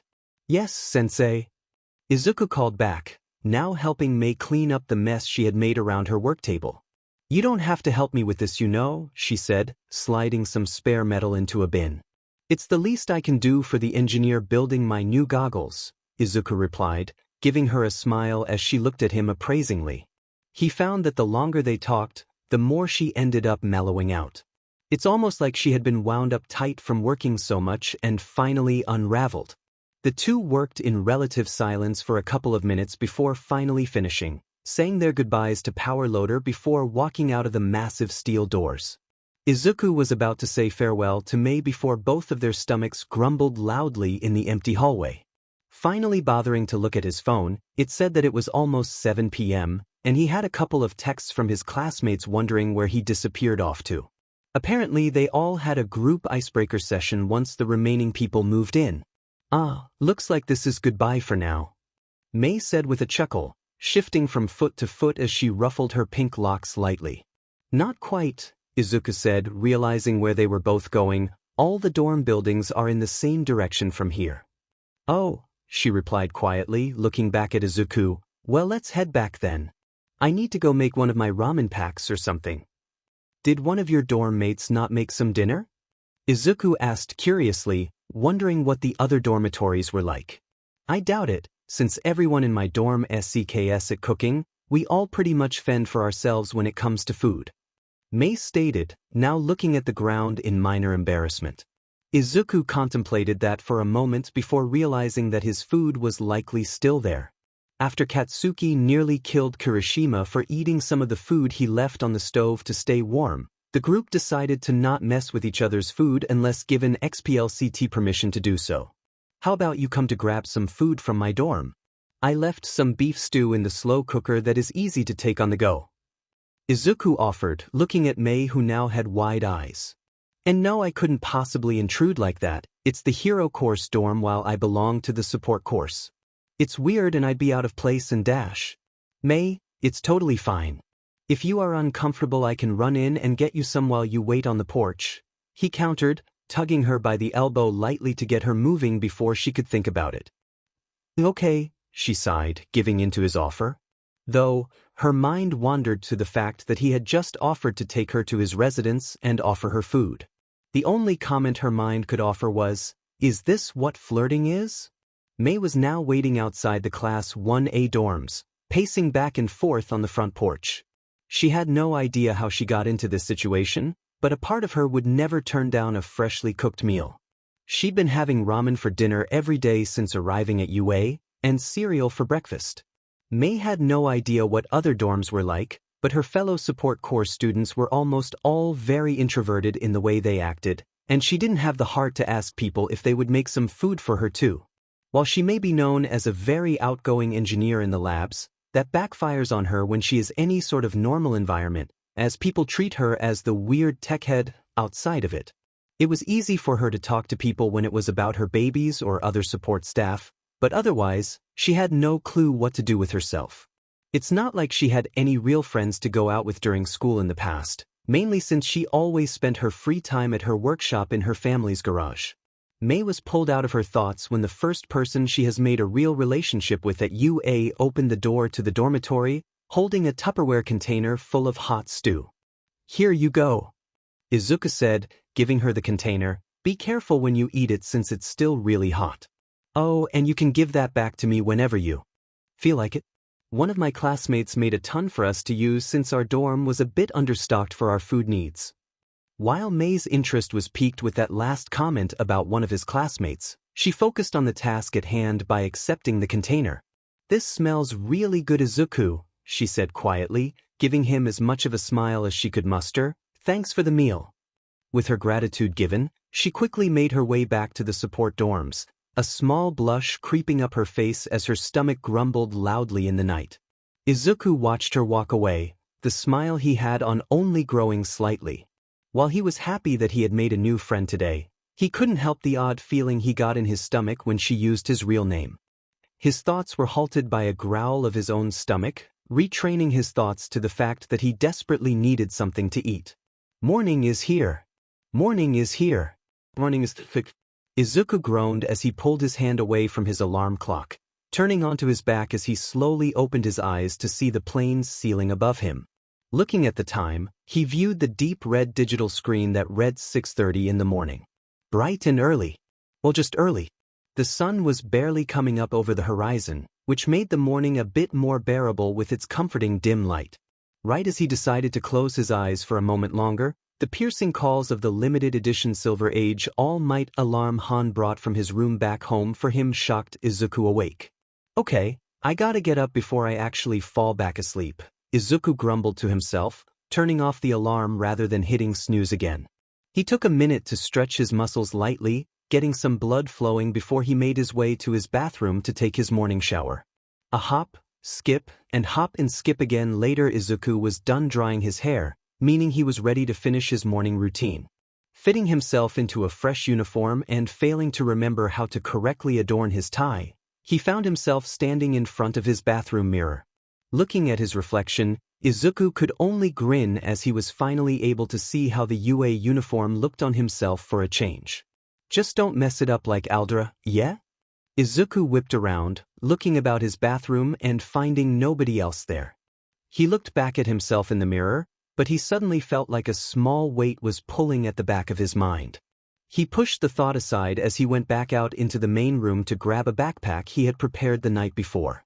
After locking his door, he made his way out into the hallway and down the stairs of the dormitory. As he made his way down the flights of stairs, Izuku heard the voices of his fellow classmates grow louder as he drew closer to the common area. And then the guy just lets it sting him? How much manlier can he be? That's not manly at all, he's a psycho. Who the hell just lets a quirked wasp just sting them in the arm? You don't get it, Zero. He's fine since his quirk gives him rapid recovery from toxins anyways, and it is for science as well. Plus, watching a guy force himself to fight through impossibly large amounts of pain like that is so and cool. Guys, please quiet down. I stayed up too late catching up on some manga and dash. Kaminari, how could you do such a thing on the night before our first day of classes? You must do better to take care of your natural circadian rhythm. Izuku let a smile appear on his face again as he made his way past the small gathering of students that were eating at the kitchen island, who he recognized as Kirishima, Shiro, Ida, and Kaminari if his memory served him right. Unnoticed by the others, he grabbed one of his high-calorie protein bars stored in a box on the counter and a bottle of water before making his way over to the couch. "Good morning, Izuku. Did you sleep well?" Momo asked, waving to him as he made his way over. "Ah, so you're the Midoriya guy she was talking about," said an animated uniform. "Oh!" Izuku exclaimed, setting his bag down while flopping into an empty spot across from the ladies. "You must be Hagakure. I don't think we've actually met properly, but that's more my fault than yours," he greeted, extending his hand which she shook in response. "Ooh," the invisible girl cooed. "He is a gentleman, Yayorozu." "Ah, Good morning to you as well, Momo. I slept great, Izuku chuckled, to which she replied with a slight wave of her hand as she took a bite from a special diet bar similar to his. Are those the new condensed lipid bars that you talked about ordering? Izuku asked, waving his own bars slightly in his hand before tearing open the packaging. Yes, I contacted the company you got yours from, and I was quite pleased to find that they could make a rush order in time for the first day of school. Momo started with a slight smile, taking another bite. Wait, sorry to interrupt this nice moment, but are you two on a first-name basis? Hagakure gaped, putting her hands on the coffee table with an audible thump. Spill those juicy beans, you two. What are you insinuating, Hagakure? Yeah, we are just good friends, nothing more to it. The invisible girl huffed and slid back into the sofa cushions with a mixture of a defeated and satisfied aura, grumbling about predictable romance tropes or something along those lines. Everyone, we must get going if we wish to arrive 20 minutes early to class, Ida declared to the common room, inspiring nobody besides himself to make haste in their preparations to leave. Quiet down, Jis, we will be right behind you, Ida, Jiraiya replied, making her way from the stairs to the kitchen with a grimace on her face as she quickly poured herself a cup of coffee. I see. I do suppose it is fine if you all are 15 minutes early instead, but a good classmate leads by example, so I shall head out first, Ida stated, waving to everyone as he made his way out the door. The moment the door closed, everyone looked at each other and collectively decided that they had 10 more minutes to spare. Hey guys? Kaminari asked, chuckling lightly as he looked at a map on his phone, turning it back and forth. Where is the classroom from here? Just follow me, I had time to get used to the building's layout earlier, Izuku replied, walking forward through the small group of people he had ended up walking with. As it turned out, some of the last students to arrive also ended up being the last ones ready. He had learned the names of Tokoyami and Ajuru, who both seemed like guys he could get along with. Mineta, on the other hand? Well, Izuku felt the light tingling need to pop a rubber bullet in his but growing by the minute. Hey Midoriya, how many hot girls are there on campus? The purple gremlin prompted, an unnerving tingle in his eyes. Come on man, there have to be so many babes here that we wouldn't have to bother looking anywhere else. Oh, would you look at that? Izuku interrupted, pointing ahead at the giant door with a sign labeled 1. Above it, we have arrived. Many thanks, Midoriya, Tokoyami said, followed by a quick nod of gratitude from Wajiro. You're a lifesaver, dude, I'll be sure to buy ya a soda sometime. Kaminari thanked with a fist bump which Izuku reciprocated, before they all entered the classroom. Everything looked rather normal for a classroom, even though this was one of the most prestigious hero academies in the world. Small groups of people chatting as they waited for the bell, with the more quiet types looking out windows or simply sitting with their thoughts like Todoroki was. Actually, he might be asleep. As Izuku was about to move to his seat, he noticed a very familiar shade of yellow in the corner of his eye, and turned to see a tired-looking man in a sleeping bag looking right at him with one eye open. How long have you been laying there, Eraserhead-sensei? Izuku asked quietly, not trying to gather any attention as he talked to the yellow lump on the floor. About an hour, and call me Aizawa-sensei for now, no need to let the cat out of the bag for the other students, the man stated, a small, devious grin appearing on his face as the zipper slowly opened up. Taking that as his K to get seated, Izuku rapidly made his way to his seat, passing by a very distant Bakugu who was staring out the window with his signature leer. Then, not a moment after Izuku sat in his seat, their teacher rose quietly from the shadows of the corner of the room and stood at the front of the class, which only a handful of students noticed. All right everyone, stop talking and sit down, Aizawa announced, before drinking all the content from a vitamin juice pack as he watched the remaining students scramble into their seats. Not bad but could be better, their teacher stated, tossing the pack into the garbage. The name's Shota Aizawa. I'm your homeroom teacher from now until you graduate, so I'll get to know all of you fairly well. Yes, Ida? The astute hand Ida had raised lowered, which then followed with his question, will we be heading to the orientation ceremony, sensei? I believe they will be starting soon. A very good question, Aizawa replied, before looking back to the class. You all have 3 years to shape up into the next generation of heroes to take the mantle from your elders. We aren't going to waste that valuable time with the ceremony, as we have no need for such wasteful time expenditure, he stated, a grin creeping onto his face as the students all gained confused looks on their faces. I expect to see you all changed and ready to go on the training field as fast as you can, so get moving. Without another word, he simply walked to the door, opened it, and left, leaving a stunned classroom which quickly sprung haphazardly towards the door, much to Ida's displeasure. After a mad scramble to the locker rooms, the fastest change of clothes Izuku's ever done, and emerging out to the training field outside the classroom building with the rest of the class, he could see that everyone here was more in shape than meets the eye considering that none of them were winded from the burst of activity they just had. Guess the entrance test is just as hard to pass as people say if this is the standard for everyone present. You all got here a bit later than what I expected, though it is something that can be improved on over time. Aizawa started looking at the now assembled class. You should know that I find anything irrational or ineffective to your growth annoying. Wasted time counts among a very long list of things in that category.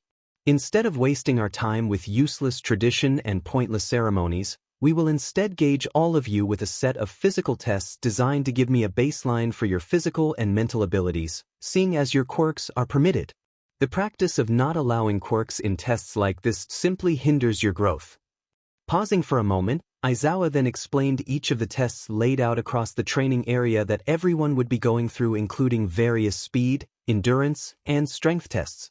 Izuku paid attention as the explanations went on, and thought of ways to potentially incorporate his quirk, though it isn't exactly suited for any of these tests. That should be all regarding explanations. Bakugu, since you placed first on the practical, you're up first for the ball throw, Aizawa stated, tossing the recording ball to the blonde who accepted it with a smug grin. Izuku, in a moment of clarity, quickly tapped Momo on the shoulder and whispered a quick request. Moments later, she was handing a pair of noise protection headgear to Jairu. She looked at the two with a questioning look which quickly changed to gratitude as sparks began popping off of Bakugu's palms. Aizawa, who saw the silent exchange and was about to pull out a pair to give to the girl himself, smiled ever so slightly before looking back at the hot-tempered boy now in the throwing area. Moments later, a loud "dee" was heard, followed by a deafening explosion as the ball was launched into the sky, smoke and dirt filling the air as the class braced from the sudden wave of force. Class 1A watched in awe as the ball disappeared out of sight, and after a few seconds Aizawa's tablet pinged with a result. Just a little over 705 meters, not bad, Aizawa announced, showing the results to the class. 705? That's pretty insane, Kaminari mumbled, scratching his head in thought as the class collectively murmured in agreement for the most part. Izuku noted that Momo, Todoroki, and a few others either looked unfazed or unimpressed, though with some of the quieter students it was hard to tell which. I want everyone to keep in mind that some quirks won't be quite as suited for these tests, and I understand that, Aizawa said, getting the class's attention. However, keep in mind that the ranking you all have at the end of these tests will have consequences I won't elaborate on, but I can guarantee you that they shouldn't be taken lightly. After letting the statement sit for a moment, he proceeded to begin the testing in earnest. Izuku realized quickly that pushing himself to his limit in every test was an immediate recipe for failure. He had made a large slingshot for his ball throw that landed him just a bit over 100 meters away. He noticed a few glances his way, but was relieved they didn't ask him about it now. While he liked everyone so far, he very much wasn't quite looking forward to explaining his quirk to them.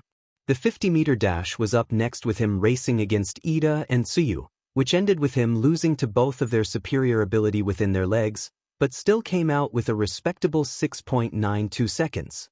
Compared to some of the other times, he figured it would land him around the middle of the pack. The long-distance run was where Izuku began to see his strategy of conserving himself slightly pay off, as besides Ida, Momo, and Tsuyu who passed the test easily, everyone else was now beginning to look winded. Izuku himself was beginning to feel his body begin to tire, but he believed that he would be all right completing the rest of the tests. Shoji, Sato, and Momo absolutely dominated the grip strength tests, with the first two utilizing the full power of their quirks while Momo simply broke the device with a pneumatic press she extracted from her abdomen. Izuku noticed she had been looking up files on her phone and realized that he may have had some more luck with ideas to use his quirk if he had properly organized files on his as well. Relatively photographic memory doesn't equate to being able to think of the correct information for an outside-the-box task. The standing long jump and sit-up tests weren't anything too special.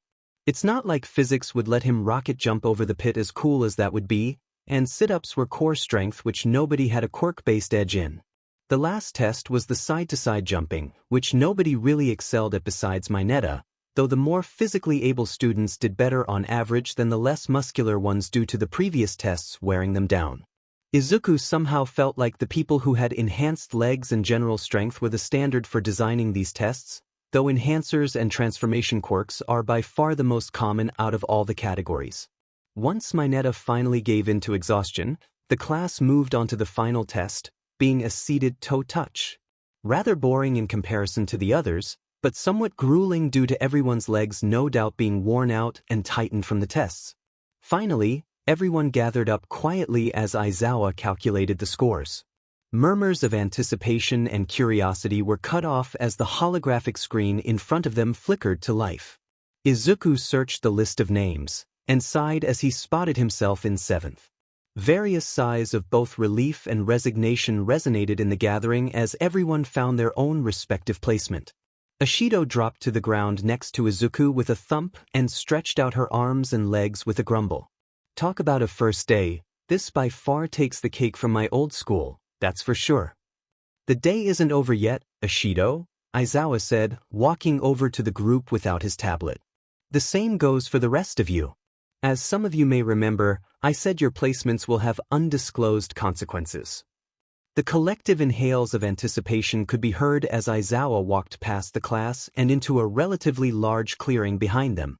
Starting now, each student will come forward and try to knock me to the ground by any means that won't cause anyone any major injuries, Aizawa began, unfurling his scarf so that it rests loosely on his shoulders. The consequences of your placements is that the order in which I will spar with each of you is the descending order of the rankings, Miss Yaoyorozu being up first. Why, sir? Momo responded, looking slightly shaken as a large bow's staff emerged from her forearm. Wait, she doesn't get any time to rest? Uraraka asked, looking back and forth between Momo and Aizawa. I'd say the short break between the toe touch and this was long enough for the current top student of our class, Aizawa stated, looking pointedly at the onlookers.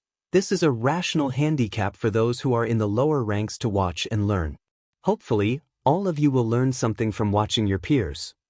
Uraraka was about to protest further, but Izuku put a calming hand on her shoulder.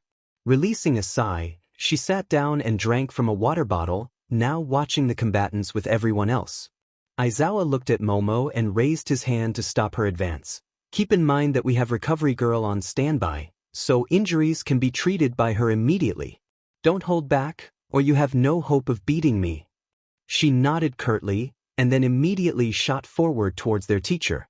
Her eyes widened in surprise for a moment before she was promptly ensnared by a capture device. She struggled for a moment against the bonds and her teacher's glowing red gaze before conceding, "It is my loss." The taut bonds fell limp and slid off of Momo as she stood up. She looked down and created a small Matryoshka doll in her palm, after which she looked up at her teacher who only smirked, before putting 2 eye drops in his eyes and sliding his goggles in place. "Todoroki, you're up," he called out, nodding Momo back towards the class. Izuku watched the entire fight, engraving it into his memory. Unlike his peers, he could tell that their teacher, the pro-hero Eraserhead, activated his quirk to prevent Momo from activating her quirk once she walked into the field. He pondered telling everyone, but decided it would be more fun to see how things turned out without him giving the class a rundown of their teacher's ability. As Todoroki walked out onto the field, Izuku saw Aizawa give him an appraising look before looking back at his new opponent. Meanwhile, Momo had just sat down, defeated, next to Izuku on the grass. Our sensei is quite the combatant, Izuku. Momo sighed, drinking from her own bottle of water. You honestly have no idea, Momo, Izuku chuckled quietly, speaking so that only she could hear. He's had quite the nasty trick up his sleeve this whole time. Momo looked at him quizzically before her eyes went wide. She was about to speak, but Izuku put his finger to his mouth with a cheeky grin. She pet her head but also smiled and looked forward just in time to see Todoroki get knocked down without forming a single shard of ice. "What the heck?" Zero shouted, running his hand through his hair. "Are you guys just letting him win or what?" Todoroki for sure could have put up some kind of fight with that busted quirk of his. "Our teacher appears to be shrouded in a darkness we can't yet perceive," Tokoyami mused, clearly deep in thought. What do you guys mean? Our sensei is just crazy strong and knocked him down before he could use his quirk right?" Kaminari asked, causing a few people to roll their eyes as they tried to pick apart their teacher's fighting style. "I believe it has to do with his quirk, Kaminari," Ida mused, pushing his glasses up. "We have yet to see sensei actively use his quirk, but it may be inhibiting our classmates in some way." Turning towards where Izuku and Momo were sitting, Ida continued, "Could you explain any odd feelings you had during the fight?" "I must agree with your statement, Ida," Momo replied, giving a sly wink to Izuku. "I did feel somewhat impaired in a way once I went to engage Aizawa-sensei." It was at that point that Todoroki returned, and Ida was about to question him as well before an icy glare had him back off. "I'm not like the rest of you extras," Bakuga boasted, getting up off the grass and letting small explosions crackle in his hands. "I'll show you all what real hero material is made of." The class watched in silence as the explosive teen walked calmly into the firing area, though Izuku noticed that he stopped moving the moment sparks stopped going off in his hands. "You shut off my quirk, huh?" Bakuga questioned, the smug smile on his face disappearing as he dropped into a low stance. "Good, Bakuga, you were the second to figure it out before we fought," Aizawa stated, before launching tendrils of his capture gear towards his student. In his quick-witted nature, the boy leaped backwards and proceeded to begin moving around at a distance, narrowly dodging the assault being thrown at him. The moment a few sparks began to pop in his hands, Bakuga's signature sneer returned as he turned to throw an explosion at Aizawa, only to be immediately bound by a sudden attack. "Now, don't get cocky when your ability returns when it is clearly something I can consciously control," Aizawa said, walking up to the blonde struggling against his restraints. "You're overconfident in your quirk, and that is why I momentarily returned it to bait you into attacking." Bakuga looked up and huffed angrily before relaxing. "DM and quirk canceller, I'll figure out how to beat you, just you see." "I look forward to it," Aizawa replied. "Ida, you're up next." "Yes, sensei." Ida called back, looking at his classmates. "Wish me luck, everyone." "Good luck, Ida." A few people called back half-heartedly, as everyone was now dreading a showdown with an opponent who basically made their quirks useless. "Stop with the moping, you guys," Momo stated, looking pointedly at the class. "Just do your best and that's it. We aren't expected to win, but showing our teacher our drive is what matters." A few heads perked up at her statement, but clearly, some words don't change the fact they are outclassed. "Sorry, Momo, but I'm not sure anyone here can really cheer them up, but I do appreciate the sentiment," Izuku replied with a chuckle, patting a now slightly dejected Momo on the back as she fiddled with the doll in her hands. "Stop moping, you extras. There's no way he isn't getting slowly worn out the longer we fight, even if only a little bit." Bakuga grumbled, sitting at the front of the group. "There's no way in hell a quirk like that can come with no drawbacks. The BSRD is hiding his weaknesses from us and he's taunting us to figure it out. Especially you, Deku," Bakuga stated with an accusatory finger. "There's no way you haven't already figured out that quirk, you DMN nerd." "Same could be said about you, Bakugu," Izuku replied nonchalantly. "I thought you'd have figured it out as you're quite the hero nerd yourself." Kaminari whisper-yelled, "Ooh," quietly in the back but promptly stopped when he realized that nobody else reacted. "Well, the rest of these extras don't hold a candle to your hero worship, that's for sure," Bakuga stated, looking at Izuku with a scowl for a moment longer. The sound of engines revving caught everyone's attention as Ida idled in place, preparing for the oncoming skirmish. "Will you be deactivating my quirk, sensei?" Ida questioned curiously, taking a runner's stance on the ground. "Don't assume I will always use the same tactics, as cunning villains won't either," Aizawa replied curtly, before shooting forward rapidly, his scarf arcing ahead like a curveball. In response, Ida shot off the ground with his engines roaring to meet their teacher head-on, deftly dodging the initial attack with a rapid sidestep. "I'm afraid this strategy was a mistake on your part." Ida began before his engines suddenly cut out, causing him to fumble on the ground. This naturally was taken advantage of as he was immediately immobilized. As I said to Bakugo, Aizawa sighed, "Your overconfidence in your ability leads to disorientation once I activate my ability, yet you still attacked at your full speed, not thinking of the consequences once I forcibly removed your quirk." Ida marinated in his thoughts on the ground before replying, "This combat isn't a test, but a lesson to the class as a whole." "Is that right, sensei?" Aizawa hummed with a nod, undoing the cocoon his student was wrapped in. Turning to the class, he announced, "Learn from each other, and learn from me. I've spent years honing my skills as an underground hero. This will be the first of many lessons I will use to drill information into you so that you aren't entirely useless against actual villains. Not the simple muggers and back-alley gangsters, but legitimate, cunning villains who are the reason pro-heroes are needed instead of just our local police." He paused, before stating, "Tokoyami, you're up." "Respectfully, I surrender, Aizawa-sensei," Tokoyami replied. "Without my dark shadow, I am afraid that my own physical prowess is somewhat lacking compared to those before me. This would only be a blatant loss." "I'll accept your surrender since you already have acknowledged your shortfall. We will work on it throughout the school year," Aizawa said. "Also, as of now, you may surrender should you provide me a well-thought-out reasoning as to your own weaknesses that would have otherwise been displayed in our fight for the sake of time." The class let out a various array of sighs and light cheers as they realized they wouldn't have to go through a one-sided beatdown, though a few students still wanted this challenge, Izuku being one of them. "I assume that I am up next, sensei?" Shoji stated from a mouth on his middle right arm, standing up to his full, imposing height. "That would be correct. Come at me whenever you like," Aizawa replied, once again assuming his combat stance. "You got this." Mina cheered, garnering a few looks from the class. "What? Just watching them get beat up without any moral support felt mean?" "You know." "A great point, Ishido." Ida agreed, chopping his hand once. "Do your best, Shoji. Aizawa-sensei seems to prefer attacking with his capture device rather than close combat." Aizawa smiled ever so slightly as the class began to cheer on Shoji, who waved back in minor embarrassment. The one thing that is hardest to get ingrained into new students is this camaraderie, but I suppose trying this new introductory lesson was worthwhile. Regaining his composure, Shoji tested the waters by extending one of his arms and generating another hand. To his surprise, his quirk worked as normal, though this may have been another ploy. Without another moment of consideration, Shoji leaped forward, with several cloth tendrils being sent at him in response.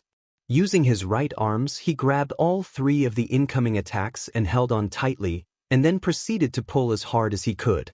The cloth went from taut to lax, and looking back, Shoji saw that Aizawa was already flying through the air straight at him with a large ring of his capture device extending towards him. Immediately letting go, Shoji was surprised to find that the tendrils he had grabbed were once again taut, but now wrapped around each of his hands on his right arm. Upon landing, Aizawa ducked under Shoji's attempt at grappling and wrapped both arms together, and knocked him down with a swift leg sweep. "A very good attempt, Shoji," Aizawa complimented, helping his student back to his feet. "You need to practice your close combat ability in regards to more agile opponents like myself. Your raw strength, if you managed to grapple me, would have likely been able to hold me down." Shoji nodded as he listened, before replying with a mouth on his left arm. "Sensei, did you ever activate your quirk? I never felt like I lost my ability to grow and extend my appendages." "Well, I will say that my quirk doesn't have the ability to fully inhibit some mutation quirks, and it appears that yours is one of them." "Ah, I see, thank you."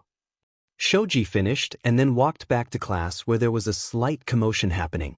"Midoriya, you're up," Aizawa called out, attempting to see why a few of the students had been surrounding Izuku, but they quieted down and separated for him to walk into the combat area. "Hey sensei, we can start whenever we are ready, right?" "Yes." "Are you going to let me use my quirk to prepare?" No. Izuku laughed and yelled, "I told you so," to the class before drawing the pistol he had been hiding behind his back and firing. Shoyuta Aizawa liked to think he was a rational man when it came to life, teaching, hero work, and especially when it came to dealing with troublesome people like Izuku Midoriya. No, this is not to insinuate that he is a bad person or evil in any way, but the most likely cause to cause a headache whenever he is present. For example, the gun now being pulled out of his back pocket aroused enough surprise out of the grumpy hero to reconsider this whole exercise for half a moment, before he took action. Aizawa responded in a burst of energy, throwing out a strand of his capture scarf at his opponent's face while dodging. The clap of the gunshot and no impact to go with it was a good sign that his tactic worked. Meanwhile, Izuku kept his eyes locked on his rapidly moving target as he backpedaled, putting distance between them. The dust in the air blew away as scarf and gunshot streaked across the dirt field. The tendrils of cloth Aizawa sent out seemed to jab, curve, and whip about as naturally as he breathed, which in Izuku's eyes made them seem less like a weapon and more like a grown set of limbs. His eyes shot around, splitting his attention between the attacks and their origin as he fired once, then twice more. Izuku swore under his breath as he fired a third shot, hitting the halfway mark in his magazine without landing a single hit. The stares of his fellow students didn't help, and while any words they shouted were lost in Izuku's focus, his thoughts began to slip away from the task at hand. The reward for his sudden nerves was the sudden appearance of a boot-clad heel arcing towards his jaw with a trail of dust. He fired several more rounds in quick succession, forcing the assailant to shoot away. Taking advantage of the momentary pause, Izuku released the magazine and reached for the second in his pocket.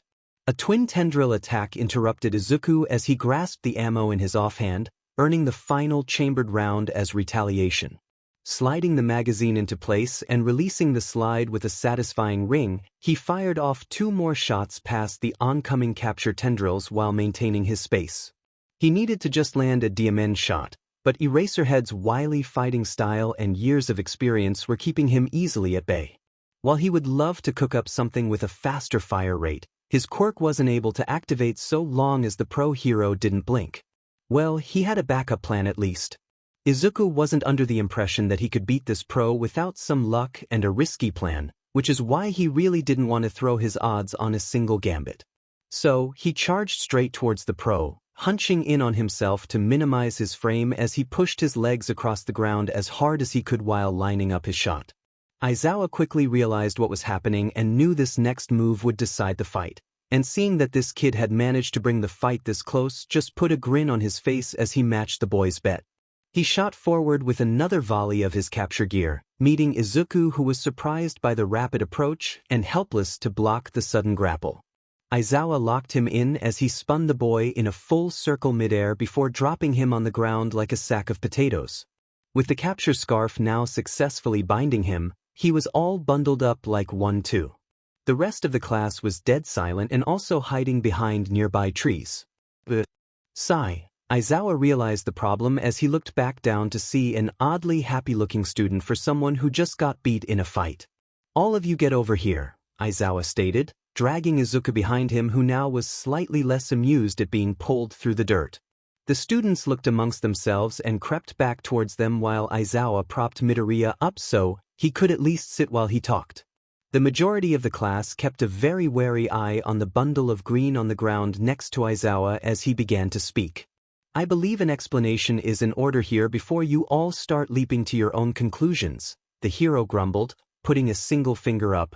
"Midoriya here has a rather out-of-the-ordinary set of skills related to his even more unique quirk. I realize Miss Yaoyorozu has a similar ability to make objects from her body with her creation, but Midoriya's quirk, Gunsmith, only allows the user to create ranged weaponry from his person." As he explained, the teacher gauged the class's reactions ranging from distinct unease to awe and just about every emotion in between. Luckily, it seemed that the other recommended students were rather unfazed, and a few of the other more rambunctious ones were too awe-stricken to really become a potential problem.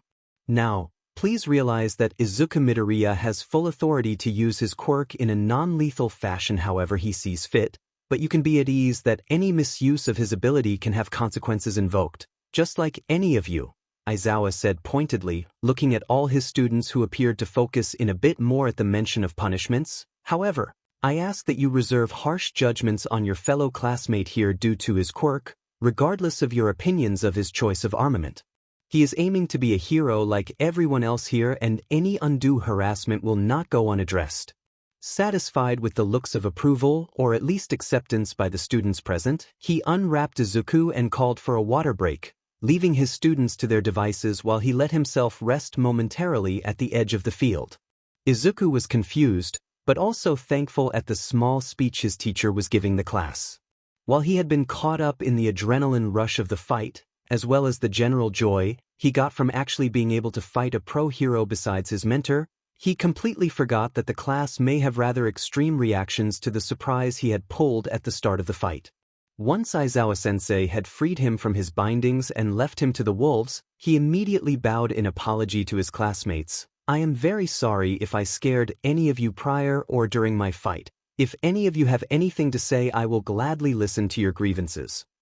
Looking up slightly, he waited to see if anyone would step forward, and surprisingly, only a girl with long earlobes did, which Izuku remembered was Jairu. Listen up, you better give us some warning next time, dude. I'm sure you know, but those guns are loud, she exclaimed, grimacing as she pointed at the pistol lying over in the dirt. I'll ask Momo to make you all some earplugs like mine next time, Izuku said with a chuckle, pulling out the buds which he had snuck into his ears before the fight. That was an amazing fight, Midoriya, Tenya Ida shouted, breaking the awkward silence and startling everyone as he chopped his arms with dangerous amounts of force. At first I was concerned with your reckless opening attack, but upon realizing the fact that you were firing rubber rounds, I was able to appreciate your skill. Might I ask who trained you? I doubt you would be able to learn how to use the weapons you create through simple experimentation. Hawabu dash. I'll answer all of that later, so just watch where you're swinging these before you hit someone. Izuku shouted, grabbing the robotic arms swinging through the air, which caused the guy to calm down, and the rest of the class to laugh. Looking at the looseness of the class, Izuku was happy to see how many people just accepted him. As he chuckled along with them, he had to hold in the urge to cry as everyone began talking amongst themselves or trying to ask him questions about his quirk. He had been so stressed out this whole time about how he would explain his ability to everyone that he hadn't stopped to think that they would be willing to let it slide that he was using guns, regardless of their normal legality. It was then that he spotted two faces that weren't as relaxed as the rest of the class, and those being Bakugu and Audru. While his old friend was understandable, he figured that the latter was probably a bit more hesitant to just look over his liberal usage of his quirk. However, he would deal with that bridge later, as Ashido, Kaminari, and Kirishima all swarmed him to make him spill about his entire life story up until now. Alright, cut the chatter and watch these last few fights. Aizawa cut in, making the class quiet down. Ashido, you're up, Kaminari is after her. The rest of the class passed quickly, with all the fights following Izuku's ending quickly and without much resistance from the students' ends. Though, seeing Kaminari attempt to use his quirk at full output just to fry himself out and begin moving about all dopey was a sight to see. Surprisingly, Mineta actually put up an okay fight, though that was mainly because Aizawa actually had to be careful of the erratically thrown ball that Mineta was lobbing while crying out in terror. Sadly for him, it didn't take long for the pro to simply snatch the great boy in his capture scarf to wrap up the final exercise. Now, I trust that all of you gained something from this sparring session, Aizawa lectured, looking across the group of students gathered around him. Well, even if you didn't, we will be going over the individual critiques I have for all of you tomorrow in class. For now, I want the lot of you to go get cleaned up and back in the classroom in time for the next PRD. Consider yourselves dismissed. The students collectively sighed in relief, knowing that there were no more surprise tests.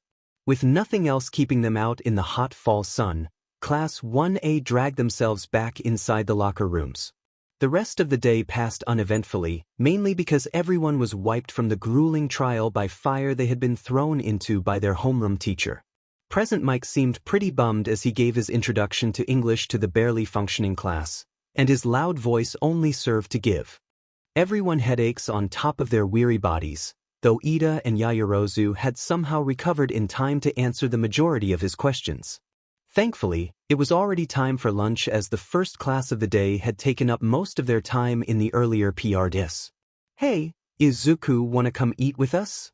Looking up from putting his supplies back into his bag, he turned behind him to see Momo, Todoroki, Uraraka, and Ida all in a group. "Yeah, that sounds good," Izuku replied with a grin, only to have his lunch plans cut short by a sudden announcement over the intercom. "Izuku Midoriya, please report to the teacher's lounge, thank you." He saw promise to meet them there as he quickly made his way out of the classroom. He wondered what could be going on as he approached his destination. Opening the door, he spotted Midnight, Ectoplasm, and a waving Han from all the way in the back in a meeting room.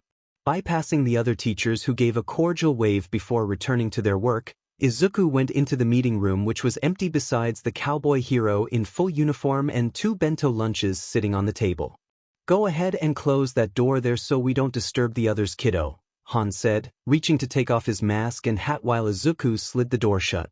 Han slid one of the boxes over to Izuku as he sat, which he noted had his name written by his mom on a post-it on top. "Your mom insisted on the lunches for the first day of classes," Han chuckled, ruffling Izuku's hair before taking the lid off his own box. "So, how was your little trial by fire I heard about from the other teachers? I know something fun must have happened considering the gunshots I heard from my classroom." "Well, Dad, let me tell ya, it wasn't anything I could have mentally prepared for," Izuku stated, greedily opening the bento to find pork katsu awaiting within. His father and mentor just listened intently as Izuku excitedly explained the whole day so far, gushing about his classmates' quirks and the fight with Aizawa. Han interjected occasionally to get him to slow down so he wouldn't choke on his food, but the smile that stayed on his face clearly showed how much enjoyment he was getting out of listening to his protege dump all of his thoughts out. Izuku, on the other hand, was just happy to see his dad and enjoy a meal from his mom. He made a mental note to call her later as well, as he definitely would have forgotten. "Well, I can definitely see why Aizawa told me I had raised the worst problem child he's had to deal with to date today before he went to take a nap earlier," Han said with a hearty laugh. "Never thought the day would come that old Grump would actually openly praise a student on his first day teaching them, but that just means I'm one hell of a teacher, right?" Izuku just laughed as Han glistened in his own bolstered ego as a teacher before replying with a simple thumbs up as he hurried to finish his meal. Not a moment later, the bell noting the end of lunch went off, leaving only a couple of minutes to get back to the classroom. "I gotta get back to class, I didn't realize what time it was," Izuku exclaimed, hurriedly packing the bento back up. "Darn, time flew like that," Han replied, also rapidly cleaning his meal up and adorning his mask. "Tell Mom the lunch was delicious when you get home," Izuku said hurriedly, giving him a quick hug before he opened the door to a surprised Midnight who looked like she was about to knock. Well, if it isn't just the student I was looking for," Midnight purred, giving a nod to her colleague before gesturing for the exit. "I believe you need to get going to class before I get there, Midoriya. Hop to it." "Yes, ma'am," Izuku replied with a little bow before hurrying out of the lounge, causing her to chuckle. "You've got a good kid there, Snipe," she said softly, looking back at her friend who was now walking out of the room with the leftovers put away in his hands. "I know I do," he replied, straightening his hat. "Don't go easy on the kid, he's got a knack for history." She gave him a sly smirk as she nodded, excited to torment another new year of hero hopefuls. Izuku made it to class just as the bell rang, waving sheepishly at Momo before sliding into his chair. Midnight entered a moment later, as she likely hurried over right after he left. The class itself was rather interesting to Izuku, as while Midnight had a somewhat extravagant persona, she did a great job at explaining the historical concepts in a way that didn't sound like it was just being read out of a book. Though he really wished he didn't have to hear Minata's perverted mumbles behind him while he tried to take notes. With their final class of the day being math with ectoplasm, most of the class was absolutely drained once the bell rang, freeing them from the confines of their classroom. Everyone didn't skip a beat to begin filing out, heading back to Alliance Heights. Izuku noted that while everyone was in shape, the schooling and rigorous morning exercises had drained the rest of his classmates of energy. Izuku felt a light tap on his shoulder as he stretched, opening his eyes slightly to see Momo looking at him with a tilted gaze. "Would you like to head back together since you missed lunch?" Looking about the classroom, he realized that they were actually the last two people remaining and replied, "Well, only since there's nobody else I could walk with." The girl in front of him actually looked around, which made him smile as he straightened himself out. "Just kidding, though I bet you're curious as to what the whole teacher's lounge thing was about." At the mention of it, Momo clearly had her interest piqued. "Well, of course I'm curious. Was it Aizawa-sensei?" "Heh, I'm not telling," Izuku jeered, which only got him a flick to the shoulder which he feigned injury from. "Well, that's rude," Momo stated with a pout, following Izuku as he walked out. He quickly looked away from her, trying while attempting to suppress a blush, as her normally dignified appearance just clashed too dim and cutely with her now slightly puffed-out cheeks and dejected look. "I'll tell you about it sometime," he replied quickly in an attempt to raise her mood. "It was just a more personal reason." Momo tilted her head curiously but accepted the answer, skipping a step to now walk next to him as they made their way out of the classroom building. The rest of the walk passed in a comfortable silence as the two students began to decompress from their first day. Well, the decompression lasted about a minute before a certain pink-haired projectile shot out of the armored doorway of the support classroom they were passing.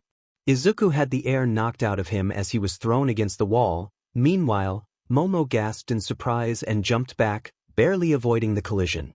Izuku groaned and shifted as he sat up from his new position on the floor, though was hindered by the moving human weight partially on him. "Wow, you make a great cushion, Izuku. I had no idea, well, some idea that you were this muscular," Mei chirped with a subtle blush on her oil-caked face, poking his chest through his uniform as she stood back up. Izuku looked at her and couldn't suppress the redness on his face as he noted the rather revealing nature of the tight tank top she was wearing with her overalls rolled down to her waist. "Hey Mei, didn't think I'd see you again so spontaneously," Izuku greeted, taking the hands that both she and Momo offered to get up. Not a moment after he was on his feet, the engineer flipped her steampunk goggles up and glomped onto Momo, scanning her all over with glee before stopping to introduce herself. "Nice to meet you. Mei Hatsum, engineer extraordinaire and future CEO of Hatsum Industries," she stated, taking Momo's hand and shaking it before her new target could even respond. "Momo Yaoyorozu, aspiring hero and heiress to Yaoyorozu Industries?" she replied shakily, still mentally catching up with the events of the last 60 seconds. "Ooh, fancy pants. Now tell me about your quirk and costume design and I'll make you some babies that will knock your socks off," Mei pitched, putting her hands on her hips and eagerly awaiting a response. Momo looked blankly at Mei, then to Izuku in an almost pleading look as if to explain what was going on. "Ah, Momo, this is Mei, a friend of mine in the support course who probably can make some gadgets that will remove your socks for you," Izuku said with a nod, causing a protest from Mei which he ignored smugly. "I'm going to assume that by babies she means inventions," Momo mused, which she sighed in relief at when the other two nodded confidently. "Then I'd be glad to have a chat, but maybe another time? I would like to go through some of these syllabi the teachers handed out more thoroughly back at the dorms." At this, Mei looked somewhat dejected but only nodded in solemn acceptance. "It's okay, right, Mei?" Izuku said in an attempt to lift his friend's spirits. "I promise I'll come along with some food for you as well." "For real? Consider it a done deal. Catch ya later," Mei replied happily, clasping both Izuku and Momo's hands quickly before shooting back into the workshop without another word. Several moments passed in silence before Momo had the courage to speak up again with a "What in the world just happened?" to which Izuku just gave a shrug with a smile before dragging Momo along. "Just be glad she hasn't found out about your quirk yet, or I fear we may not have escaped so easily," Izuku said cryptically as they made their way to the exit. The rest of the walk passed in relative silence besides the occasional idle comment about the day. Upon entering the dorms, the two of them went their separate ways. Momo sat at the table with some of his classmates while Izuku continued all the way up the stairs into his dorm. As he opened his door, he realized that he had never given Mei his number should she need to contact him, and maybe just so he could talk to her. He had to admit the conversation that he shared with her while designing his costume modifications was the most fun he had in a while. Deciding to take care of that in the morning, he began to settle in for the night as he eagerly prepared for what tomorrow had to offer. "So, you can make a bow and arrow?" Yeah, I'll dash. What about a super soaker? Again, if it can fire a dash. Can you make a plasma cannon, like from a sci-fi? All right. Izuku shouted, putting his hands up in the cafeteria and silencing the table of his more energetic classmates. If it can shoot a projectile at range, I can make it, but I have to understand how it functionally operates in a physical manner. So, entirely fictional weapons are a no-go unless someone knows. Izuku paused, spotting Mei slinking through the cafeteria towards Momo at the opposite end of the table with a predatorial glint. One moment, something about devils speaking from that metaphor present Mike taught us. He ended, sliding away from Ishido, Kaminari, and Kirishima, who had already devolved into drawing a plasma gun blueprint on a napkin. Momo was so completely distracted from talking with Uraraka that Izuku could only watch in horror as Mei shoved her conversation partner aside with a yelp and cackled. Why, oh, why did I just happen to hear that you have such a unique quirk, splendorous goddess of creation? Uraraka was slightly stunned. Momo coughed up her bite of chicken. Mei squawked as Izuku tackled her and he urged, "Get away while you can, Momo. I'm not sure how long I can dash," before Mei's still grease-coated form slipped from his grasp to take Momo's hands in hers. "Seriously though, your manufacturing miracle quirk and my engineering genius could make my next babies the best ones yet. Maybe even the best in the world." She pitched entirely unfazed, a manic grin and eye bags denoting at least one all-nighter bobbing in her vibrating state. I'd want to know what you need me to make?" Momo asked sheepishly, looking between the feral engineer and Izuku for some form of clarification. Obviously, nothing short of just about every near impossible to make or attain material so I can begin testing for use cases, of course. I'm on a budget and neo-palladium or nuclear material doesn't quite fit my standard extracurricular budget, the pink-haired girl stated without missing a beat. Momo slowly nods as she regains her composure and replies, "While I would love to help, atomically complex materials are incredibly draining and radioactive ones are not only far too dangerous, but also harmful for me to make." "Darn, well the second best thing is for you to pump out parts for blueprints using lame materials," Mei resigned, losing all the wind in her sails. Is this your friend?" Uraraka questioned, mixed between confusion and amusement as she made space for the two newcomers on the bench. "A new friend," Momo answered immediately. "This is Mei Hatsum from the support department. Izuku introduced us a few days ago." "Oh cool, you guys are finishing up our costumes, right?" Hako exclaimed, bubbly excitement rising at the prospect of the soon-arriving hero costumes. "We all got notifications they would be ready soon. I'm also the future CEO of Hatsum Industries," Mei proudly stated with a thumbs up, before deflating again. "Sadly the hero class costumes are more Power Loader Sensei's gig. We just get to work on the odd fixes or personal requests whenever we aren't working on assignments." Perking up slightly, Izuku remembered. "Speaking of requests, Mei, how is that schematic upgrade coming to baby number 20? 24, she corrected, and it hit a bit of a roadblock. My database for the visor got flagged for all the firearm blueprints and I gotta wait for the legal team to make sure it's all good before I can have my baby back. Injustice of the highest order." Everyone at the table nodded understandingly as she sighed, with Izuku patting her back. "SCKS, but hey, it's not a big deal if it isn't back by tomorrow. I assume everyone else's will be done since All Might kinda SCKS at being subtle about the arrival date, plus it lines up with our first special hero trail, whatever that means." Izuku finished with a snicker, interrupted by the class bell. Everyone quickly wolfed down their food and ran, saying their brief goodbyes as midnight's class time approached with a vengeance. The entirety of Class 1A was decompressing on the first floor of the dorms as the end of the first week was beginning to draw to a close, with tomorrow being the last day before the weekend hit. Izuku watched idly as he scribbled in his notebook while Jairu and Ishido loaded foam dart guns they extorted out of him for target practice, using a passed-out Mineta's hair orbs as the target. He was currently trying to come up with some theoretical schematics for energy weapons and was about to take a break when a curtain of obsidian hair fell over his shoulder, breaking him from his stupor as his nose was filled with Momo's lavender shampoo. "Concentrated laser rifle Mark I?" she questioned, shifting slightly further into his side as she gently tilts the notebook so she could see better. Yeah, just a wacky idea Kaminari brought up that's been stuck in my head all day. Izuku replied, letting her have it to regain a bit of space. Feel free to chip in any ideas. I'm just brainstorming some options I could throw at Mei or even Han if he knows anything about stuff like this. I'm sure Mei could cobble something together given enough time, but who's Han? Another engineer from support. Izuku blinked and looked at Momo, who was currently scrawling some notes in the blank spaces of the page. Not an engineer, he's my stepdad essentially, he said after a moment of consideration. I trust him a lot and he's got tons of connections in the weapons industry. Looking up with piqued interest, Momo asked, You know, I haven't asked much about your folks. I remember you mentioning your mother once or twice, but that's about it. Not much to say to be honest, it has almost always been just me and my mom, though Han entered our life a few years ago and I'd have it no other way. He even helped quite a bit in the development of my quirk. Sounds like you care for him dearly, Momo smiled, catching his warming tone. Is he a hero or affiliated with that side of the industry?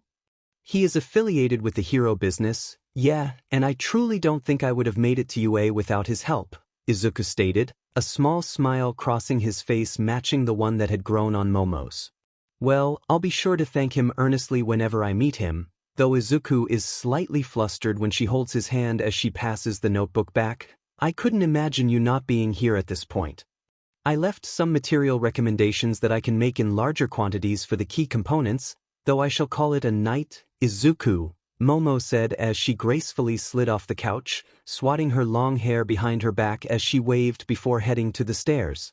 Izuku on the other hand was more than a little flustered, though thankfully recovered before anyone noticed besides Shoji, who just nodded and looked back at his phone much to Izuku's relief. She's just too dim and beautiful sometimes, but a kind friend as well. Getting himself together, Izuku decided that perhaps going to sleep for the night might be best, and said goodnight to the nearby folks before heading back to his room. Ding, ding, ding. Izuku's hand flopped out of the covers as he grabbed the charging cable of his phone, using it as a guide to the offending object as he checked the time. Whoever is messaging me at 2:30 better be so it's me. Hatsu, Greenie, got a minute? Whoa. Hatsu, pretty please, it's important. Hatsume, if you're asleep I'm gonna wake ya. Hatsume, wake up. Hatsume, wake it. Hatsume, wake up. Hatsume, Izuku. Hatsume, wake up. Hatsume, wake up. Hatsume, I see you read these so I'll stop for exactly 10 seconds.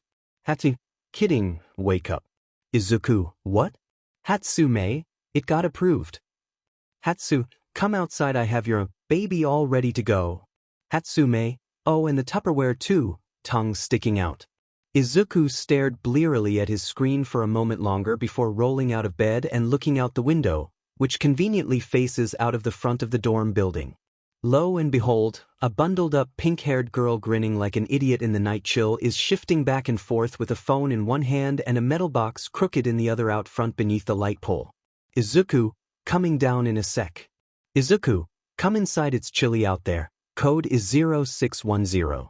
Hatsu, thanks, I was fine out here though. This coat has no insulation, I'm freezing. Izuku chuckled to himself as he quickly threw on a pair of slippers and went downstairs, spotting Mei with his phone flashlight standing beneath the air vent and warming her ears. She saw him as well, a dopey sleep-deprived grin plastered on her face, which was thankfully grease-free. You couldn't have waited till morning? Izuku asked with a tired laugh. I'm excited too, but I feel bad that you're doing this when you clearly need the sleep. She silenced his next sentence with a thrown box as he panicked and just managed to catch it without dropping the container. Meanwhile, Mei sank into a nearby chair and mimed an opening motion with her hands. Obeying the lady's order, Izuku popped open the clasps and saw two objects on the inside, both of which were containers, to his amusement.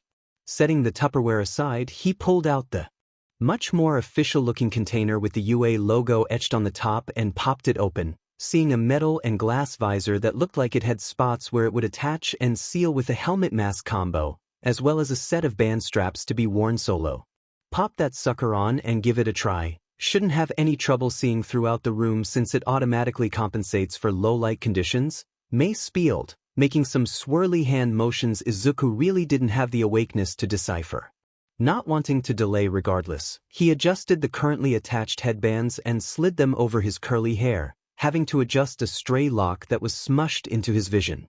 Moments later, however, a simple gear icon with Hatsum Industries Limited beneath appeared briefly before the room lit up as if someone cranked up the ambient lighting. Whoa!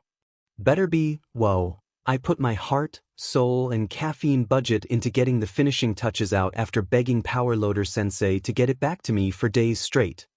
Izuku marveled as he looked about the room, a smug look resting on Mei's now clear-to-see face as he saw her pupils zooming in on his reaction. Oh, press the buttons on the side to switch between modes. It's also voice-activated and the instructions for that are in the storage case, she mused, pointing at the right side of Izuku's head. Where are, found them, Izuku said as he followed the metal ridge on the side of his head till he found the indents where the buttons resided. Pressing the buttons caused a small tooltip to appear in the corner of his vision, denoting the L, NV, IR, and dynamic modes. He figured the low-light, night vision, and infrared modes out fast, and they worked as expected, filling the room with various shades, but dynamic mode really made him realize the genius that was Mei Hatsum. It seemed like low-light mode at first, but as he looked back at Mei, she was highlighted by her heat signature like some kind of video game target outline, and as he looked at the moonless night outside, it automatically switched to night vision's green hue for better clarity than what low light could offer. You outdid the hell out of this, Mei, Izuku happily cried, before quickly compressing in some, realizing he was a bit too loud for what hour it was. She laughed a bit, her exhaustion becoming more apparent as it was interrupted by a massive yawn before she started hand motioning again before the yawn finished. The left side has a separate button, but just say, Files, out loud. Files? Izuku said questioningly, before he was answered by a drop-down registry of a dozen different weapon names that appeared organized by type. It's all voice-controlled for the file search, which makes it slightly inconvenient, but your gas mask hides your voice if you want but has a mic that connects to the visor, plus I'm working on a simple keyboard for a vambrace, but I gotta make it sturdy enough for combat among some other issues, she rambled on, twirling a strand of hair as she mentally counted the issues on her other hand. Izuku was just impressed to the point of silence as he already was running through what he already had in this database, plus what he could add later if he passed all his blueprints stored in his dresser onto Mei. You seriously have made a masterpiece already in my book, Mei. However in the world you want me to repay you, I'll do it. No questions asked, Izuku stated bluntly, excited glittering visible in his eyes even through the slightly tinted visor. Really? So you can assassinate my corporate competitors? Mei asked jokingly, before raising a concerned eyebrow as Izuku seemed to consider it, before dropping a fat thumbs down and a cheeky grin. Afraid being a personal hitman is off the table for aspiring heroes, but hey, ask me again if I become a villain mastermind after the betrayal of my comrades in some climactic comic book arc. They both shared quiet laughter in the dim lounge as Izuku plopped into a chair next to Mei, sinking into the cushions. Seriously though, Mei, Izuku stated, taking the visor off and holding it in his hands, I know you do this because you love it, but I refuse to let someone who helped me so much go unrewarded. If you can't think of anything now, just call me on a rainy day and I'll help in a heartbeat. She blinked owlishly at Izuku before a small heartfelt smile rested on her face. I'll keep it in mind then, but at least you gotta tell the whole world you made your favorite support gear you got it. Also, no getting a new engineer, we're partners for life. She froze for a moment. Business partners.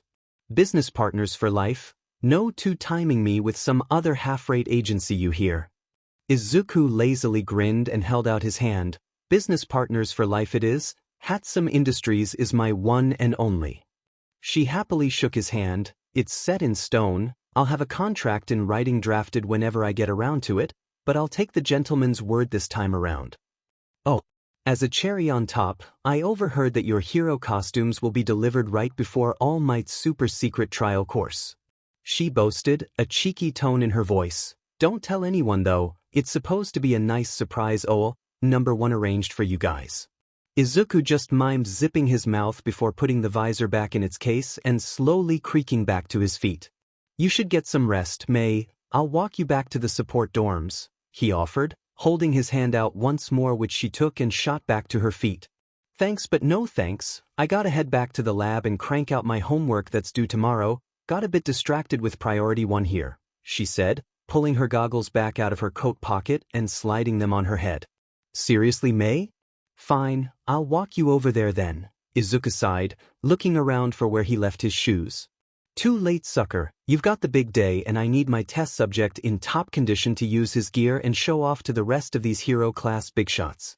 Sleep is for the weak and caffeine is my savior. She laughed, before running out of the dorm with the second wind she was apparently having.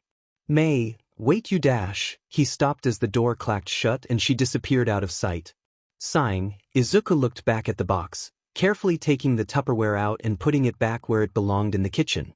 Too kind for her own good, Izuku thought, making the trek back to his room and embracing the comforting embrace of sleep, the visor resting on his nightstand.